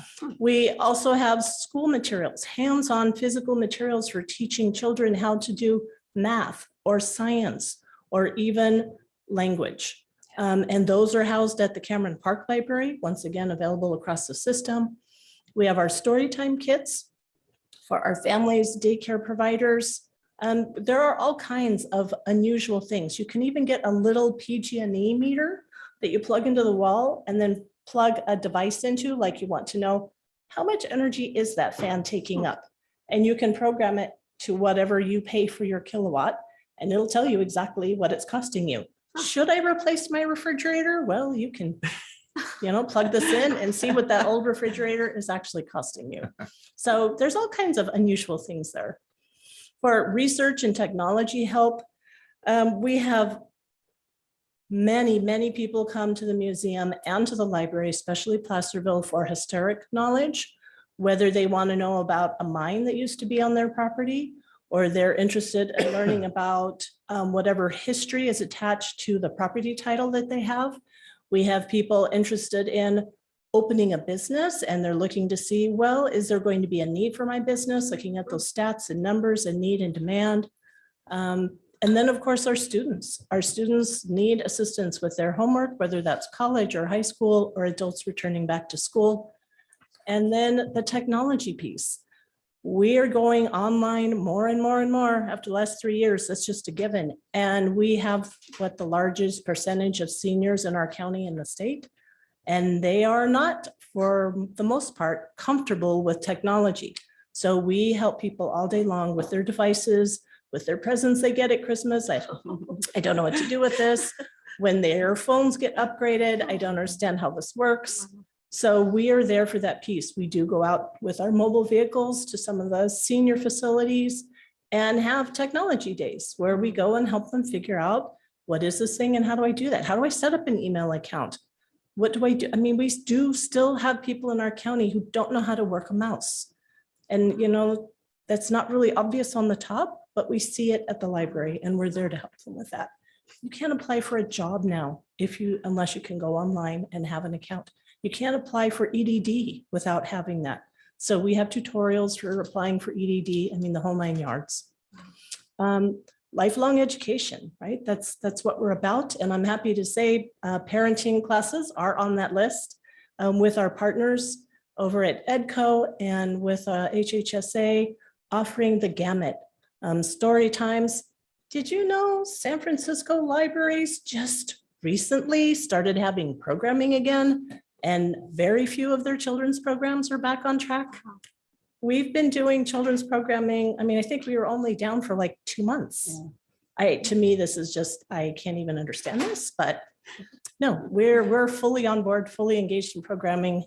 And then of course, connection to services, that part that has been so important this last year with all of the events occurring in our county. And of course, those trickle down effects, right? We had a fire, we had Snowmageddon, we had another fire, we had flooding, we had bad air days, right? Well, all of that trickles down to the economics of our families. So it's not just, okay, during the fire, we were an emergency shelter. That's important, and we did that too. But now we have people whose incomes have been severely impacted. We spent all of our money in Georgetown trying to heat the place while we had no electricity or heat or power during the middle of a horrific snowstorm. And we don't have any money to fill it up. So what do? Now we don't have money for food, right? It's a snowball that isn't fixed in a month, 6 months, a year. So we're continuing to provide and support for those people with those trickle down effects that aren't always so obvious or eligible for services. And then of course, emergency support, right? And we're going to be an evacuation center. We're going to be a cooling center. We're going to be a warming center. Thanks to air quality management, we're now going to be a clean air center with commercial grade units for cleaning up the air. When we do have these fires and these events, we will have people able to come and be in our library buildings because we are in the major population centers of our county so that they can reach out to us. Our total operating appropriations, so you'll see the library there, the law library, that's a little tiny, 0.1%, probably even a little bit less than that. Our museum, 3%, the library itself, 96%. And then that gets broken down into, okay, net county cost. Well, it's about half actually of our expenditures. We have some wonderful funding I'll talk about in the next slide. But once again, you can see just those little tiny pieces. We're one of the smaller departments, but I like to think we do a lot for that little bit. If you take a look, you can see we have library taxes. We have parcel taxes in several of our areas in a couple of years. Those are going to be coming due. So it'll be time to start thinking again about getting ready for those. We do have fines and fees. And I think most of you know it is our dearest wish for equity reasons to remove the fines, but that's a conversation for another day. Haven't quite figured out yet where to pull in the money that we would lose from that, but we had to tell a mom last week who wanted to check out books for her kids that she couldn't because she had turned them in late and she had a $21 late fee and we freeze at $21 owed and she didn't have any money and she couldn't take books home for her children. That's just not okay. That just starts a snowball effect that just doesn't stop. Actually, Carolyn, are you set up to perhaps have an emergency fund that people could donate to meet that immediate need for families? We have never done that. Would be more than happy to take a look at that. Because I could see our community maybe rallying around that. That's an easy thing for our community to do that might make a huge help to a family. I think that would be amazing. Okay. And we would love to look at that. And what a lot of the libraries have done now is they don't charge late fees anymore and they start with the children. Right? Can we start with the children? So down the road, but I love this idea too. Our people in our communities have such big hearts. Yeah. We also have donations and special funds. So we do have a couple large for us, $100,000, $200,000 has been donated that we keep in a special fund and we watch every penny that comes in and out of it and maximize it. So we do have some of that as well. And of course, grants. California State Library grants, local grants. We are always on the look for grants. One of our partners, First Five, has provided grant funding over $4 million for, about a decade now. Some issues with that funding with the new tobacco tax flavor ban to be aware of. So that is going to be impacting us and them as we move forward. Taking a look at the service and performance indicators. So we checked out 750,000 materials last year. That's online and physical materials, pretty impressive. We answered over 14,000 reference questions between the library and the museum, issued over 8,500 new cards, and we still have over 100,000 active library cards in our county. That's way more than half the people in our county have an active card. We have close 973,000 times the computers and Wi-Fi were used in our facilities. That is a vital and important service that we provide. We are continuing to provide Wi-Fi outside of the buildings for the students and for those that need that service when our doors are not open. We have 4,150 people served through our community hubs. We are activated 5 times as an emergency and or evacuation center this past year. Probably more than that, but it's close enough. I didn't count individual buildings, just incidences. We are providing ongoing services as cooling, warming, and clean air centers. We had 698 programs for our adults, teens, and children. Hundreds and thousands of people actually have been in the library receiving those very services we were discussing that were needed earlier. 276,000 visits to our 6 libraries and to our museum. And there are some really interesting stats that go with that. How do we compare to the rest of California? So visits per capita is the number of people who live in our county. So you can see the charts there, which I just find so fascinating. The one on the left, the pale color is our county. The middle is the average, which is the orange. The blue is the median. And you can see 1.1 visits per capita is what we did. On average, it's 0.46. And the median is 0.22. So just stars above other libraries, public libraries throughout the state. We also have our visits per borrower. You can see our library users are far more active than in other areas of the state, running at 2.71 visits per borrower compared to 0.72 or 0.4. Just huge differences compared to the state. Our communities use our libraries. We have visits per hours open. There you see that we're a little bit closer, but then you take a look at expenditures per capita, which is always a fascinating number. Our expenditures per capita is this year $18.54. Normally it runs about $18.17, but we did have some good grant funding this past year. The average expenditures per capita is $53.77. And the median is $37.78. So you can see we are considered low in our funding that's available to us and that we use at our libraries. Whenever they have special exceptions for counties that are rural and low income, it's kind of our title. We qualify. We qualify for all those discounts and we make sure to take advantage of every single one of them. So you can see visits per full-time staff.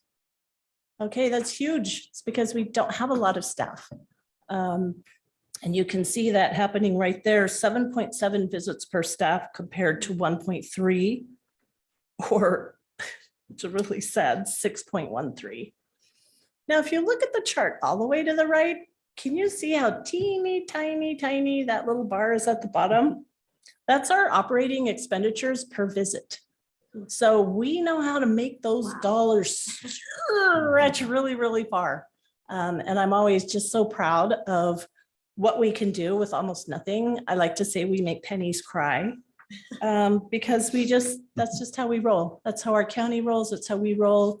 And every single penny that comes to us is important and precious and has to be spent in the best interests of our county.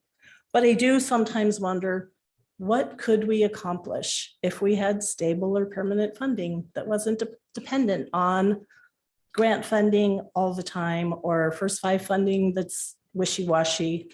I do wonder, what could we accomplish? So our role in the strategic plan, economic development, we have online learning platforms, most of them with live interactive assistance. These are just a few. We have Job Now, which helps people get jobs, get training for jobs, testing for jobs, certificates for jobs. Vet Now helps veterans, their families access services, supports, education, funding. Coursera teaches all kinds of job certification skills and certificates. Skillshare is a creative platform where you can explore your creative side, whether that's photography, you want to open your own business, just a little bit more of those other parts of our brain that also need attention. Then we have Brain Fuse, that is brand new from the state library. All of these are from the state library, would never fit in our budget, so we are thrilled. And Brain Fuse is actually homework help, and they have live interactive tutors available to the kids from 10 in the morning until 10 o'clock at night, in addition to online modules. They also offer Spanish assistance, and they do have some other languages available as needed. So that's just been amazing and just got released last month. So we'll be working with the schools on that. North Star Digital is computer skills development. Once again, if you cannot function on the computer, you are not going to be succeeding now. And then we also have students test prep, citizenship, and a couple of the others. Special one called Get Set Up, and that's just for seniors, people over 55. And it has online interactive live classes for them, 40 a day, Monday through Friday, and another 25 per day on the weekend, so that they are using their minds, they're having social access, and they're getting physical fitness as well. Good governance with our COVID testing center and vaccine clinics. We've been offering those with HHSA, continued that this year and expanded them a little bit to a couple more libraries. Of course, we're voting centers and ballot collection boxes at almost all of our libraries at this point. And healthy communities, we're community hubs. And it's our job to connect people to services that are so incredibly offered by our HHSA. I mean, just amazing. And we have provided Caldor and mosquito fire recovery support. And part of that has been with the extra 1 FTE that the board provided a year and a half ago for us. That has just been invaluable as these emergencies keep rolling out. We've just been rolling with them and it's been tremendous, just tremendous. And then with the food distribution with our food banks, where it became so obvious in some of our communities, there was food insecurity there and we didn't realize it. Cameron Park is one. Until the pandemic hit, no one really understood the scope of what was happening there. So we participate in those food distributions with our food banks. Feed El Dorado does a monthly one and we're there connecting with all of those seniors and families, whoever it is, and making sure they have access to the other supports that are needed. And then we also have from El Dorado Food Bank, our little mini refrigerators that are now with the healthy snacks and healthy drinks, especially for those students after school who literally probably have not eaten all day. They don't get to go home. They're at the library. We all know children behave better when they can have something to eat. And it has just been so well received. And other library patrons have appreciated it as well. I could just have an apple. Yes, you may help yourself to an apple, to some water. It's been wonderful. So that sums up unless you have some questions for me. Thank you so much, Carolyn. Any comments and questions? No, I just want to thank you for everything. And I enjoy meeting you once a month and going over different ideas that, that I have brought to your attention and stuff. So anyway, and those little refrigerators are working great. So Yeah, that's they are. fantastic. Thank you, Carolyn. Absolutely. Carolyn, our libraries under your leadership, you have taken them to new heights that we didn't know was possible. And I just want to commend you for your leadership, your creativity, your flexibility in handling situations that are thrown at us and really making our libraries the hubs that they are to meet our community's ever-changing needs in the face of sometimes extreme circumstances. You've just done a remarkable job. Thank you. But I have to say it's my staff.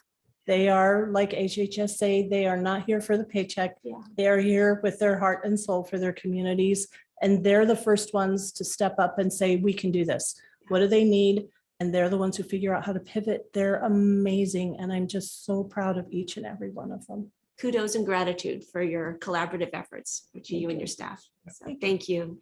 All right, Kim, I think we're ready for public comment. Oh, I'm Madam Chair, sorry, I just want- Supervisor Heidel. I'm so sorry. I just wanted to add that we have a tremendous volunteer force, volunteers that come out to support the library hubs and stuff. They should not be forgotten either because the staff is incredible, but that really inspires the volunteers to stay engaged and be more engaged. And so overall, it's a great system thanks to Carolyn's leadership and it's really working well.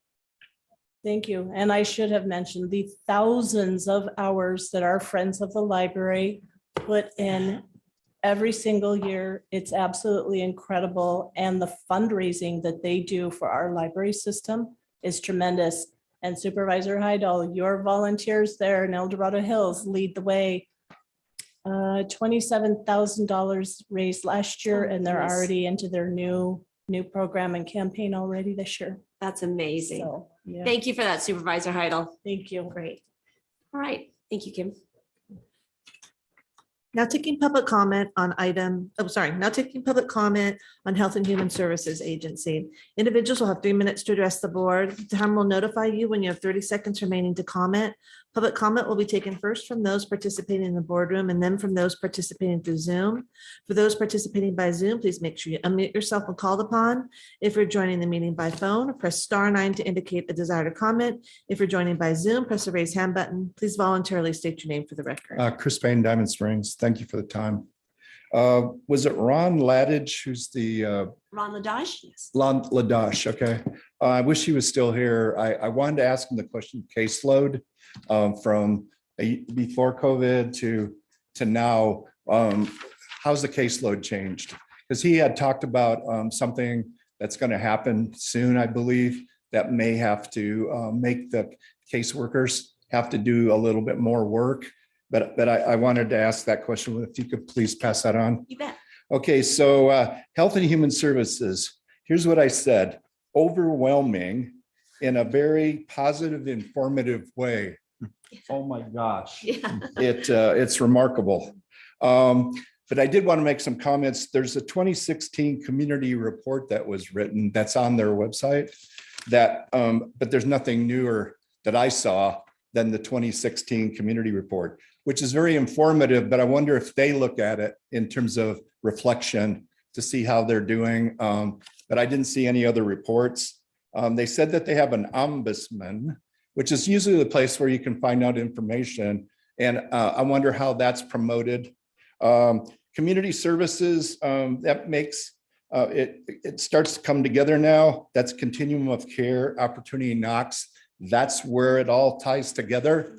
But that's a big deal, a real big deal. Protective services has child protection services. I was wondering, child protection services, child support services, how does it all fit, you know, in terms of their relationship with that other department? Then let's see what else I got. Oh, Olivia Byron Cooper.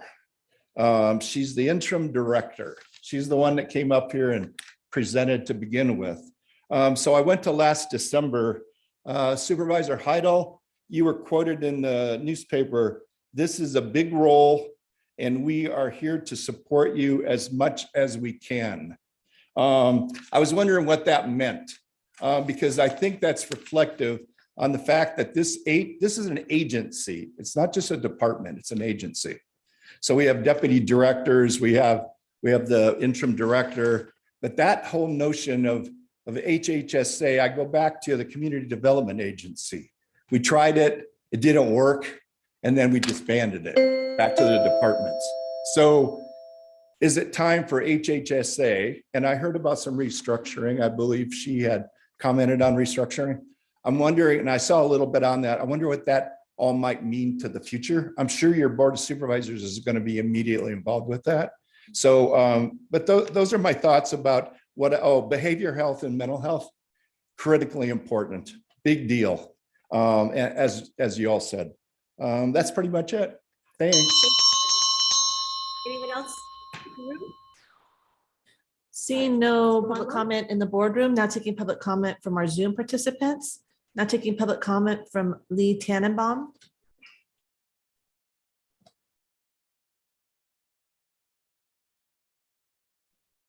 Sorry, it took a second to unmute. Lee Tannenbaum.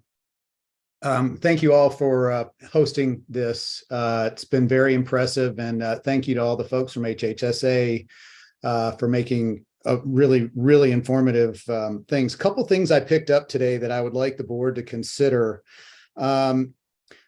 Law enforcement in El Dorado County, 400 employees. HHSA, 600 employees. Annual budget, law enforcement, greater than 50% of the county budget. HHSA, less than 10%. And I can do that in dollars. So law enforcement, 70 million annually. HHSA, 17 million annually. And so I'm hard pressed to understand the discrepancy being so gross with so many different employees and the imbalance that I'm seeing. But a couple of points that I did want to pick up on, and I think that we, the county, and you, the board, need to look at is there seems to be redundancy between the two departments. And two of those redundancies that I picked up on just quickly are rehab and drug use. And I'm firmly in favor of the police enforcing drug use, but for them to talk about expanding and building a rehab center is mind-boggling to me. That seems like it should squarely be in HHSA's bailiwick. And then the other one is homelessness. That is creating, there's a hot team, and then there's the homelessness issue and mental health issues that HHSA are dealing with.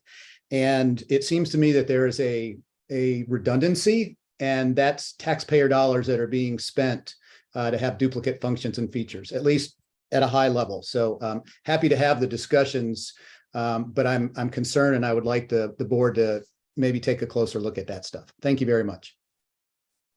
Thank you, Lee. There's no additional public comment. All right, recognizing how late it is and how we need a break and getting some food, we'll just briefly thank you, Lee, for your comments. I think the large discrepancy here is Health and Human Services has so many other funding sources rather than general fund, and just appreciate your comments as far as the rest of your public comment. So Dawn, do you want to just quickly take a stab at Chris's questions, recognizing that we could be here all afternoon answering them, and we can certainly circle back with him later, but just briefly. Yeah, Mr. Payne's questions, they can't be answered in a few seconds. So maybe we can find some time to talk to Chris and Olivia and answer some of those questions. The bottom point on Olivia's slide, and Chris brought it up, was the restructuring. You may recall the board gave conceptual approval to restructure HHSA probably 6 months ago, something like that. The last permanent director didn't feel that was necessary.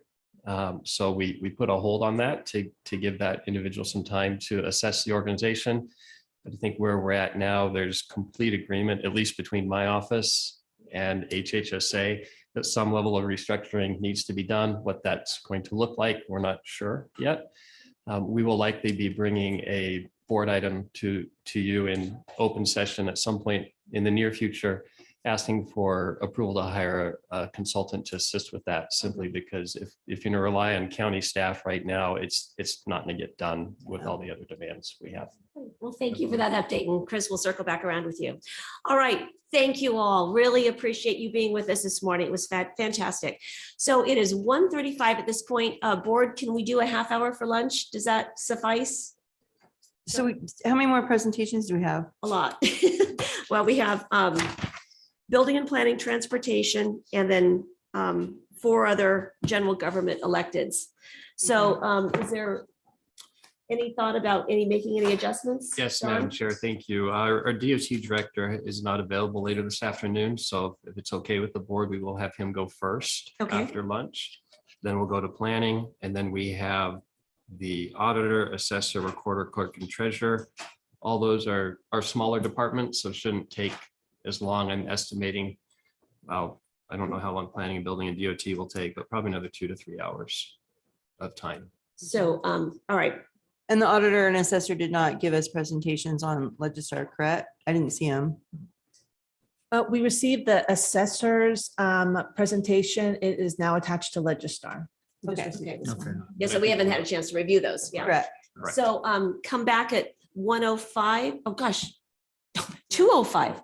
Oh my gosh. I know.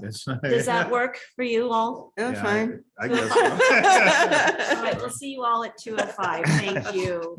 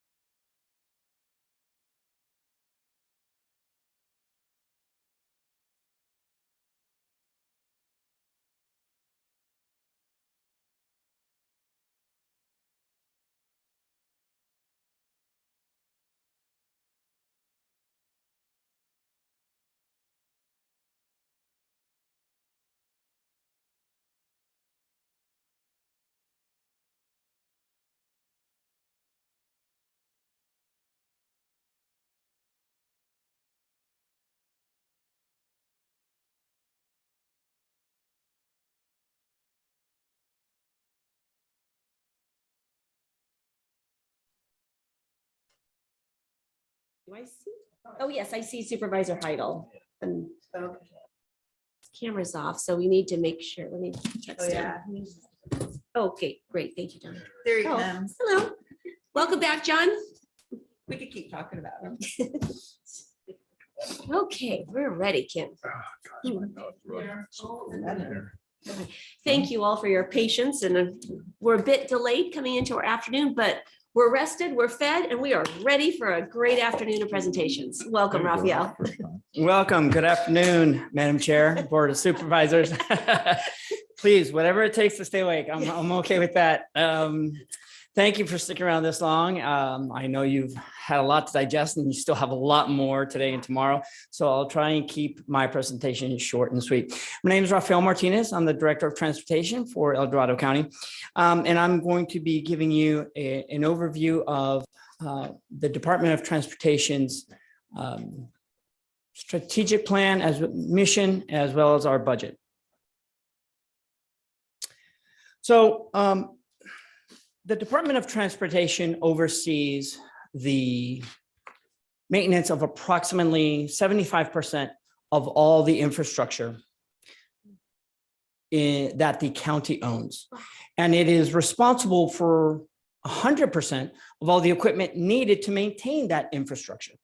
And what I mean by infrastructure, I'm talking about the roads, the bridges, the culverts, the signals, the signs, all that belong to the county and is part of our property. And when I mean by the equipment needed to maintain that infrastructure, I'm talking about obviously the backhoes and the trucks that go along with it, but also all the cars within the county fleet system that is part of the carpool system, including the sheriff's vehicles. So there is a huge responsibility that the Department of Transportation has to oversee.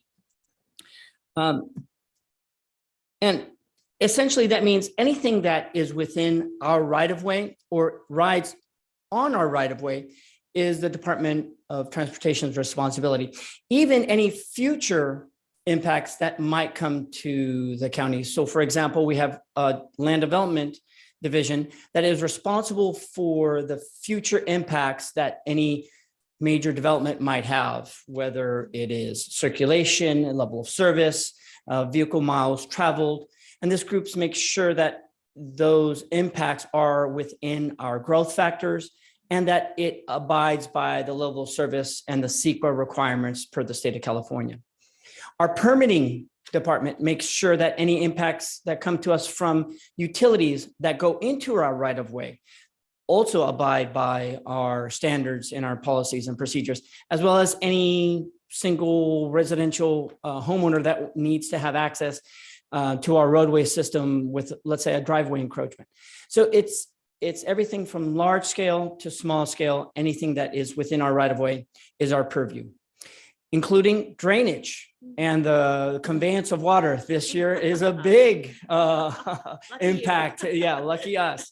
Due to the record rainfall that we've had this year, the drainage system has been a big challenge for the Department of Transportation. We're going to be working a lot more collaboratively with the state and federal environmental organizations and entities to try and see if we can collaborate more proactive measures as opposed to having to wait for these big, large rainfall events to take all the vegetation that is in those systems and then hit our culverts and our bridges all at once and then plug them up and then cause the problems that we were having this year. But we're very fortunate that we do have a great maintenance team that tries to stay on top of as many of the foreseeable problems as we do. Snow removal is another very critical aspect to our roadway maintenance system because it is making sure that we convey access to our residents, but not only our residents, but to emergency vehicles as well, that the ingress and egress of the roadway system is always attainable to all for either regular day-to-day aspects or emergency aspects. And also in Tahoe, it has a a very interesting and unique perspective to it, because everything that we do on the roadways will eventually flows to the lake. So everything we do is in collaboration with the planning department and the environmental group, making sure that we do our part to make sure that we keep Tahoe blue. And then vegetation management is also a new program that the Department of Transportation was bestowed upon us by the Board of Supervisors this year. You're welcome. Yes, thank you. Well, we feel honored to be entrusted with this program because it is long overdue. We've been saying for years, and so has the board, that we need to be more proactive with the vegetation management. And with the infusion of general funds that the board also gave us this year, by the way, thank you.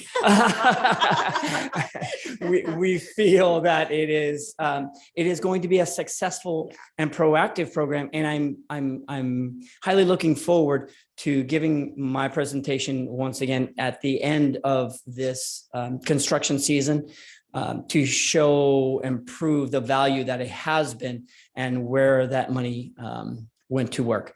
But tried and true, what we bleed and what we take most pride and ownership is making sure that our roads are being maintained and that we are filling those potholes. So my department is broken up into 3 divisions, each of which have their own subgroups. We have the first one, which is maintenance and operations. They oversee, as it's described, the maintenance of bridges, culverts, signals, anything that is within the roadway, as well as those for other entities, such as the Zone of Benefits is a program that was created by the county to help HOAs and other stakeholders that have private roads to be able to collect the money and maintain their properties because of our experience with the bidding process, the government process, and the design and construction of facilities. Other aspects that you might not be aware of in maintenance is that about emergency operations. Anytime we have an emergency in the county, the maintenance and operations divisions is the lead on that, making sure that we are collaborating with OES, with communications, with other entities and departments in the county. They are our lead and the primary responsibility to make sure that we are on the same page with any entity that might come in from out of state or within our county boundaries. Then we have 2 engineering groups within the department. Those oversee, as described, the planning, design, construction management of a lot of our capital. One engineering group, the Headington group, also oversees the engineering that is in Tahoe, as well as they oversee the permitting, the utility aspect within the county.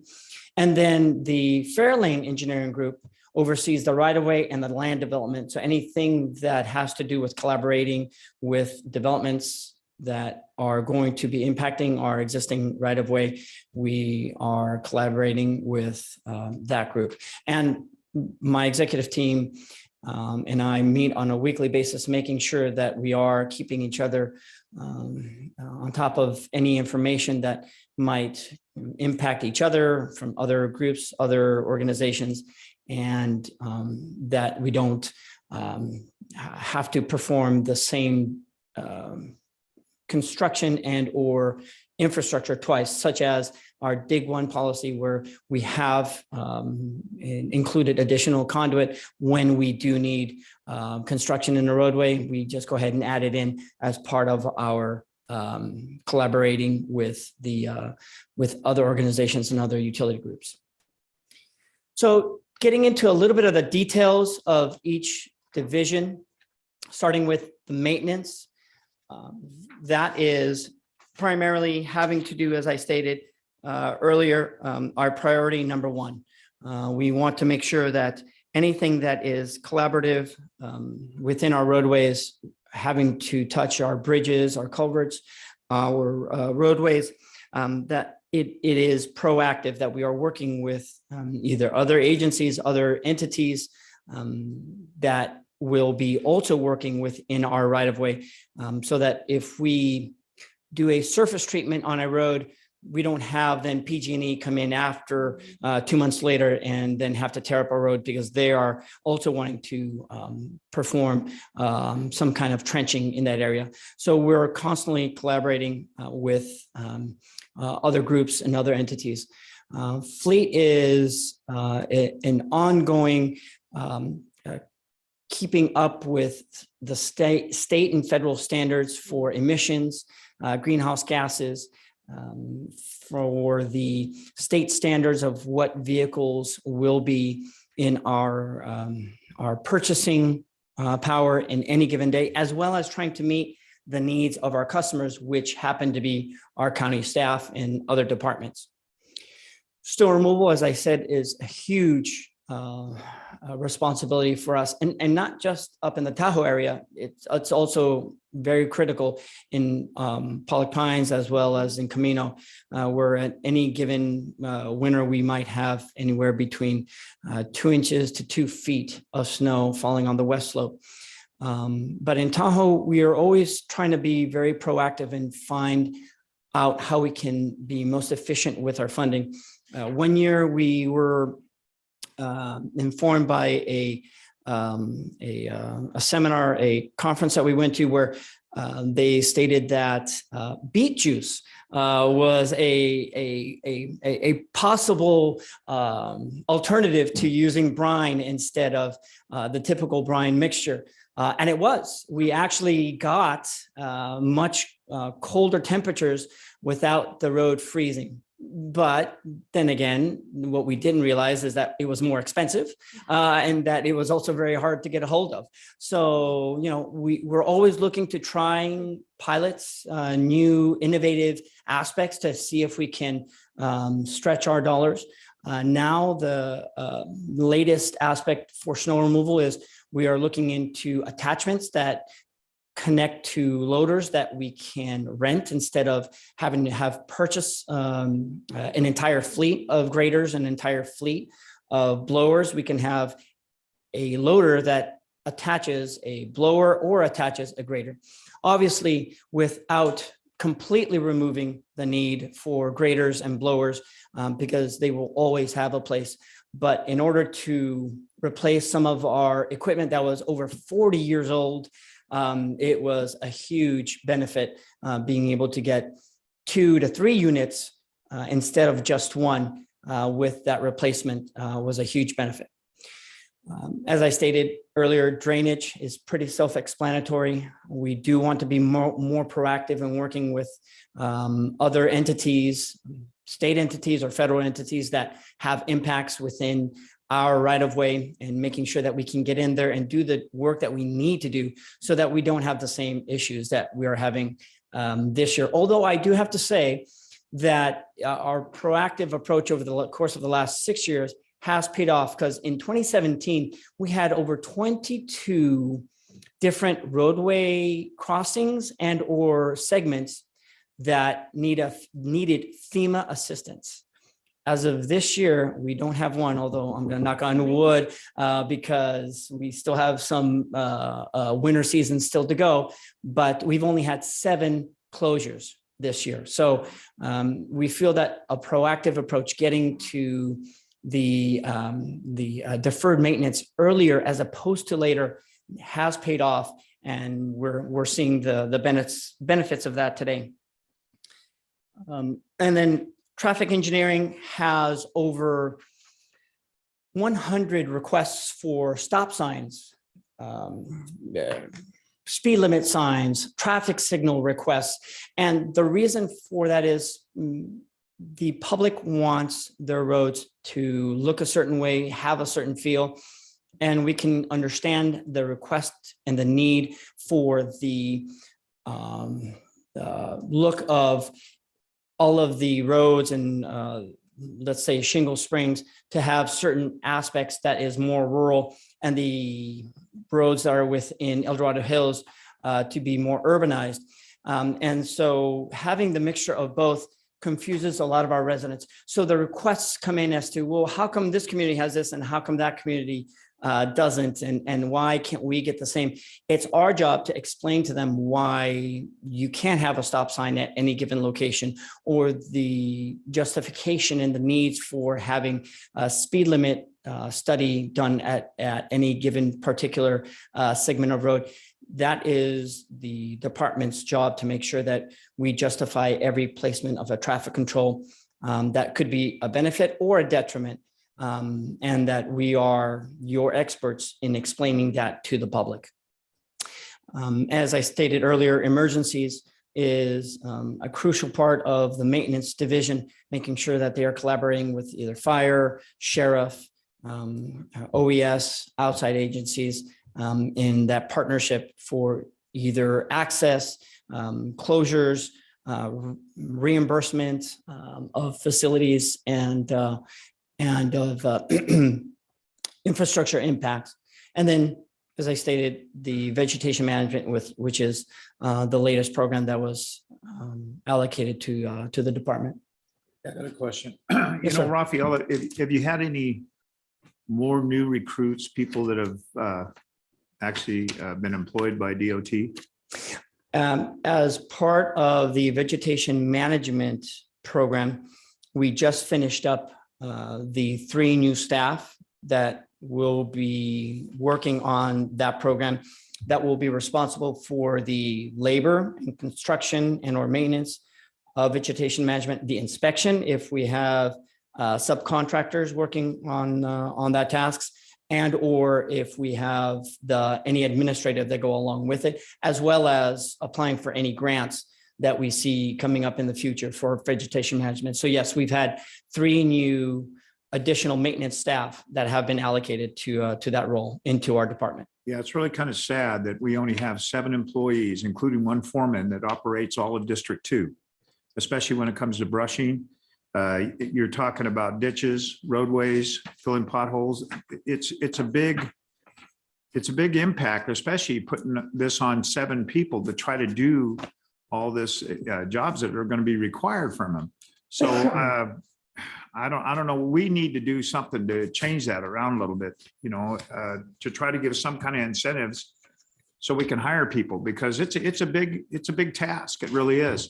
I agree. In vegetation management, we can't use the tribe, but reaching out to Dave, I guess it's the biggest thing is we have to pay him prevailing wage. Prevailing wage. And it's just too bad we can't work through something like that to help, because they could be a big help, especially when all the training that comes, and plus the ROP program, the firefighter program that they have by the school, and all that training that they go to actually the tribe, and the tribe actually trains them. So I just wish we could do something to help you, because you're going to need the help. You really are. And I greatly appreciate it, and definitely the contributions that was given to the Department of Transportation back in June was a huge infusion that will be able to give us that proactive approach that we would like to continue doing.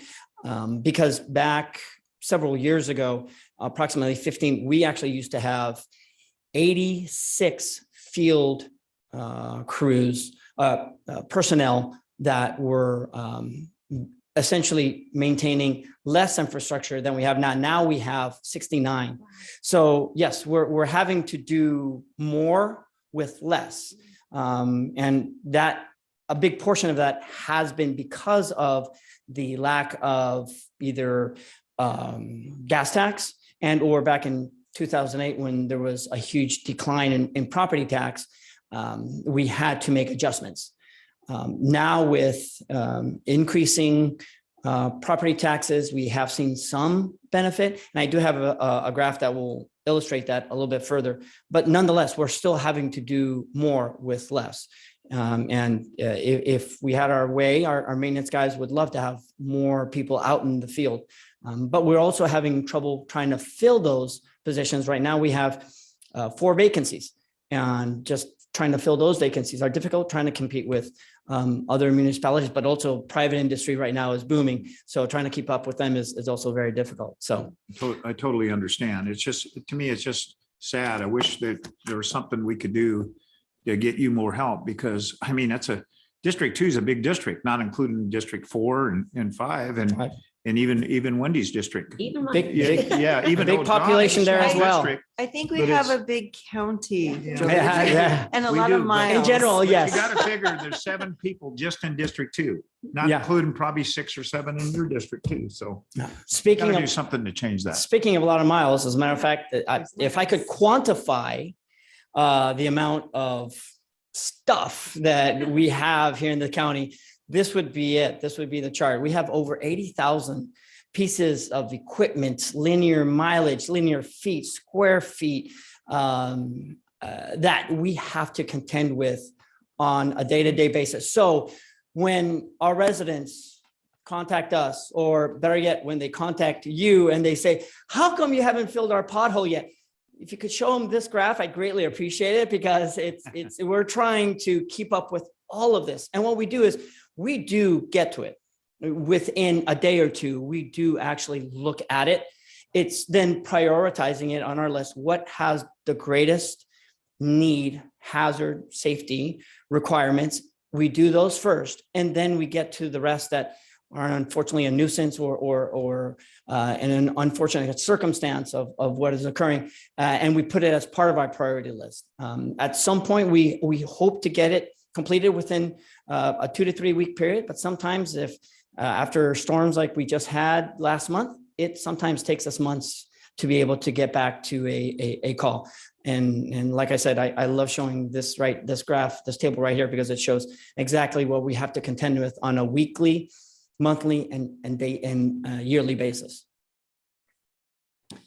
So now getting on to engineering, that aspect of the department oversees the planning, the environmental, the design, the construction, even the funding of all our capital projects. Any new bridge or road or drainage facility that is built by the county is done within our crews. Now, sometimes we subconsult that work out to an engineering firm or a consultant, but for the most part, we like to keep that in-house. Once again, it's more efficient, it's more effective.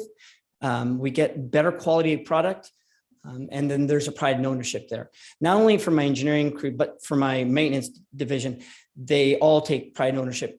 I'd say 75% of them live in El Dorado County. So they not only work here, they live here. And so they have a huge pride and ownership. They want to see that facility in their neighborhood get built. And because of that, we are very fortunate. Speaking of which, that picture that you see there is a picture of the future soon-to-be Mosquito Bridge that will be built over the South Fork American River, hopefully completed within the next 2 to 3 years. That was designed, 50% of it was designed in-house. And because of that, and the grant was allocated in-house, from in-house as well. So, and I believe that it's come to fruition because the dedication of my staff. Very fortunate to have such a great group. And then all the other minor but very important aspects of the department: development, right-of-way, environmental, making sure that we are keeping up with all the priorities of the state and local and government codes that we need to abide by, and making sure that developers are abiding by, the utilities, the residents, that we are making sure that we are keeping the county out of any legal or other risks that might have to do with construction and or engineering. So to simplify the road fund budget, money falls into the department in 2 buckets. The one on the left is for capital projects, which for the most part is funded by grants and the traffic impact fee. That is a fee that is paid by the developer. And then a small portion of it which is local discretionary or finance districts, such as MC&FP, that help to fund well-needed projects. The one on the right is our maintenance budget. And as I stated earlier, that is funded through our gas tax and our property tax. And The property tax is fairly consistent. Over the course of the last few years, it has been gradually going up. Gas tax can fluctuate. Because of that, back in 2017, the state of California decided to incorporate a new gas tax because of the efficiency of vehicles as well as the electrification of vehicles. Gas tax wasn't coming in as much as they would have liked, which is why they're going to a mileage charge system, which that's a presentation for another day. And either myself or Woody Deloria will be giving you that information. But gas tax can fluctuate.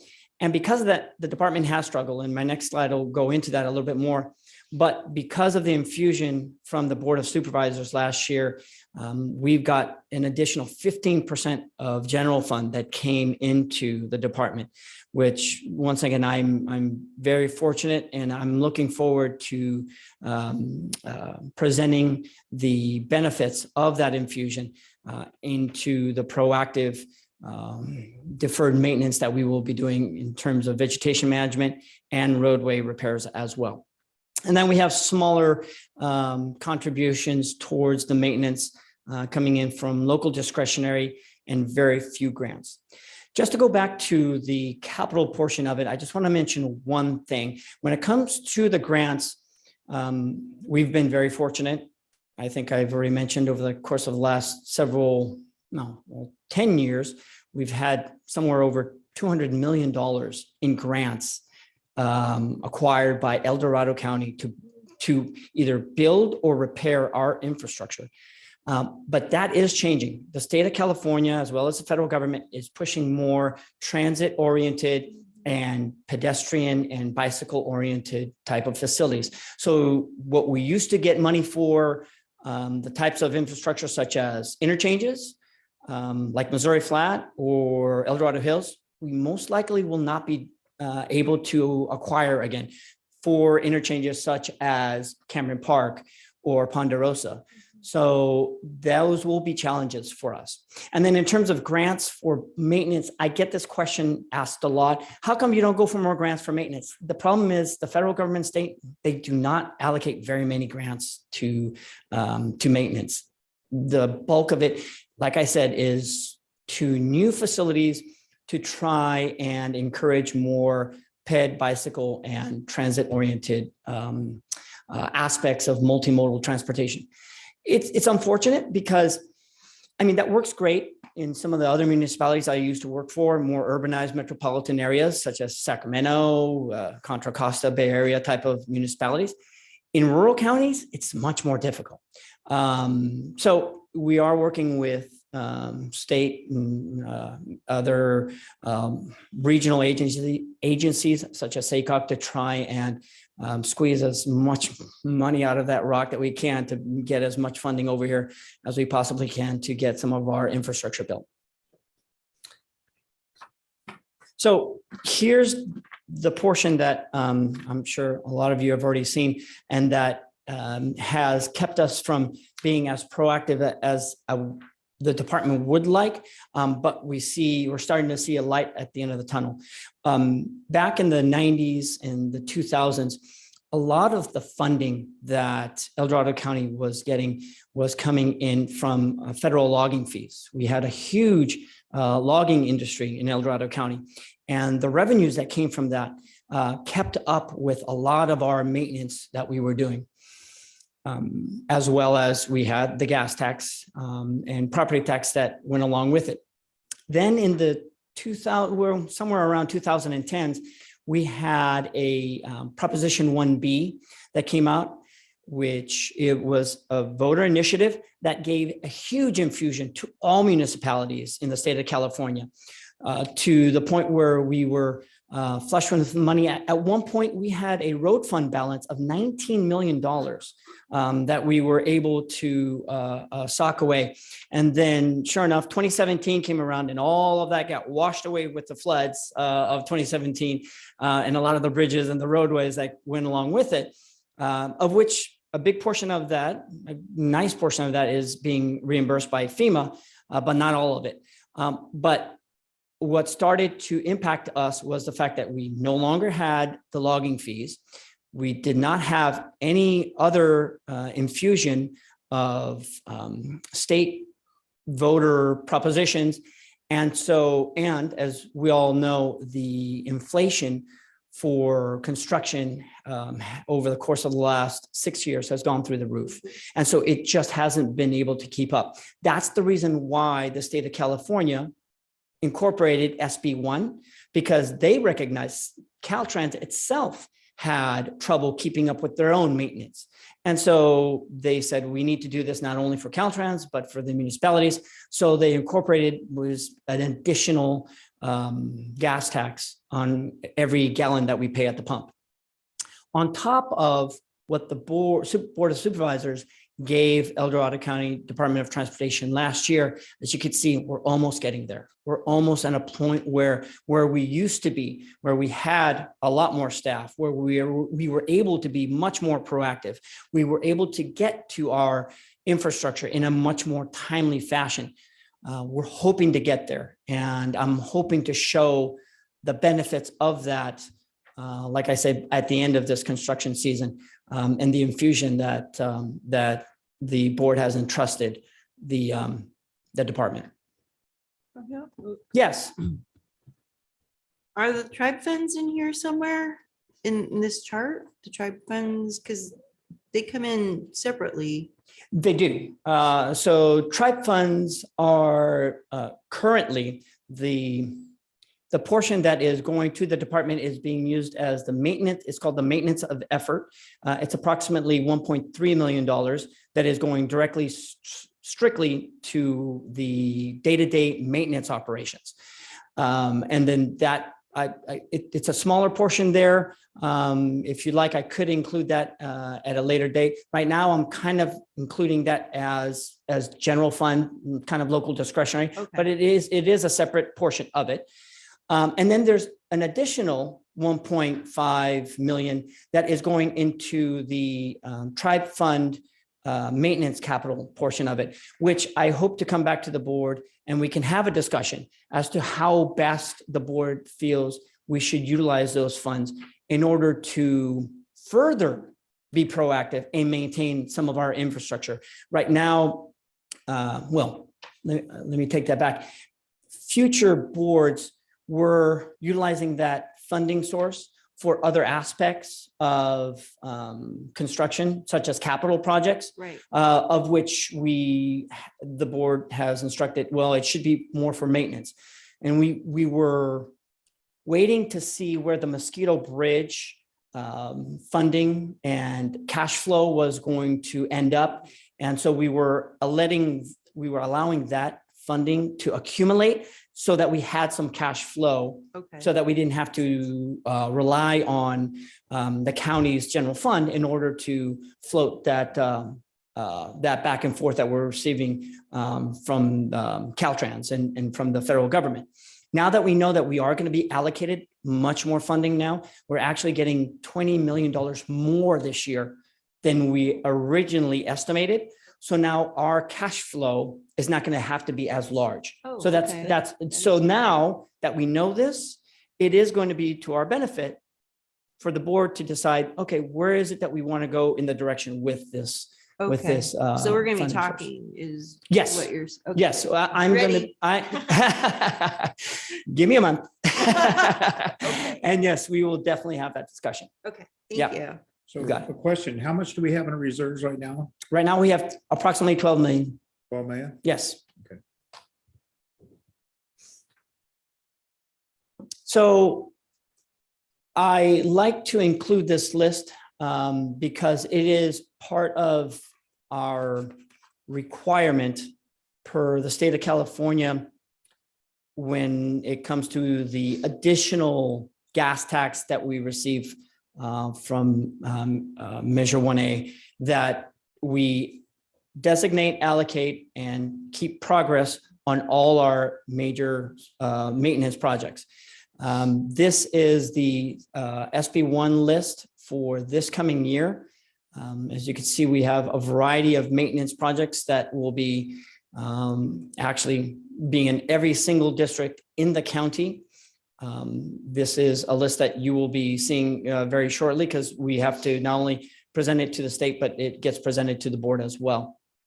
So a lot of the additional funding is to the tune of about $6 to $7 million additional funding that we like to supplant with other projects that we have in the county to make sure that we are able to accomplish a variety of tasks. So now, instead of just doing a grind and pave on a road, we'll try and combine it with an SB1 funding source, and then get grind and pave, and then maybe roadside ditching, and grind and pave, and maybe a surface treatment.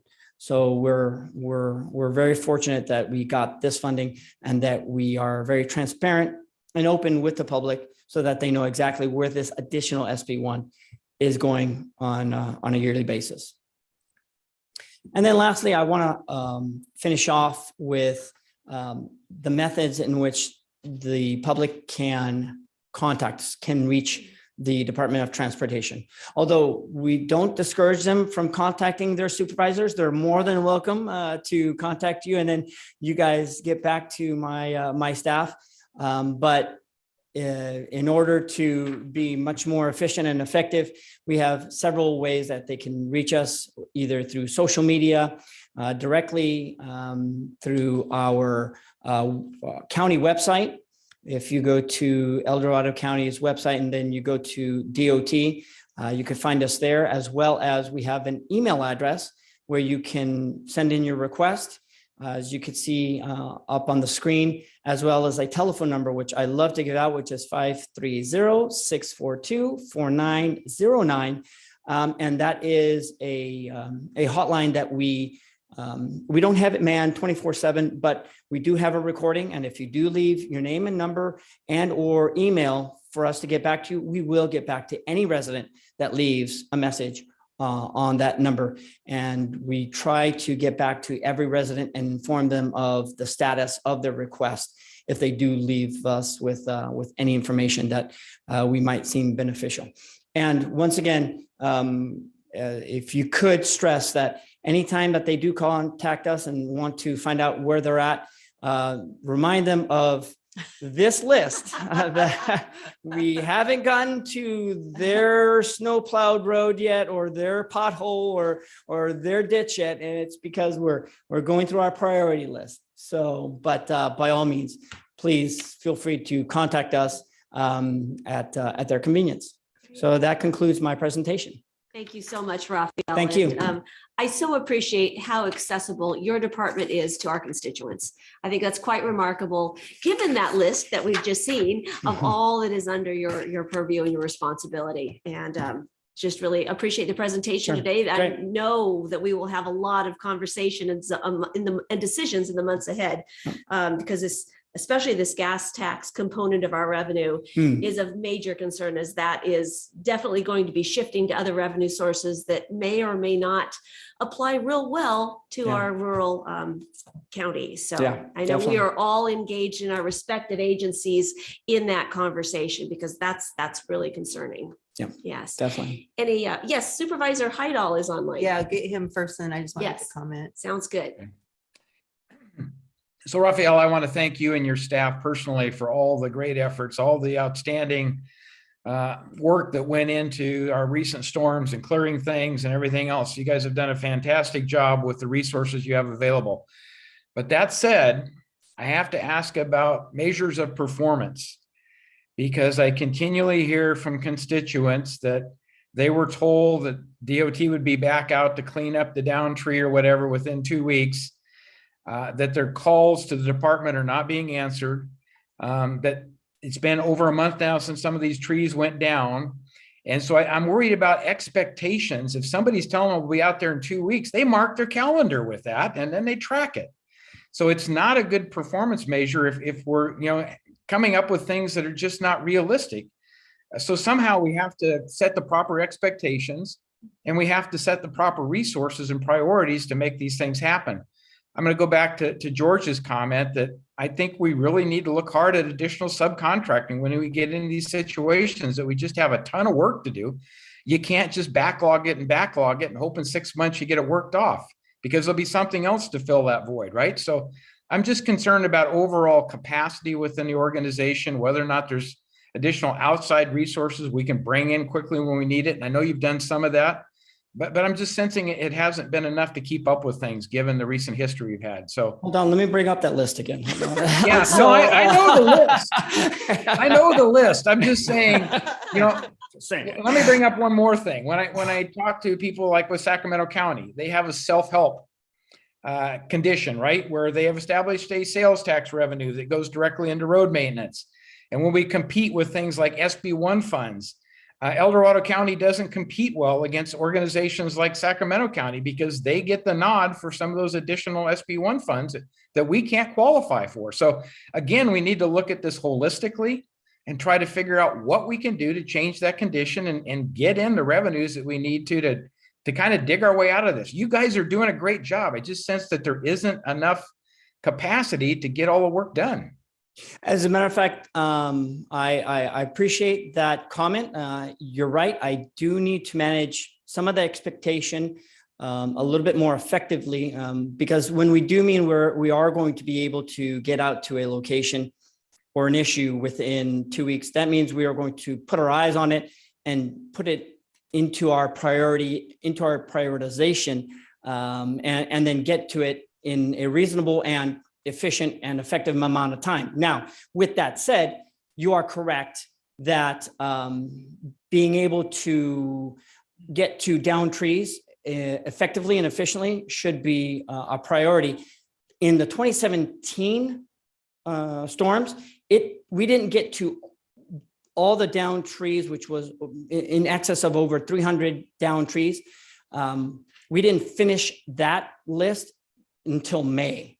We don't want to do that this year. And so I do intend on coming back to the board, possibly within the next month, to have that discussion, to see how we can proactively work together and see if between the department and the board, we can come up with a solution to maybe make that process a little bit more efficient, a little bit more effective, and a little bit more timely as well. So I do agree, and I'm looking forward to having that discussion with the board. Thank you. That was a good setup, and we look forward to that dialogue. Yeah. Supervisor Parlin, I think you were first. Well, Dawn, did you want to just really quick explain the self-help bit for everyone that hasn't been on board forever? Sure, or Rafael can. I mean, the gist of it is local jurisdictions need to throw some skin into the game. And they do that through sales tax or tax increases. This board has chosen, or prior boards have chosen not to put that on the ballot measure. I believe we thought we would try TOT first, and we tried TOT twice. A few years ago, we tried it for the entire county. It didn't even get 50% of the vote. We tried it this last cycle. Tahoe passed overwhelmingly. The West Slope, again, didn't even get 50% of the vote. That's how those counties and jurisdictions that Supervisor Heidel referenced take advantage of SB1 through those tax measures. And that's a policy decision the board will need to make if we want to put that on a future ballot. It has to be a special tax with dedicated revenue, which is a super majority, which is a very heavy lift. It's very difficult. And in the fact that the board had just recently last year to put general fund monies in, that's new for the county. Yes, it is. That does not count as self-help funding, unfortunately, even though in my mind, logically, it makes sense. But there is a new avenue for tax increases to get on the ballot, and that's if it's a citizen-led initiative. You don't need, I can't remember if it's a simple majority or 55. Simple majority. Yep, Simple majority. Major area in Sacramento County, which failed as well. Yeah. It was surprising that failed in Sacramento. Right. Well, I think that just speaks volume, though, the challenges with all of this, and that I'm not opposed to talking about where we can and can't contract out to get some of this done, especially with the trees stuff, because I think from Snowmageddon, we're still finding trees laying around from that. And then we had the flooding on top of it. And it's just like, I feel like we just can't get caught up. So That impacts vegetation management. It sure does. It does. So It does. it really does. And so I think that's the conversation I think we're going to be having in a month with Mhm. tribe funds and what we can do. And what I wanted to say though, before all that started was, I just want your staff to know how much I appreciate when they do respond to a constituent, they copy my office, they let us know what's going on so that, we're in the loop and that we can help carry the messaging, that you guys are out there and responsive and all that. Cause nobody's perfect. I get that. I mean, I let things slip through the cracks once in a while too, but generally speaking, you guys, I feel like they try really hard to respond to people. And like Supervisor Heidel said, maybe a little more realistic expectations, but Yeah. gosh darn it, sometimes they're really faster than I thought too. Every once in a while, they You amaze me just as well. don't know. So Yeah. just thank you for the thousands of miles of road maintenance. And it's very appreciated and Thank you looking very forward much. to these conversations. Appreciate it. Supervisor Turnbull. I just want to thank you and your staff, the hard work, especially with all the issues that we've had recently with the flooding issues like in El Dorado, and Cameron Park and all the stuff that's going on, especially with like in Saluti Winery where the road gave away there, response time, awesome. Put some eyes on it, made a phone call. You guys fixed the problem. And Latrobe Road, that was a big deal down there. And then also at Sweeney Road. So I just want to thank you guys for all your hard work with the little manpower that you have. So we try. Thank you very much. Well said. All right. Thank you, Raphael. Lots Thank you, more Raleigh. discussions to come. Appreciate it. Thank you. Appreciate.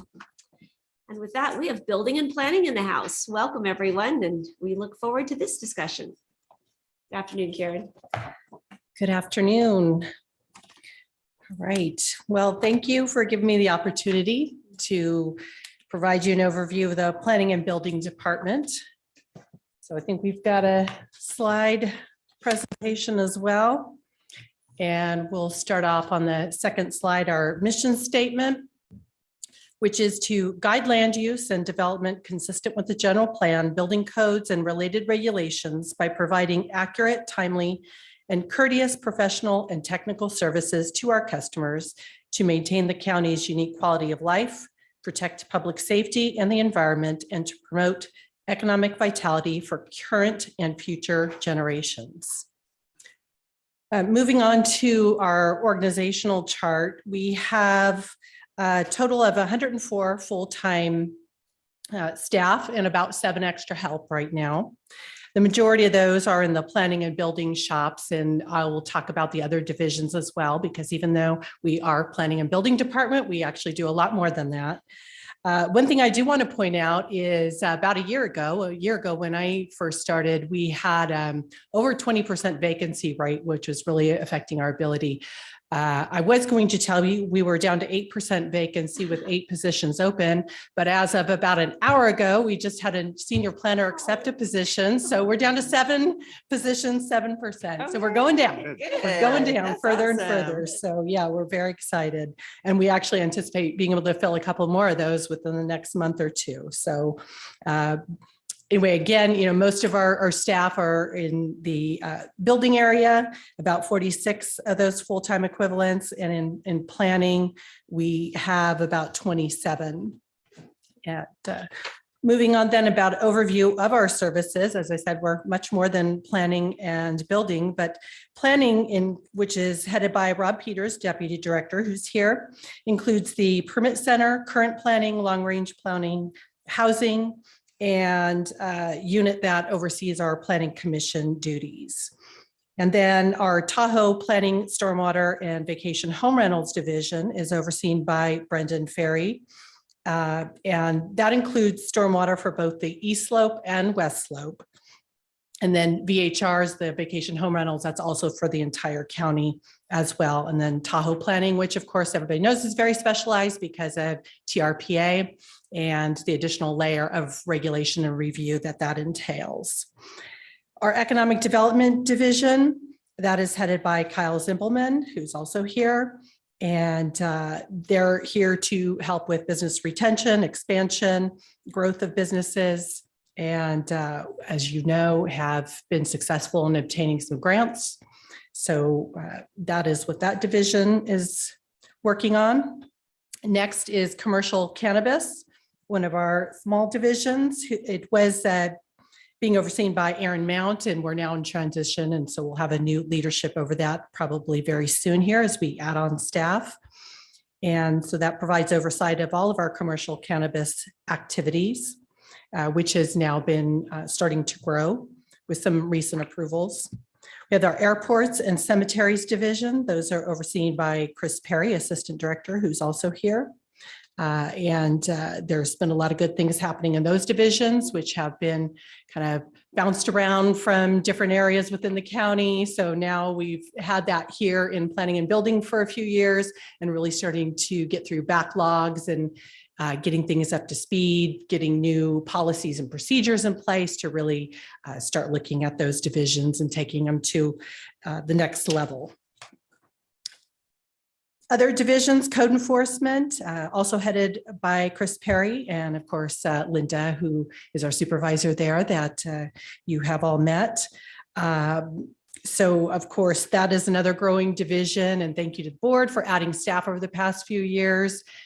We, of course, are adding different responsibilities, and then the code enforcement division itself has been coming forward to you, and you have been approving some additional ability for them to enforce and enforce quicker on some of our codes and regulations. So they are definitely a very busy division.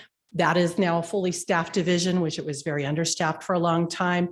Great team there that's really taking off and learning quickly and getting out there and getting things done. Then our building division, which is headed by Tom Burnett, also here.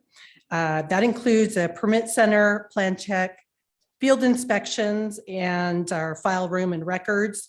We'll probably be changing the name from file room and records. It's a little bit antiquated because that group has now been moving into the area of actually processing some of the building permits, some of the ones that come in online, or some of the smaller things. So that is changing there as we look to move people and roles and responsibilities shifting to more online activities. Looking at our total operating appropriations, we're just a little over 25 million. And for a department like ours, salary and benefits obviously is a big part of that. And really, this chart is reflective. The size of those appropriations per division is pretty consistent with the size of the division itself for that reason. Building being the largest, and planning, here it's broken into long range planning and current planning. That's the second largest. And then we also have a big chunk that is operations, about 3.5 million of that. And that includes some of our department-wide costs. So things like Track It, the program that most of our divisions use, costs associated with that, and what we call the A87 costs. So our what we pay out to IT to help us out and other divisions for their help that they provide us. As far as net county cost, we're just under 6 million for net county costs. And of course, our building division in particular brings in a significant amount of revenue through the thousands of building permits that they issue each year.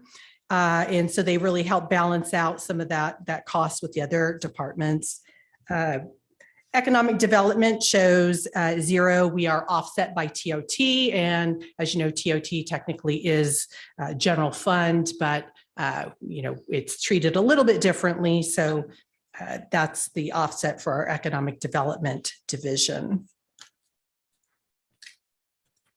The next slide shows our revenue sources, and not surprisingly, licenses, permits, and inspections licenses and permits are our biggest source of revenue for both, that includes both planning and buildings permits that we issue. So that's well over half of our general fund revenue. And then other financing sources include things like developer deposits for time and materials. That's a big one. Some of the fees we collect for rare plant, oak woodland fees. And then it also, some of the revenue includes our broadband grant funds and some of the other grant funds that flow through our department. As far as non-general fund revenue sources, this includes primarily some of our housing programs, airports, and our one zone of benefit cemetery. The large portion of this, of course, is our housing grants and programs. So here, one of the largest is the federal revenue, and those are our grants. And actually out of that 2 million shown there, 1.5 million of that is grants that we've recently talked about, the $1.5 million CDBG grant that is flowing through our department that we are using to help build the Diamond Village apartments. So that's the big chunk there. And then what is shown as fund balance is primarily our loan programs and housing. So first-time home buyers, home repair, gap financing that we provide through our housing programs. Looking at our service and performance indicators for building, our new permit applications, I've got last year, the full year, and then fiscal year to date. And you'll see for new applications, we're a little bit under half of what we did, which is exactly where we want to be. Same with permits in process and permits finalized. We are a little bit less than half, and I would say a big part of that is spring is our busy time. So it is not an even, applications come in evenly throughout the year. We do see a peak in the spring for sure. But we have seen a little bit of a slowdown as well, particularly with the housing. On the planning side, I should have modified these numbers before I put them in the slide because they look really crazy of why is there such a big thing. It's the VHR. The vacation home rentals used to be included in these numbers, and they were last year because we used Track It. And if you recall, we moved the vacation home rentals into another program called HDL, and they're tracked separately, and you'll see those numbers a little bit later on. So about 1,000 of those in each of those categories is actually a vacation home rental permit. So if you back that out for new planning applications, last year it was really about 469. We're at 187 so far this year. For projects in process, it would be last year about 727. We're about 184 this year, and approved last year would be about 648, and we're about 113 this year. So we are getting through our planning backlog as far as getting the things that are in process out the door and getting more approved. But we are seeing, of course, a good amount of new planning applications as well. Even though the housing market tends to slow down, we do see activity then of people processing maps and that type of activity to get prepared for the next housing cycle upswing. So we might not see, final maps, but we'll see, new maps come through. And we also see, of course, conditional use permits and design review permits and things like that. All right, moving on to our service and performance indicators for long-range planning, just a couple of highlights that we did adopt and certified our housing element that goes through 2029. We did complete and have the adoption of our electric vehicle charging station ordinance, and that's been blessed by the state. So there's a website that people go to, and for a long time we had the red light, and now we have a green light. So that's good. Everything's done there, although with new legislation, we'll be probably coming back and doing some revisions to that before too long. Adoption of various general plan and zoning amendments. We participated in cleanup with the sheriff's office of one of our eco preserves. We have a request for proposals, or actually about to get a housing consultant on board. We did a request for proposals, looked at those, and that is because we lost a great person in CJ who oversaw our housing programs. We were unsuccessful in filling that, and we decided it's probably best to use a consultant for a little while to help us get those programs, maintain them, keep them going, and then help us evaluate those programs as well, including what's the proper staffing to keep those programs and be successful. So that's what this consultant will do for us probably over the course of the next year. And then made progress on many key projects. Of course, design standards is the big one, and we will be coming back soon to the board with a modification to the contract on that, because as laws have changed, we go down one path and then the state puts new laws on us and we have to modify and shift and change. And so we've talked to the consultant, we've decided best to sort of roll together a couple of related projects. We were going to break up this project because it is large into 2 or 3 separate projects, but now decided it's probably best just to roll it all up into one, get it all done. So that'll be coming your way very soon. Under economic development, we've had a great year or so with getting some grants, the small business grants totaling over $2 million, which helped 169 small businesses. Almost just under $2 million for 24 nonprofit organizations. We awarded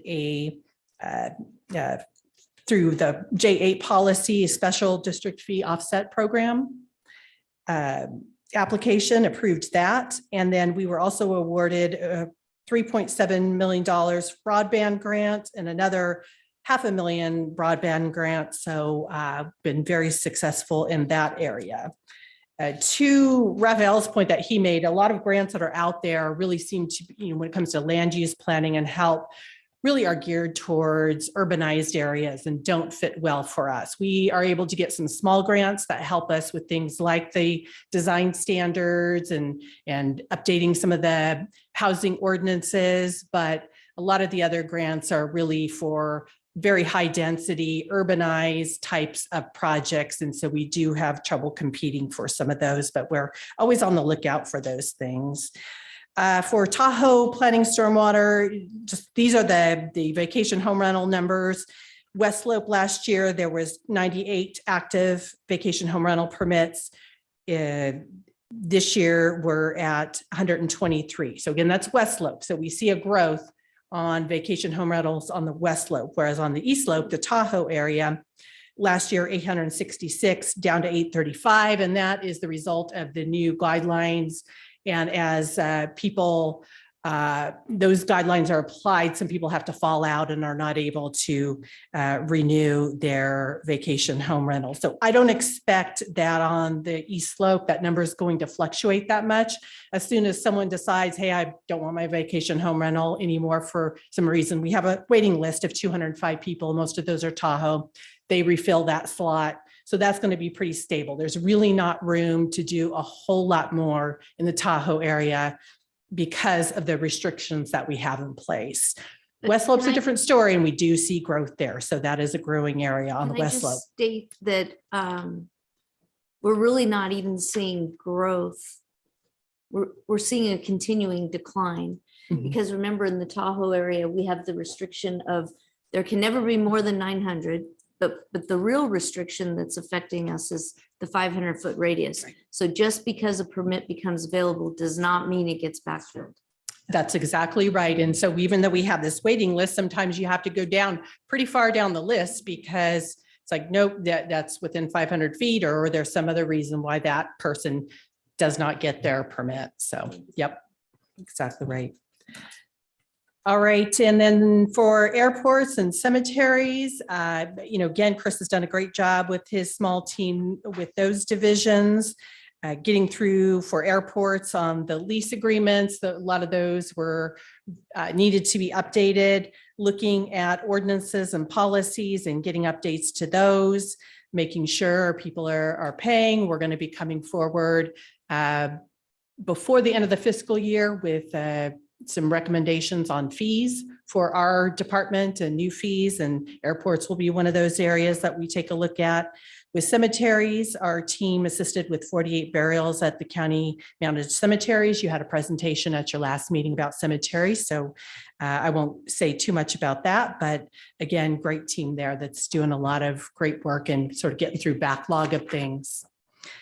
So as far as our role in the strategic plan, the first one, economic development, obviously we have the economic development division. So we really embrace a lot of those things, particularly just the development of county policies and incentives to retain, develop, and attract businesses here to the county.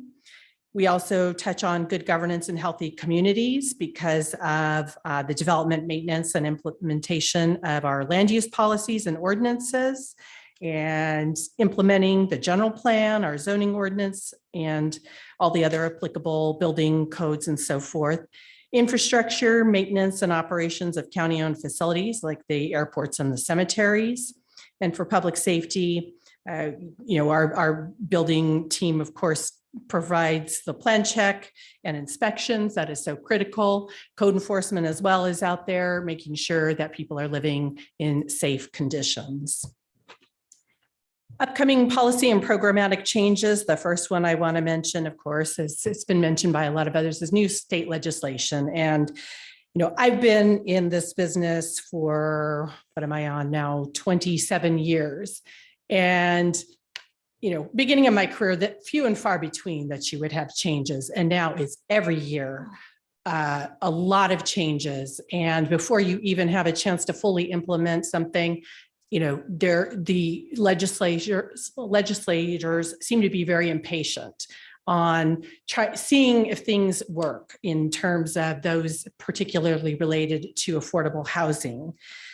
So a question was asked of me, are we incorporating all these new state laws? Yes, we absolutely are.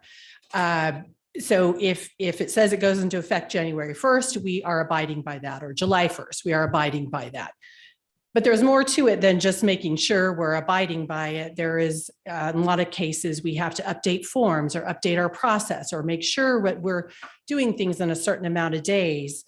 So it takes a lot of work. And as you know, just updating our ordinances to be reflective of what the state is saying, that takes time to do as well. So, for example, I think it was the end of 2021, updated for accessory dwelling units. Well, there's already changes to that. So we're going to be back in front of you saying, here's some more changes to accessory dwelling units.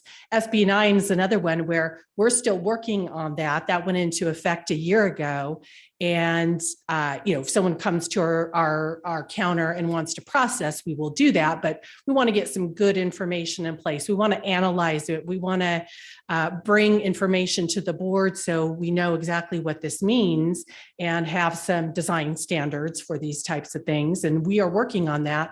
But I've already heard that legislators are looking at that saying, hey, this didn't have the effect we wanted it to. We need to make changes. So it's frustrating, and a lot more time is spent looking at all these legislation. I've now created a matrix. So this is, here's what we need to do. What are the immediate things we need to do to make sure we're implementing this?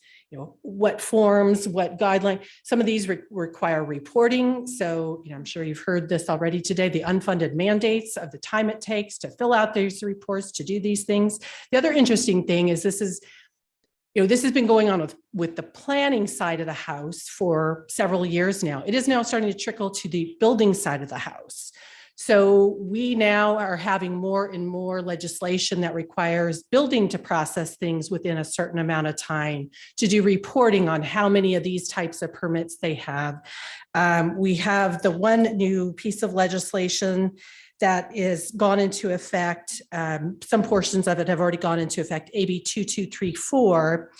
That mandates certain turnaround times and certain checklists, certain online. You have to do online application, take in online application for affordable housing projects. That's the building side, which is new. So it is very challenging then to, with our Track It system, to go in, make those changes that we need to do to pull out the reports that the state's asking for and so forth. But we are doing that. So. The other thing I want to mention again is regards to stormwater. So we fall into two areas. So Tahoe is one stormwater district and the West Slope is another district, which having one district in your county is hard enough. If you have two, Brendan does a fantastic job of handling that when we do have staff on the West Slope. We anticipate the state has been behind in implementing a new permit for the West Slope. It was supposed to go into effect in 2018, and they've been holding off. We think it'll finally go into effect this year. New requirements for information you put on your plans you submit related to stormwater, new requirements for actually putting your SWEPs, the stormwater mitigation measures on the construction sites and post-construction sites. Requires a lot of coordination, not only between Brendan's group, but building and, even DOT to make sure that we're the eyes and ears. And this is a huge unfunded mandate for sure, because we do not get any money. And that is a lot of time, a lot of inspections, a lot of reporting, a lot of requirements to make sure that we are implementing all these things required with stormwater. The other thing not on this list, but just kind of worth something I'm keeping an eye on is with our code enforcement, again, increase with vacation home rentals. We've got changes that could be coming forward with ranch marketing that requires more enforcement, cannabis, now that we have some of those, more enforcement. So, we're seeing that scope increase for code enforcement. Again, they've been doing a great job, but just something I'm keeping an eye on. So I think that's it for my presentation. I do want to give a special shout out to Tom Meyer, my senior admin analyst, who put together the slides for me, explained some of these accounting terms that are, not what I got into land use for. I tried to avoid that, but he's great, and I really appreciate his help. And of course, Becky Morton, who heads up our fiscal team, they just do a stellar job keeping us within our budget and just knowing what we're spending, what we have left, all those wonderful things. So thank you. With that, I'll take any questions. Thank you, Karen. And it's wonderful to have all of our staff and your leadership here with us today. And the scope of what you deal with on behalf of the residents of El Dorado County is just mind-boggling. And lots more conversations to come, I realize. District 2, Supervisor. Yeah, just want to know how many permits were pulled in Grizzly Flat? Oh, I don't have that number in front of me, but I can get that for you. Just curious. Yeah, it has slowed down, and Tom might have some. It could be, maybe some. 100, Not very many. about 100, and that includes the temporary RVs and everything. So if you're looking for permanent housing, I can get that number to you. It's still fairly low. Is there any way that the county can help those residents up there? Because they got 2.5 feet of snow up there, especially when it comes to this solar waiver. Is there any way, the state put on these people out there? Is there any way that we could help them? With the solar requirement? Right.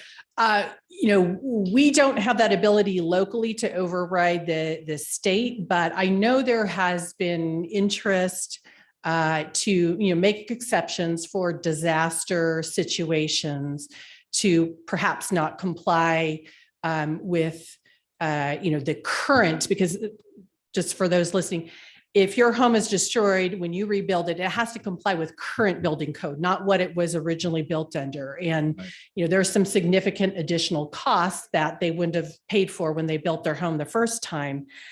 So for me, I'm always on the lookout of, are there some groups out there that are advocating for that, or talking to our representatives and seeing what we can do to provide them the information that they can use to go to the state and say, hey, we need to make an exception here in these situations. So happy to always provide, data information if there are folks that want to push that. We need that information because the people, a lot of those people were uninsured, even the people that had insurance.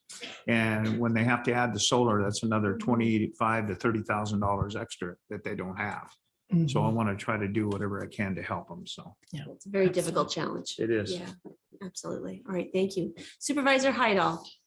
Yeah, Karen, I want to commend you on your service and performance indicators. Those are great. I mean, the fact that you're getting out in front of it, looking at the measure, looking at the trends and stuff, it's fantastic. One of the things I'd ask you to consider is backlog.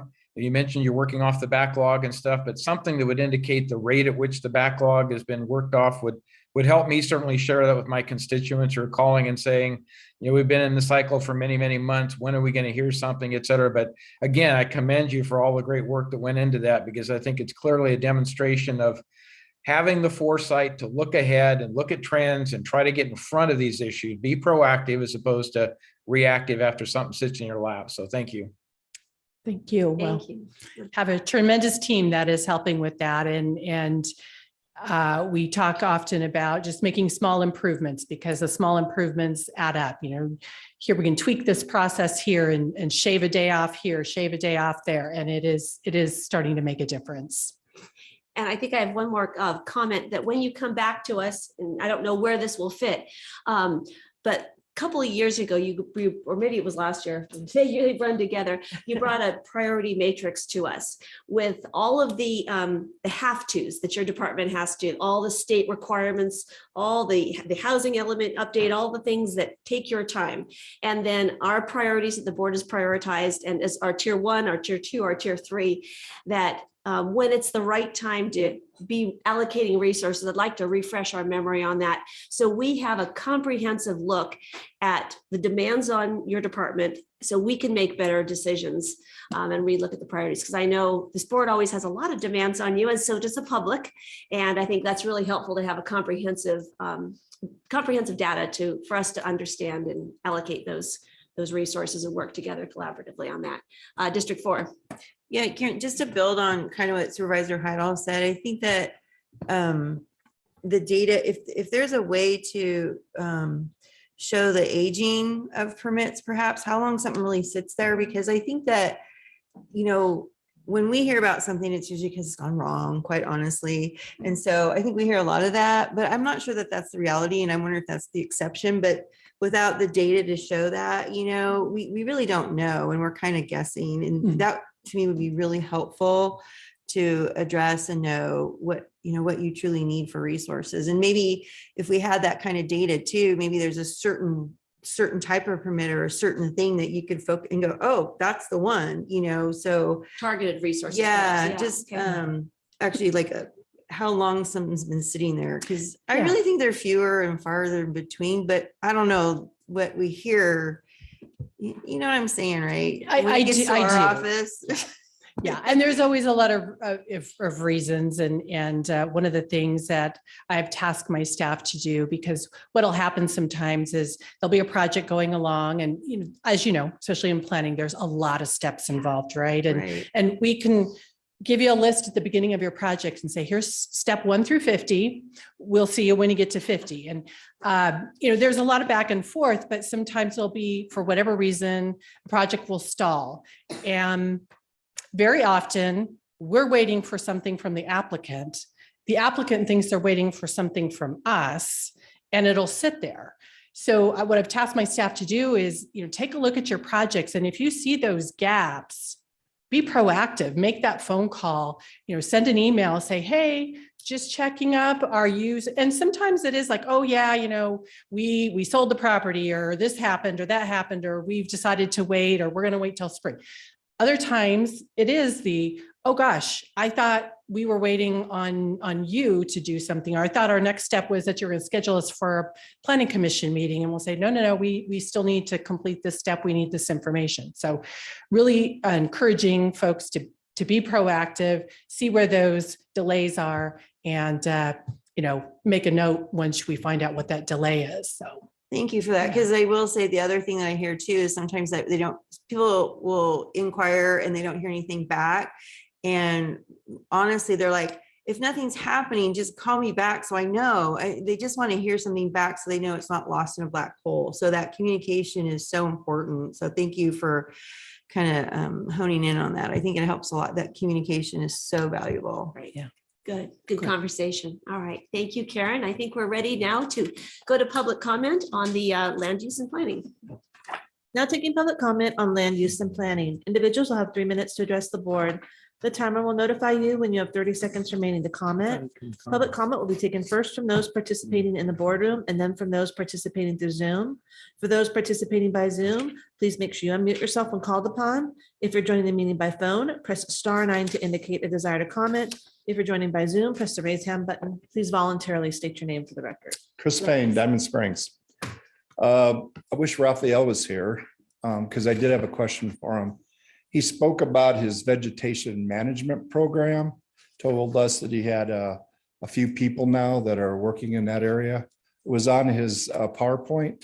What I'm confused about is the Office of Wildfire Preparedness and Resilience, and the fact that they have a responsibility to vegetation management. So could we get some clarity a little bit about, I assume it's roadside clearance and it may be county roadside clearance that he's referring to, but I want to make sure. Yes. Supervisor Parlin's nodding her head. Yeah, Okay. it is. So that helps me understand. The second part is planning and building, Karen's department. I've told you before that I thought it was important to augment or even make the ombudsman position more broadly important to the department, and also potentially put that person in the atrium waiting area at building C, a couple hours a day. Potentially, you could see how, if there's any interest, certainly there would need to be kind of a promotion of it to let them know. But essentially, ombudsman, nobody understands, it's a weird word, but getting help and understanding what's going on is something that everybody understands. So whether we put your questions answered here or whatever that is, there's got to be some way to be able to prepare people when they walk in to going to the counter and knowing a little bit more about what they need to ask in order to get the right kind of support. So that's one of the things I was going to talk about. The other part is just the fact that I've most recently just talked to a few people who still have permits in that haven't been processed completely, and being able to understand what their status is easily rather than track it. I understand track it may be going through some evolution, so that might be important for you to know what evolution is it going through. Is in the end it going to be easier to use? A lot of people don't know that they need to be able to log in, so they have to give them a login ID and password. But essentially, to go in there and maximize the use of Track It or something better, I think would be critically important to the success of planning and building. Thank you for the time. I appreciate it. Thank you, Chris. Anyone else in the house like to speak on this item? Seeing no additional public comment from the boardroom, now taking public comment from Zoom participants. There's no public comment. All right, so interesting thought about it, the ombudsman, or using it more as a navigator to help folks go through the complexities of their projects and understand how to best get the help they need. I guess the question was, how can people best understand the status of their permits most easily? I don't know if you want to quickly tackle that, Karen. There are some upgrades that'll happen with Track It. I'm not sure if that particular situation will be easier, but it's something on our mind. We do want to make it easy for folks to be able to find out the status of their project. So that is on the list of sort of a longer list of Track It upgrades. And in fact, I know Tom Burnett he's been visiting and talking with other jurisdictions that use Track It and learning from them best practices, seeing how they're using it to see if there's anything we can go out and replicate. So, yeah. Well, thank you so much for being with us today for your presentation, and we look forward to the budget process moving forward. So thank you so much. We've had a request for a brief 5-minute break, and then we will be moving on to the general government elected presentations. Our auditor controller had a conflict, so he will be presenting to us at 9 a.m. tomorrow morning. So first up will be the assessor as soon as we are done with just a 5-minute break. So thank you. Be right back.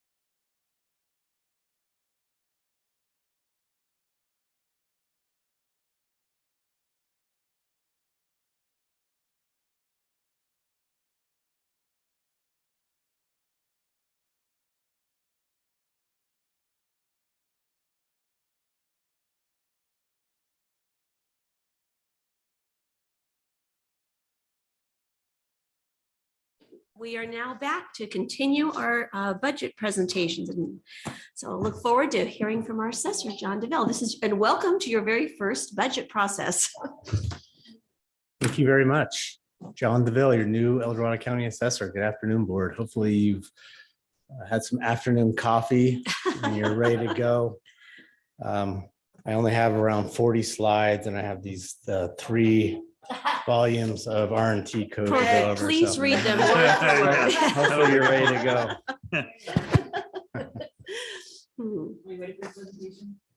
Yeah. All right. All right. So pleasure being here. I wanted to first start with talk a little bit about the transition and how that's going. Talk a little bit about my plan for the next 4 years in office. Go into some of the role data and talk about our budget and some opportunities and challenges that we're facing. So let's just get started here. So the transition is going very well. I'm very pleased and I've been very welcomed by the staff and it's been delightful. The staff has been great. They're open to me asking a lot of questions and been very helpful. They're very experienced, talented, and hardworking, and have a strong commitment to public service. So it's going very well so far. And just to mention, the assessor's office has had a track record of success. My predecessors, Wyland and Holcomb and Winter, and going back to Thorne. So although we've had success, there are opportunities for improvement, as every department has. And preparing for today and thinking about that, I came across a great quote by one of my favorite presidents in the history of the United States. And Kennedy said, "The time to repair the roof is when the sun is shining." So I think that's fitting for my plan and what I have in store for the assessor's office over the next 4 years. So just looking at the plan at a high level, I want to enhance customer service, optimize systems, streamline processes, enhance communications, and innovate with smart, cost-effective technology. Our mission statement is to establish property values fairly and equitably for all property owners in El Dorado County, to provide exceptional customer service. Our values are integrity, efficiency, innovation. The role of the assessor is a constitutionally elected officer, elected to 4-year terms. Key responsibilities are to locate, inventory, and identify the ownership of all property in the county, and to make sure that we value every property that's subject to property taxation in the county as well, and to apply all legal exemptions, and to maintain property records and the assessment role to the public as allowed by law, and most importantly, to deliver the assessment role to the auditor's office by July 1st. Just looking at the property tax administration as a whole here, the property tax administration is made up of the assessor's office, which determines the values of the property in the county. The auditor controller's office calculates what needs to be taxed and adds the direct charges from bond measures. And the tax collector prints out those tax bills, sends them out, and then collects and processes the payments. And I'll get, the auditor controller has another responsibility that's pretty important, and I'll go into that in the next slide. The property tax workflow. This is just kind of a look at kind of the workflow as it gets to the auditor controller's offices, the auditor controller's office when they allocate the property tax revenue. So clerk recorder has the recorded documents, the deeds. And in parallel, the assessor's office gets the permit information from the cities and counties. Excuse me. And the assessor's office determines the values. Again, the auditor controller calculates what's going to be on the bill. Treasurer tax collector sends out the bills, processes the payment. Auditor controller allocates that property tax revenue to the special districts, schools, counties, and the general fund here in El Dorado County. So what makes up those values in our county?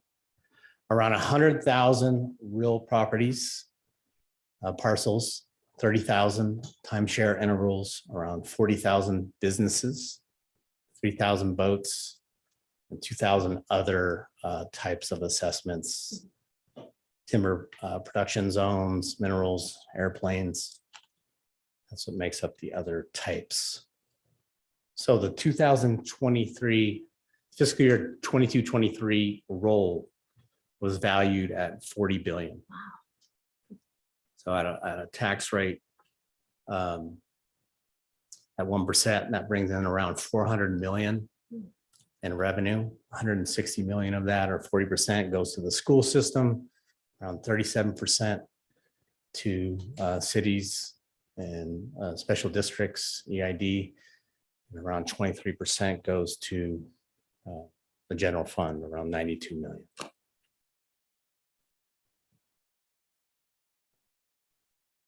Here's a look at the history going back to 1977. It shows a upward trend. Did have some rough years during the Great Recession, but if you look at between 2000 and 2008, 2000 it was around 12.3 billion. In 2008, it got up to 28 billion. That was the value of the roll, more than doubled. And although we lost some value during the Great Recession, if you look at from 2010 to 2020, there was a 46% increase. It went from 25.7 billion to 36.9. And now we're here at around 40 billion for 22-23. Next slide is a snapshot of the last 2 years. If you look at the net total, less homeowners exemptions and other exemptions, there was a 6.8% increase between fiscal year 21-22 and 22-23.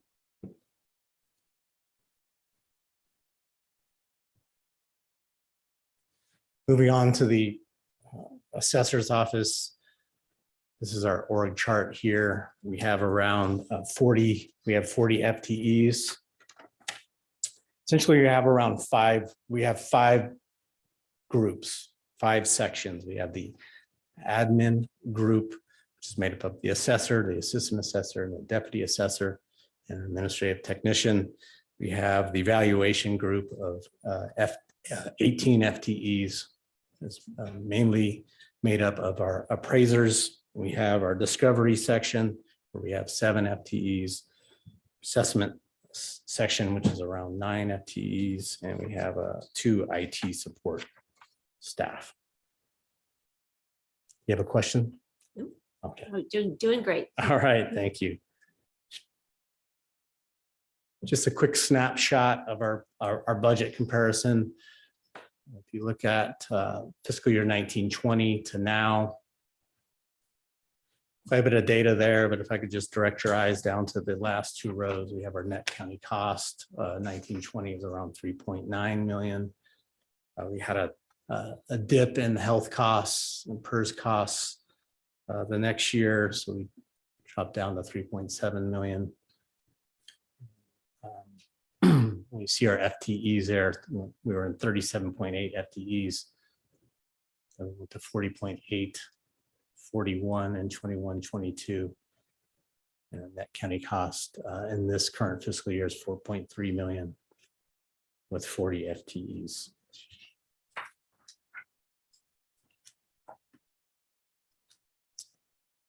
We'll talk a little bit about our service and performance indicators. Our main performance indicator, the critical one, is getting the roll in on time to the audit controller's office before July 1st. That's the main one that we have to get done and are required to do so. Something that we're working on right now, and I think they did a little of this in the past, is working on surveying our public engagement. So we have people that come into the office, have questions at the counter. We have many people that call, and we have folks that email us. We're already starting to capture and come up with a plan to capture those public engagements, so we can collect the data and see what those questions are, so we can figure out if there's gaps in what we're doing and how we're communicating in regards to the website, or with our public outreach, or let's say social media. So really looking to track our public engagement so we can mitigate repetitive questions and have staff focus on doing the appraisals, doing the assessments, getting the APN numbers in the system, and processing transfers. So I'm hoping that will be measurable and something we can share the next time around. We do measure some operational activities, but I think we need to do a better job of being able to measure that in real time on a more of a monthly, weekly basis. I think we're only able to do it on a larger, wider range, and it has to be pulled from multiple systems. So part of the plan is to try to consolidate that data into a usable report that we can track in real time. So I'm hoping next time around we have better data to share with you all. Our role in the strategic plan, our core values are our values in the assessor's office are aligned very closely to the core values. Integrity is one of our values that I listed in the beginning of the presentation. Really focused on customer service. The folks, the people in the assessor's office are really, they pride themselves on delivering good public service, and they're committed to it. The strategic goal that I think best represents what the assessor's office role is good governance, and making sure that we establish values that are fair and equitable. And from my experience at the sheriff's office, and I'm going to be bringing that experience to the assessor's office, I'm going to be looking for grants, looking for funding any way I can to invest in technology and other resources for staff so they can do the best job possible in our office. So I think that we play a vital part in the strategic goals. I think we're aligned very closely with the counties wanting us to do. Challenges and opportunities. Prop 19, just a little background. So Prop 19 was voted in to the Constitution on November of 2020. The voters passed it, I think on a slim margin, and it made changes to property tax benefits for families, seniors, severely disabled persons, and victims of natural disasters. And kind of in general, it allowed, if you take the example of 55 and older, it allows you to sell your home in one county. And if you have had long-term ownership, you could transfer your base value. A lot of times it's a low base value if you've lived in the house for a long time, and you can transfer that base value into El Dorado County. And let's say you came from Santa Clara County, you have a low base value, you buy a house for, let's say, 900,000, and your assessed value is 400,000. We lose out on a chunk of value that we would normally bring in revenue on at fair market value. So not only has Prop 19 added a lot of administrative burden, it is going to be impacting our revenue receipts that we bring in. So I want to make the board aware of that. I'm sure you already are, but I wanted to mention it here in my first presentation. I don't have a figure to share with you, but I'm hoping in the first 3 to 5 months, I will have that, and I will make that public and give an estimate to the public on the website or through social media. But that will be coming, that figure, but I don't have that figure now. I also want to talk a little bit about Megabyte. We've been in Megabyte for a few years now. It's going to take some more time to fully implement. It has some blind spots. That's how I describe it. My understanding of the old system, M204, was that although it was built on old language and housed on mainframe servers, it didn't have a lot of blind spots as far as the assessor's office workflow. Megabyte has some blind spots, but I'm committed to optimizing that system and working with Megabyte and the other 36 counties in California to have Megabyte step up. I'm going to be part of the committee in the California Assessors Association that is the Megabyte user group. So we're going to be working collectively to come up with things that we need to see in the system. And we're going to be pushing hard to get some changes to the system, and hopefully we can get to a point where we can decrease the blind spots that are in the system now. And lastly, I want to finish with talking a little bit about what I'm concerned about and what we're going to need to invest in here, hopefully next fiscal year. And that's digitizing the property records in the assessor's office.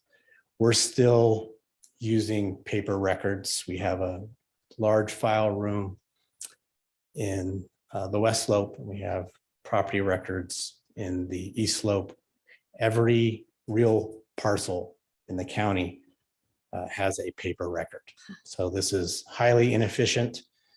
Staff has to go into the file room, pull it out to do research. I'm concerned that we may be at risk of losing files. It takes time. When the city of South Lake Tahoe asks for information from a property record, we have to go scan it and send it over to them. So we really need to digitize those records and make the investment. I'm also concerned that if we have a fire over there, we're going to lose a lot of historical property information. So I'm going to be bringing that as a request to your board as part of our 23-24 budget. So I wanted to make you aware of that as well. With that, are there any questions? And I do have 2 more slides, but they're more informational about Prop 13 and Prop 19 that I wanted to have on record for the public and the board, but I'm not going to be going over them. Sounds great, but they are on Legistar, so folks can review those. Thank you for that background information. So really appreciate your presentation, John. Does the board have any comments or questions for our assessor? Just Did you get our button? Oh, I'm so sorry. It's okay. It's getting late. I know. This time of Go day, ahead, Supervisor. after Farley. 3 o'clock, it's hard. Thank you, John. Very informative. And I share your concerns about Prop 19 and all that. So when you mentioned the Megabyte, I don't know that much about Megabyte really, honestly, but I do know that over the last few years since they installed it and all that, I think I've asked, well, Shiva was still on the board, so it's been several years then. But the whole thing with the parcel numbers in our different systems across the county, and Megabyte's one of them, it uses a different set of numbers, and I guess you have to add zeros on the front or the back or somewhere. Is that ever going to get, because when I go to the planning department with their parcel, do you know what I'm? oh, Yeah, I think there was I there a don't fix for that? know, I don't want to misspeak, but there's either an additional digit or one digit less. Yeah. And you just have to, it's like when you're looking at your parcel tax, let's say, Bill, and it's got this one set of numbers, and then you go to look up something on the systems, depending on which one we're on, because there's too many in the county that don't talk still. I know the assessor one is one that we specifically asked if there could be some kind of a thing where if you're looking at your bill or if you're looking at the plannings, could it know and convert it for you, so you don't have to guess zero here or zero there or 2 zeros or whatever. So just something to kind of put on your back burner, knowing that I've asked for it for years. There's a lot going on in the county. I get that with software, but at some point it'd be nice if they could talk to each other better. So, Part of my plan is to enhance communication, and I think that fits in a couple points of my plan. The cost-effective technology that works and is smart, and then enhanced communication. So that's definitely going to be something I'm going to be looking at and see if we can make it work better and be more user-friendly for property owners. That'd be nice. Thank you for that. Great, thank you. And we're going to go to Supervisor Turnbull, and then I'll get you Supervisor Heidel online. John, I talked to you the other day, and I'm just kind of curious on this agricultural crop and lease questionnaire, that some of these ranchers have had, they've gotten and stuff. Is that going to impact their property? Especially when a lot of these ranchers they move their cows from one ranch to the other, especially when we're talking about vegetation management, especially to reduce these horrific fires. So are they going to be taxed more? Is that what it is? If they take their cows and move them to another ranch? I mean, it could impact them a lot. And that's why I'm just kind of wondering, because is this a new thing that just happened that the state put in effect? So let me put it in context for you. So a call came in from Supervisor Turnbull regarding a notice that was sent out by the assessor's office in regards to Williams Mac contracts. And we sent out questionnaires about trying to gather information that would allow us to value the property and to make sure that it's being valued properly under the law. The issue is, and it goes back to making sure that we enhance our communications, is we hadn't sent out that notice since, I think, 2015. So we're receiving a number of calls on it right now because people that have those Williams Act contracts haven't seen a questionnaire like this for several years. So they get the questionnaire, and we didn't do a great job being transparent that we hadn't sent them out for a certain amount of time. So I think we would have gotten less calls if we were able to kind of lead into that letter and let them know that, hey, we hadn't done this for a while, but we need to do this under the law to make sure that we're valuing the property correctly. Now, whether or not they're going to be, their value is going to change, or if they're having to pay more taxes, I don't know. I can't answer that, Supervisor. But the reason why we're doing that is because we're required to do so under the law. So you're saying this fell through the cracks, more or less. I mean, especially since it hasn't been sent out since 2015. Yeah, I'm part of what I want to be as a leader of this county and as an assessor is be transparent. And so I'm going to be transparent with it and make the corrections in my office where I need to make them. And going forward, hopefully that we can communicate more effectively with how we're communicating with property owners. Yeah, I appreciate that, John. Did you reach out to them, any of them yet, or? Not yet. I'm doing the research, and I do have their number, and I'm looking at the different parcels that are in the California Land Preservation Act, Williamson Act, and I'll be contacting them shortly. Okay, I appreciate that. Thanks, John, for the clarity. Thank you. Supervisor Heidel. I want to piggyback on Supervisor Parlin's comment about, the accessibility of the assessor's data and what's called, I guess, megabyte blind spots or gaps or whatever. Megabyte, when it was replaced, when it replaced the previous system, from the public accessibility and information, we took a huge step backwards. The previous system used to give you records that identified adjacent parcel numbers. It used to give you a history of how the property changed ownership. A lot of that information was extremely useful to members of the public. When we got to megabyte, all of that pretty much went away. You couldn't find the current zoning easily. So I'm wondering, if it's just blind spots or if it's just the way the software is built, that it wasn't intended to be transparent and providing information. It's just kind of a quandary as to how we ended up with a step backwards in terms of public access of information.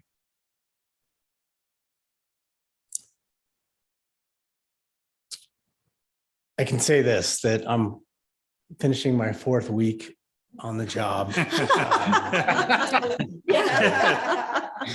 I didn't exactly have open access to the assessor's office while I was at the sheriff's office, which makes complete sense. But now, the first part of my plan was to sit down with every person on staff. I got that done.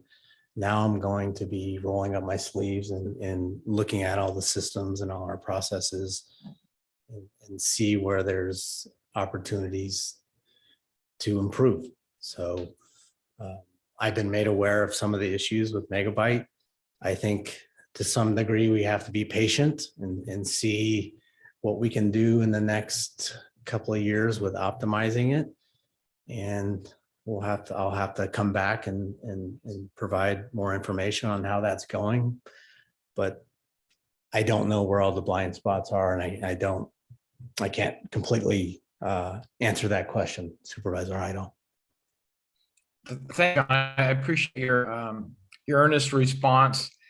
I'm just, again, looking at it from the public's perspective. We used to have pretty good transparency and it seemed like it went away, and I'd like to restore that if we can. And obviously if Megabyte can do that somehow through software upgrades or whatever, great. If it can't, then maybe we need to look beyond that at some point and find a system that will, but future discussion. Thank you.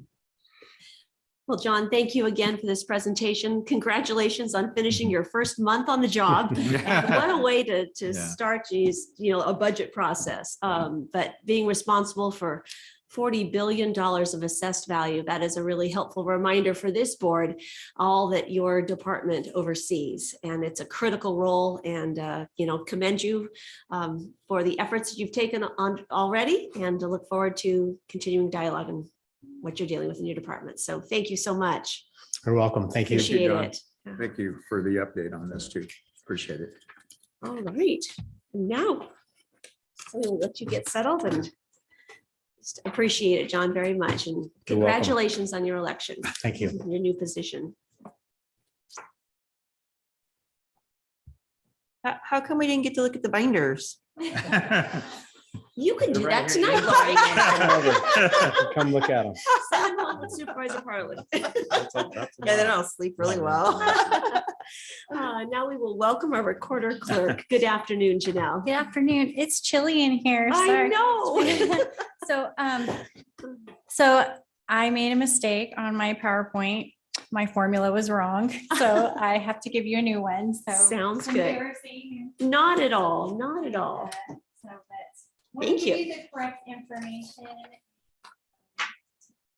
So that my numbers are not like that, but I guess some good news, right? And all of that. Here, I'll take this. It's just better numbers are good. Yes. All right. Good afternoon. And members of the board, I appreciate the opportunity to share with you what's going on in the office at the Recorder Clerk's office. Janelle Horn, Recorder Clerk. And not much changes in our department. We go from day to day doing the same thing. Unless there's a big legislative change, not much changes. So this is pretty much similar to what I've done in the past if you've seen my presentation before, but for our new members, I will go ahead and get started. So let's see here. I get to be in charge here. All right. So the purpose of our office is at the recorder clerk is to ensure that there's a vital link to all records to the past. It's to make sure that generations can come and view these documents. We preserve them and maintain them and have correct indexing, which is really important so you can find those records. What we do there is we examine, we record, and then we present online with our index, our real property records, which all abide by local, state, and federal law. So the public may come and search. They can do that online. They can do that in the office, and they can even purchase a copy of these records. The county clerk is the officer charged with filing, preserving, and maintaining records relating to public filings as required by statute. So overall, the recorder clerk strives to provide efficient and cost-effective services to customers while maintaining the highest degree of public trust. So our vision, mission, and core values. Our vision is to be leaders in the county by example in customer satisfaction, employee knowledge, empowerment, and to serve with honesty and integrity. Our mission to reach our vision is to serve each person in our community with dignity, respect, transparency, and professionalism. And then along that is our core values on how we are going to obtain those goals. Our organizational chart, we are small but mighty. We are a small office of 13 and a half full-time employees, or 13 full-time, half employee part-time. Our overall budget this last 22-23 year was $2,041,000. That it was a little bit high than normal this year due to our AB 1466 project that's going to be coming out of special revenue accounts. So this next year, I am going to suspect that we are going to be probably around 1.4 to 1.6 million. That's pretty around normal for us. For this next fiscal year. We do collect on the county's behalf the documentary transfer tax. In 2022, we collected $3.9 million, which then gets dispersed to cities. Cities get 50% of what we collect in their jurisdiction, and then the county gets the rest. So, and it all goes to the general fund, and you guys get to decide how you're going to spend it. A little update for our full-time staff, because, and I've talked to all of you in the fall on what we've been seeing as far as declines in recordings, and what we're going to have to do in this upcoming 23-24 is we are going to have to decrease 1.5 positions. Thankfully, they're vacant and not going to affect anybody.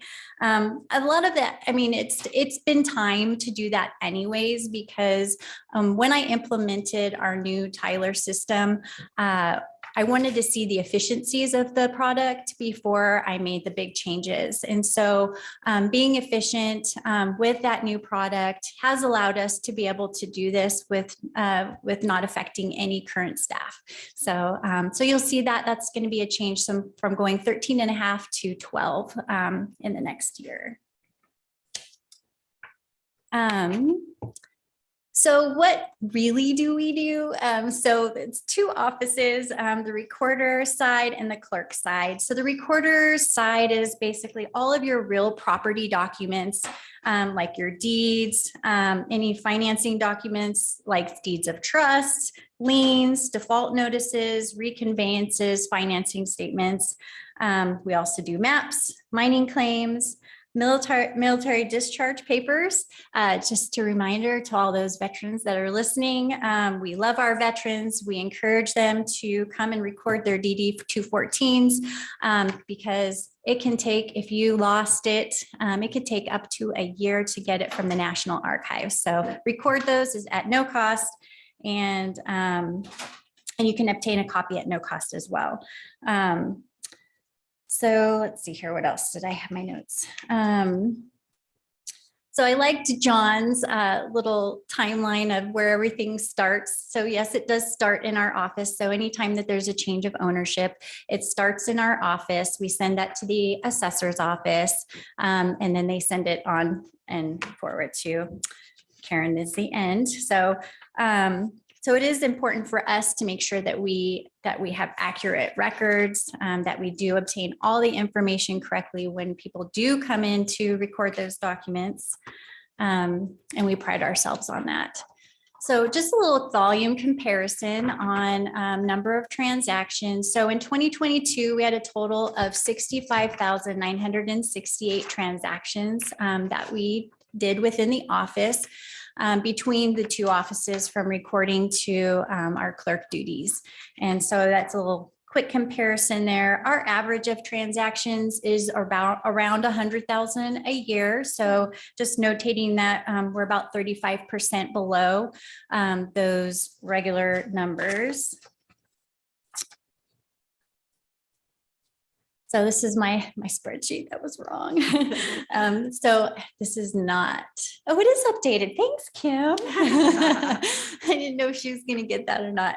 All right, so that's wonderful. So just wanting to kind of show you a comparison on for the mid-year where we're at right now. So 22-23 mid-year recording, we were at 19,857. Last year's mid-year, we were at 35,599. So it's just a 44% decrease in just recordings that we were seeing between the 2 years. And then, but I want to give you some good news too, right? So some good news, just want to show you that our public marriages have actually gone up 6%. And then our ceremonies have gone up 13%. So I wanted to say, I think we've done a really good job on advertising and getting people to see. I think a lot of that had to do with our being able to have a wedding room. So thank you for allowing me to do that, and Dawn's encouragement as well. So I think it's great to have an option for our locals and people who live out of the area to be able to have a beautiful place to get married on their way up to South Lake Tahoe. So South Lake Tahoe, we'll be working on that when we move and have a nice, beautiful place within our office to get married as well, because we do a lot up there as well. Hey, Janelle, I just want to tell you how much fun I think it is when I leave the office sometimes and we have wedding parties out.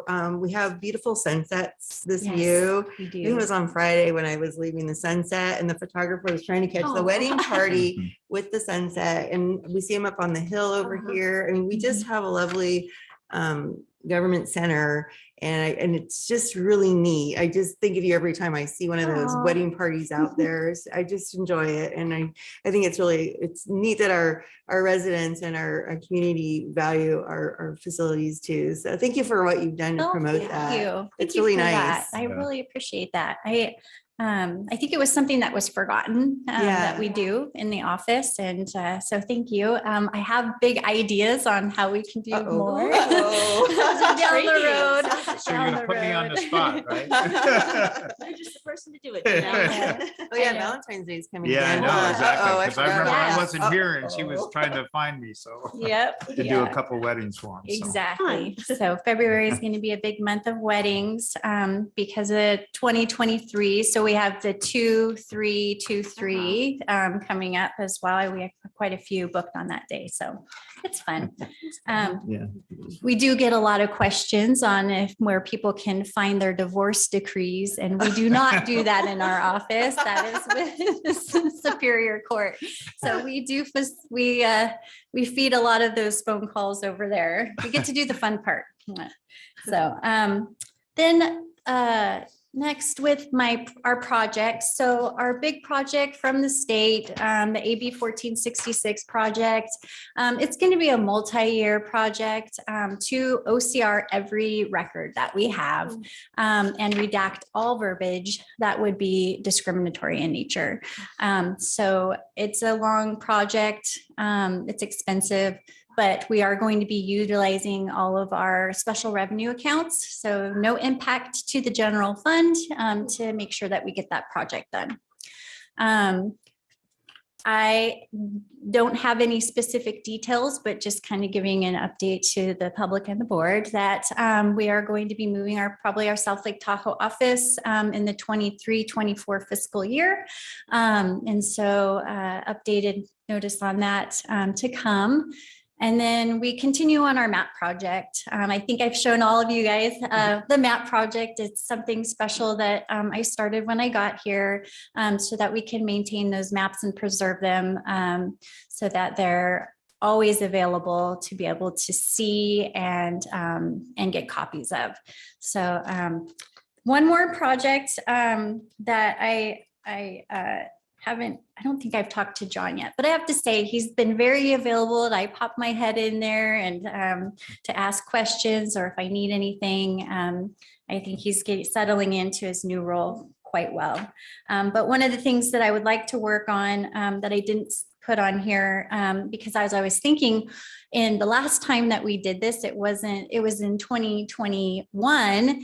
And I think I had on here that I wanted to look into the transfer tax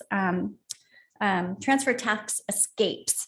And that's basically that is when there are commercial and or corporate transfers that we can collect documentary transfer tax on. Now that doesn't get recorded in our office, so that's how they can escape, I guess you could say.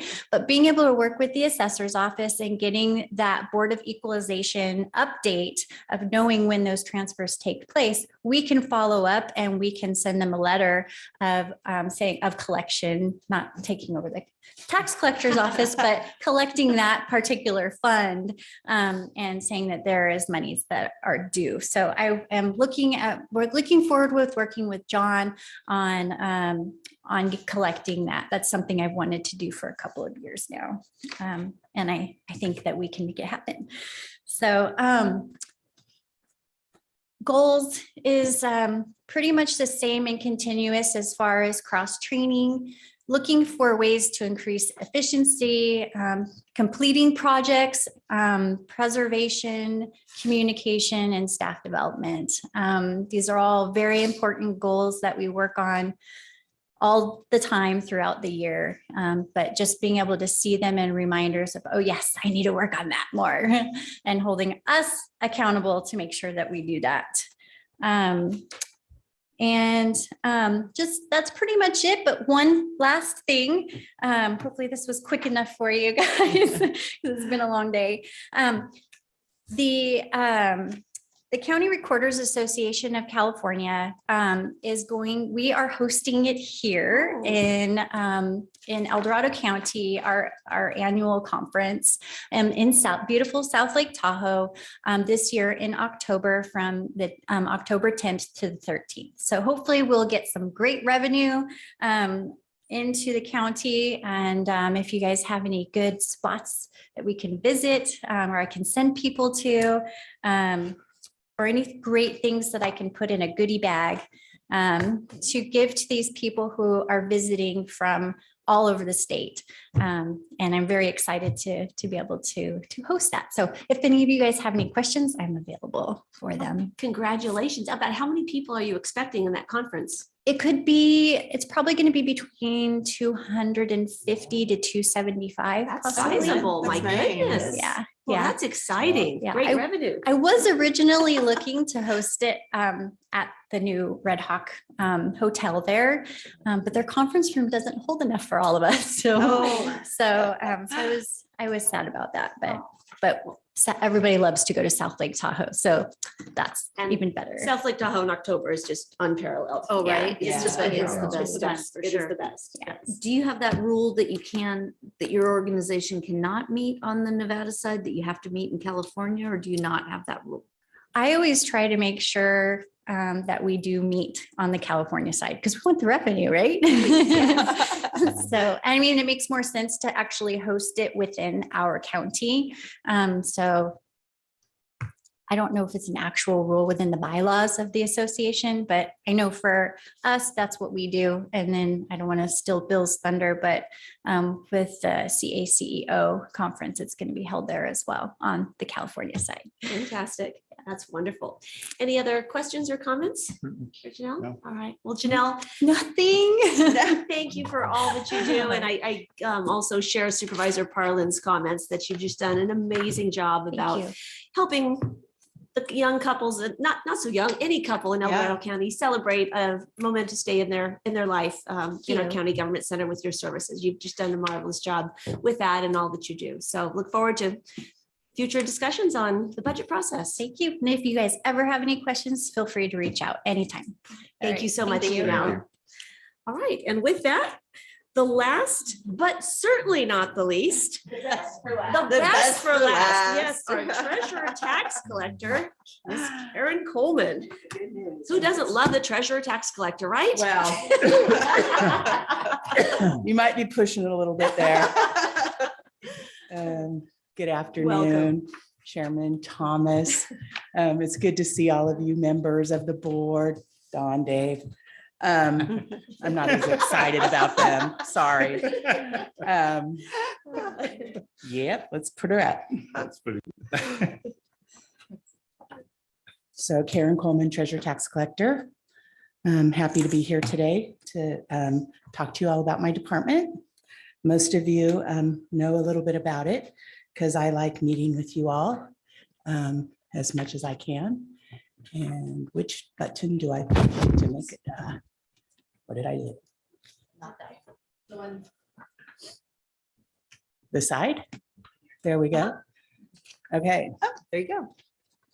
So our vision is we collect, we bank, we invest, and we serve. Love it.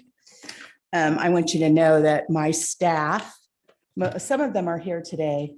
So my office would not run without our steadfast taxpayers, my fabulous staff, and the help that I get from all of you sitting up at the table.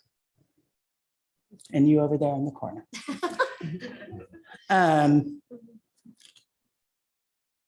My staff works hard to complete the mission, to effectively manage our financial resources through the purview that I have. And we do daily banking, we do daily tax collection, we make sound investments for the county. And my expectation is to provide excellent customer service to everybody in this county. And I do want to talk about the ability to look up old to new parcel numbers, because there is some ability. Somebody might need to get a login though. And we actually have on my website the directions on how to do that too. So just so you know. Yeah. I'm very grateful. I have a small but mighty department too. We have 4 divisions. We have an admin division that handles all of our contracts, our personnel, all of the accounts payable and the accounting. And then we have a tax division, which is our largest division. We have all of our deputy tax collectors who collect tax. They man the front counter, they man the phones, and they process all of the payments. And then I also have my treasury, which is a very, we are the county's bank. We handle deposits from school districts, special agencies, the courts, and then obviously all the county departments. We have 21.5 FTEs, and then we utilize 3 extra help people, typically through tax season, or if we have any, big projects that are going on. There's our divisions. The total operating appropriations in my department are a little bit over 3.1 million. 42% of the budget is for tax collection. 31% of it is for the administration, 24% for the treasury, and 3% for revenue recovery. I really don't put much up here about revenue recovery. It's a very small portion of what we do. However, I think I sent you all an email about a $19,000 victim restitution that we were able to recover. So that's very exciting. So the net county cost for my department is almost 1.3 million. The treasury is paid for through what we call cash management fees. So it really doesn't come out of the general fund. We have fees that we charge to taxpayers for various things. And so we do get a little bit of revenue from that. We get some revenue because we collect 14% for revenue recovery. And then we also have various collections that we share with the auditor, controller, and the assessor for tax administration. I just kind of went over all of those revenue sources with you. This gives you the numbers. And let's see, it's 1.85, $1.8 million in revenue that we collect. In the next slides, I'm going to talk about 4-year comparisons because of COVID. COVID was unusual years. But this is the proof in the pudding about our taxpayers, right?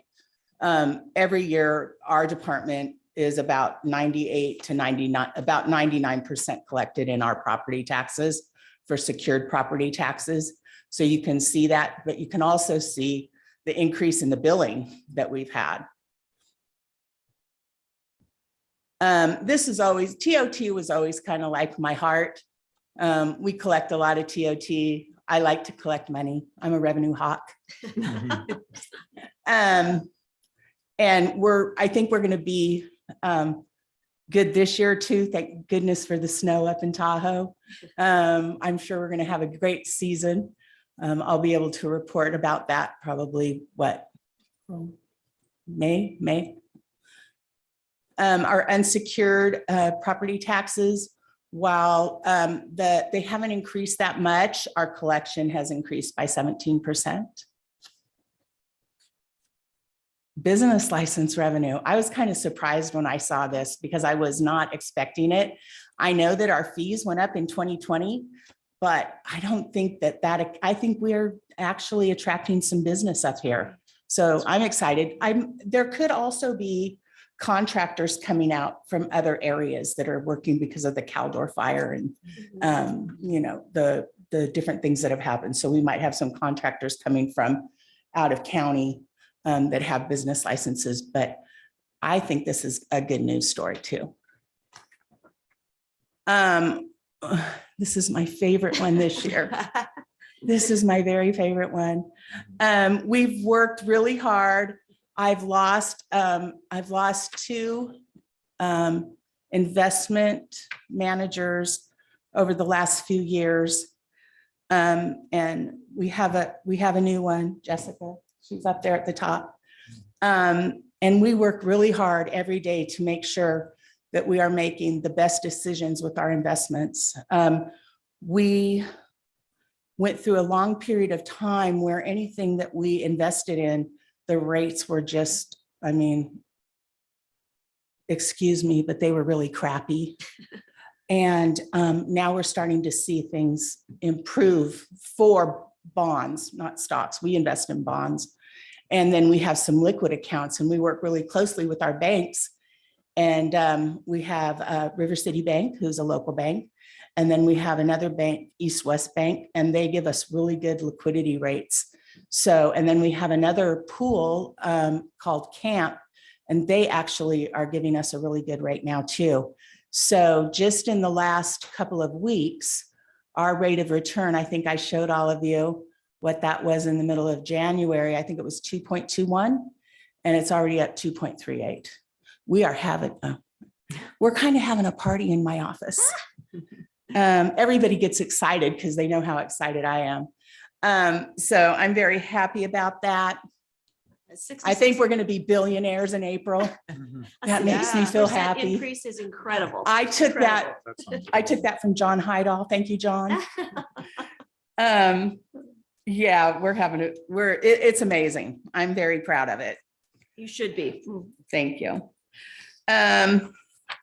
So I think our role in the strategic plan is integral. We collect all the money that everybody gets to spend. We also, through our TOT, we help with the economic development. We bought the host compliance software a couple of years ago. And even this year, we've collected $302,000 in back TOT. So we just, we take the tools that we have and we put them into action. And we do our best to make sure that we can collect as much money as we can. I do have to give a little bit of a shout out to David. He's our field collector. He's up there at the top. He goes out and works with businesses, and his current, one of the things he's doing currently is working with our mobile home owners, trying to get them to, start making some payments. So he has a really hard job, but he's fabulous. He makes me very proud.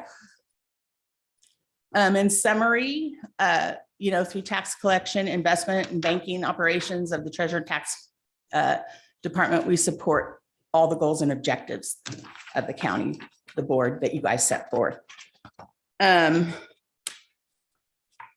So one of the things that I do want to bring out is I want to talk about succession planning in my department and future planning. Those are all high priorities to me. With all the new systems that have been implemented in my department, we need to document procedures. We need to, make sure that we have good internal control. We do, but we need to get it all documented up. We need cross-training even for the administrative. I'm a very active department head. And so I need to be able to train people to do the budget, to do HR processes, contracts, accounting, reporting, we need to train somebody on bank reconciliations, interest apportionment, TOT audits. The average age of the people in my department is right around 55. So it's really important because having this department have any kind of outage of staff in my opinion, is a huge risk because we bring it all in. So we have a lot of IT functionalities in our department too. And a couple of years ago, IT staff moved. And now with the Great Resignation, it's hard for them just to keep up with their work and the things that they have to keep on top of. But I've actually got a couple of really great people in my department. Those are my accounting division managers. They both have like these great mad IT skills that I'm so grateful they have, because I think it would have been really hard to do some of the tax bill design. And we have FTP sites for our core tax for the mortgage companies that send money to us. It's really streamlined the process. And it's just, they work magic, and I'm so proud of them too. Anyway, in summary, I hope that you are all pleased with the performance indicators and the highlights that I've shared here.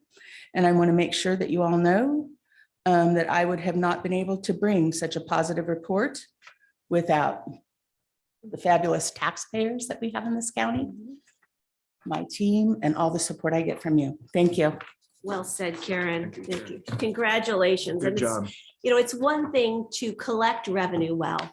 It is entirely another matter to manage it well and to invest it well for the benefit of the citizens that provide that revenue. And that is what is so remarkable about what you accomplish. And thank you for this really helpful reminder of where it comes from and how critical it is that we are good stewards of that revenue that is entrusted to us. So well done. Thank you. Any other comments or questions from the board? Nope. Well, just Good really quick, job. Karen, I love it when you say, hey, I want to meet with you because you get really excited about what you do. And they're fun meetings. Yes, they And are. They are. And the last one, I think a couple weeks ago, you were whatever updating on the numbers. But the other thing that I didn't see in here that I think was really cool that you're taking on is bringing all of our county departments to the 21st century with online payments. Right. Because the public kind of demands that now, plus the accountability that goes with that and everything. So kudos to you for willing to bring everyone together in that effort. Like I said, I didn't see it in here, but I think it's just an amazing task. Well, I'm going to be updating the cash handling guidelines. Yeah, there you go. So. From 19. Do you know what it was, Cammy? 87? Huh? 1989. So it's cash handling like. It's drafted. It's drafted. And I talked to the auditor controller because the previous, well, one of the auditor controllers from way back is the one who wrote that. And I didn't want to step on anybody's toes, but I talked to Joe today and he said, go for it. So it's Very ready. good, It's in very draft. good. So yeah, thank you for that. Okay. Thank you so much, Okay, Karen, thank for you. this presentation and for all your staff that are here Yeah, today. they're with us. good. Really appreciate it. Yeah. So with that, we come to the end of the general government elected presentations for today. So Kim, let's take public comment on this. Now taking public comment on general government elected. Individuals will have 3 minutes to address the board. The timer will notify you when you have 30 seconds remaining to comment. Public comment will be taken first from those participating in the boardroom and then from those participating through Zoom. For those participating by Zoom, please make sure you unmute yourself when called upon. If you're joining the meeting by phone, press *9 to indicate a desire to comment. If you're joining by Zoom, press the raise hand button. Please voluntarily state your name for the record. The timer has timed out, so I'll be using my phone. Word out. Chris, Can you give me a can't 30 speak. second? Of course. Welcome back, Chris. Chris Payne, Diamond Springs. So let's start with the assessor. I also have had problems with Megabyte in terms of just being able to use it. So I found out, and I remember this story, that Megabyte is fine inside the firewall, but outside the firewall, like at our home or whatever, it has some glitches. They're intentional to secure the data, not have somebody affect it, is critically important. And so Megabyte, certainly what I'm talking about is the online property information search engine that the assessor has. Carl Weiland, I believe, acquired it. This is years ago when he was assessor. And so John's inheriting it in its form. And hopefully, we'll be able to make it operate better, which I think everybody's going to like, including Supervisor Carlin. Let's see, what else I wanted to say. Oh, the surveyor also has, and he'll probably speak about it later, GoNet, which is GIS based. And they're essentially, they're only tied when we go to the assessor and we're going to do GIS mapping. You can click on it and then it'll take you to that other system.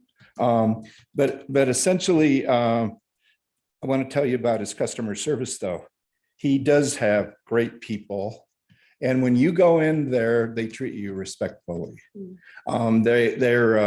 They assess what you need and they work through it with you. Even when you may not know what you want, they help you find what you want. So he has an excellent, an office that he's inheriting. I hope he maintains it, and I hope the policies that he establishes for them make it as good or better than it is today. Now, to the treasurer tax collector, I want to say, watch out, because you can be gleeful today, and then tomorrow, who knows? It's a risky thing out there when you're investing money, and she knows it already. I'm just saying that I spend a lot of time looking at CNBC network and talk about the changes that are making. 30 But the seconds remaining. Federal Reserve, Chris? the Federal Reserve, thank you. The Federal Reserve certainly has got a lot of control at this point. And so whether it's bond interest or whether it's equities, you just got to be careful, be conservative, make good investments, and we'll all appreciate that. Thank you very much for the time. Thank you, Chris. Anyone else in the room like to speak? Good afternoon. Hi, Lyle Curry, El Dorado Hills. I heard the tax collector express a degree of consternation with respect to collecting taxes from mobile home owners. And it occurred to me that perhaps it may start here with El Dorado County to propose either a bill or measure to move the existing mobile home taxation system from the in lieu of taxing to local property taxes. So a little background on that is that roughly 40-ish years ago, all new mobile homes sold for the first time were automatically enrolled in the assessor's local property tax system. But for the previous 30-ish years, they were all on this in lieu of taxation system, ILT. So the state issues the bills for those on the ILT system, and the county issues the bills for those on the LPT system. So in an effort to streamline government, improve on some efficiencies, eliminate duplication, move all those from the LPT system to from ILT to LPT. That's all. Thank you so much for your comments. Anyone else in the room? All right, let's go online. Seeing no additional public comment from the boardroom, now taking public comment from our Zoom participants. There is no public comment. Well, it is 4:45 roughly, and that concludes today's presentation from our departments. Thank you all for being with us. Thank you to all the departments that presented. We will meet right back here at 9 o'clock tomorrow, and we will be starting with the auditor at 9 a.m. and then move to probation. CAO, do you have anything to add? No, other than thank you to the departments, your staff for all the work, and to the board for sitting through 2 days of this. It's long. Sometimes it may get dry. I like it. I enjoy it. It's very informative, but I think it lays a good foundation as we enter, or especially as you enter your decisions regarding the budget come June, to have an understanding of everything. But the thing that resonated with me today is the collaboration among departments, the overlap is there, and the passion that our employees have and the hard work they have for the roles they're in, and the commitment they have. It's amazing. It's fun to be part of. So thank you. And I'm going to add to that, what else has come through today to me, and I think to all of us, is the heart that everyone has for our county and the residents which we serve. And that's really what distinguishes El Dorado County. I think that's why we all feel so passionate about this place we call home, and why we're deeply committed to it. So I, echo your thanks to all of our department heads and their staff for serving citizens of El Dorado County so well. And we look forward to seeing you back here tomorrow and doing this again. So thank you all.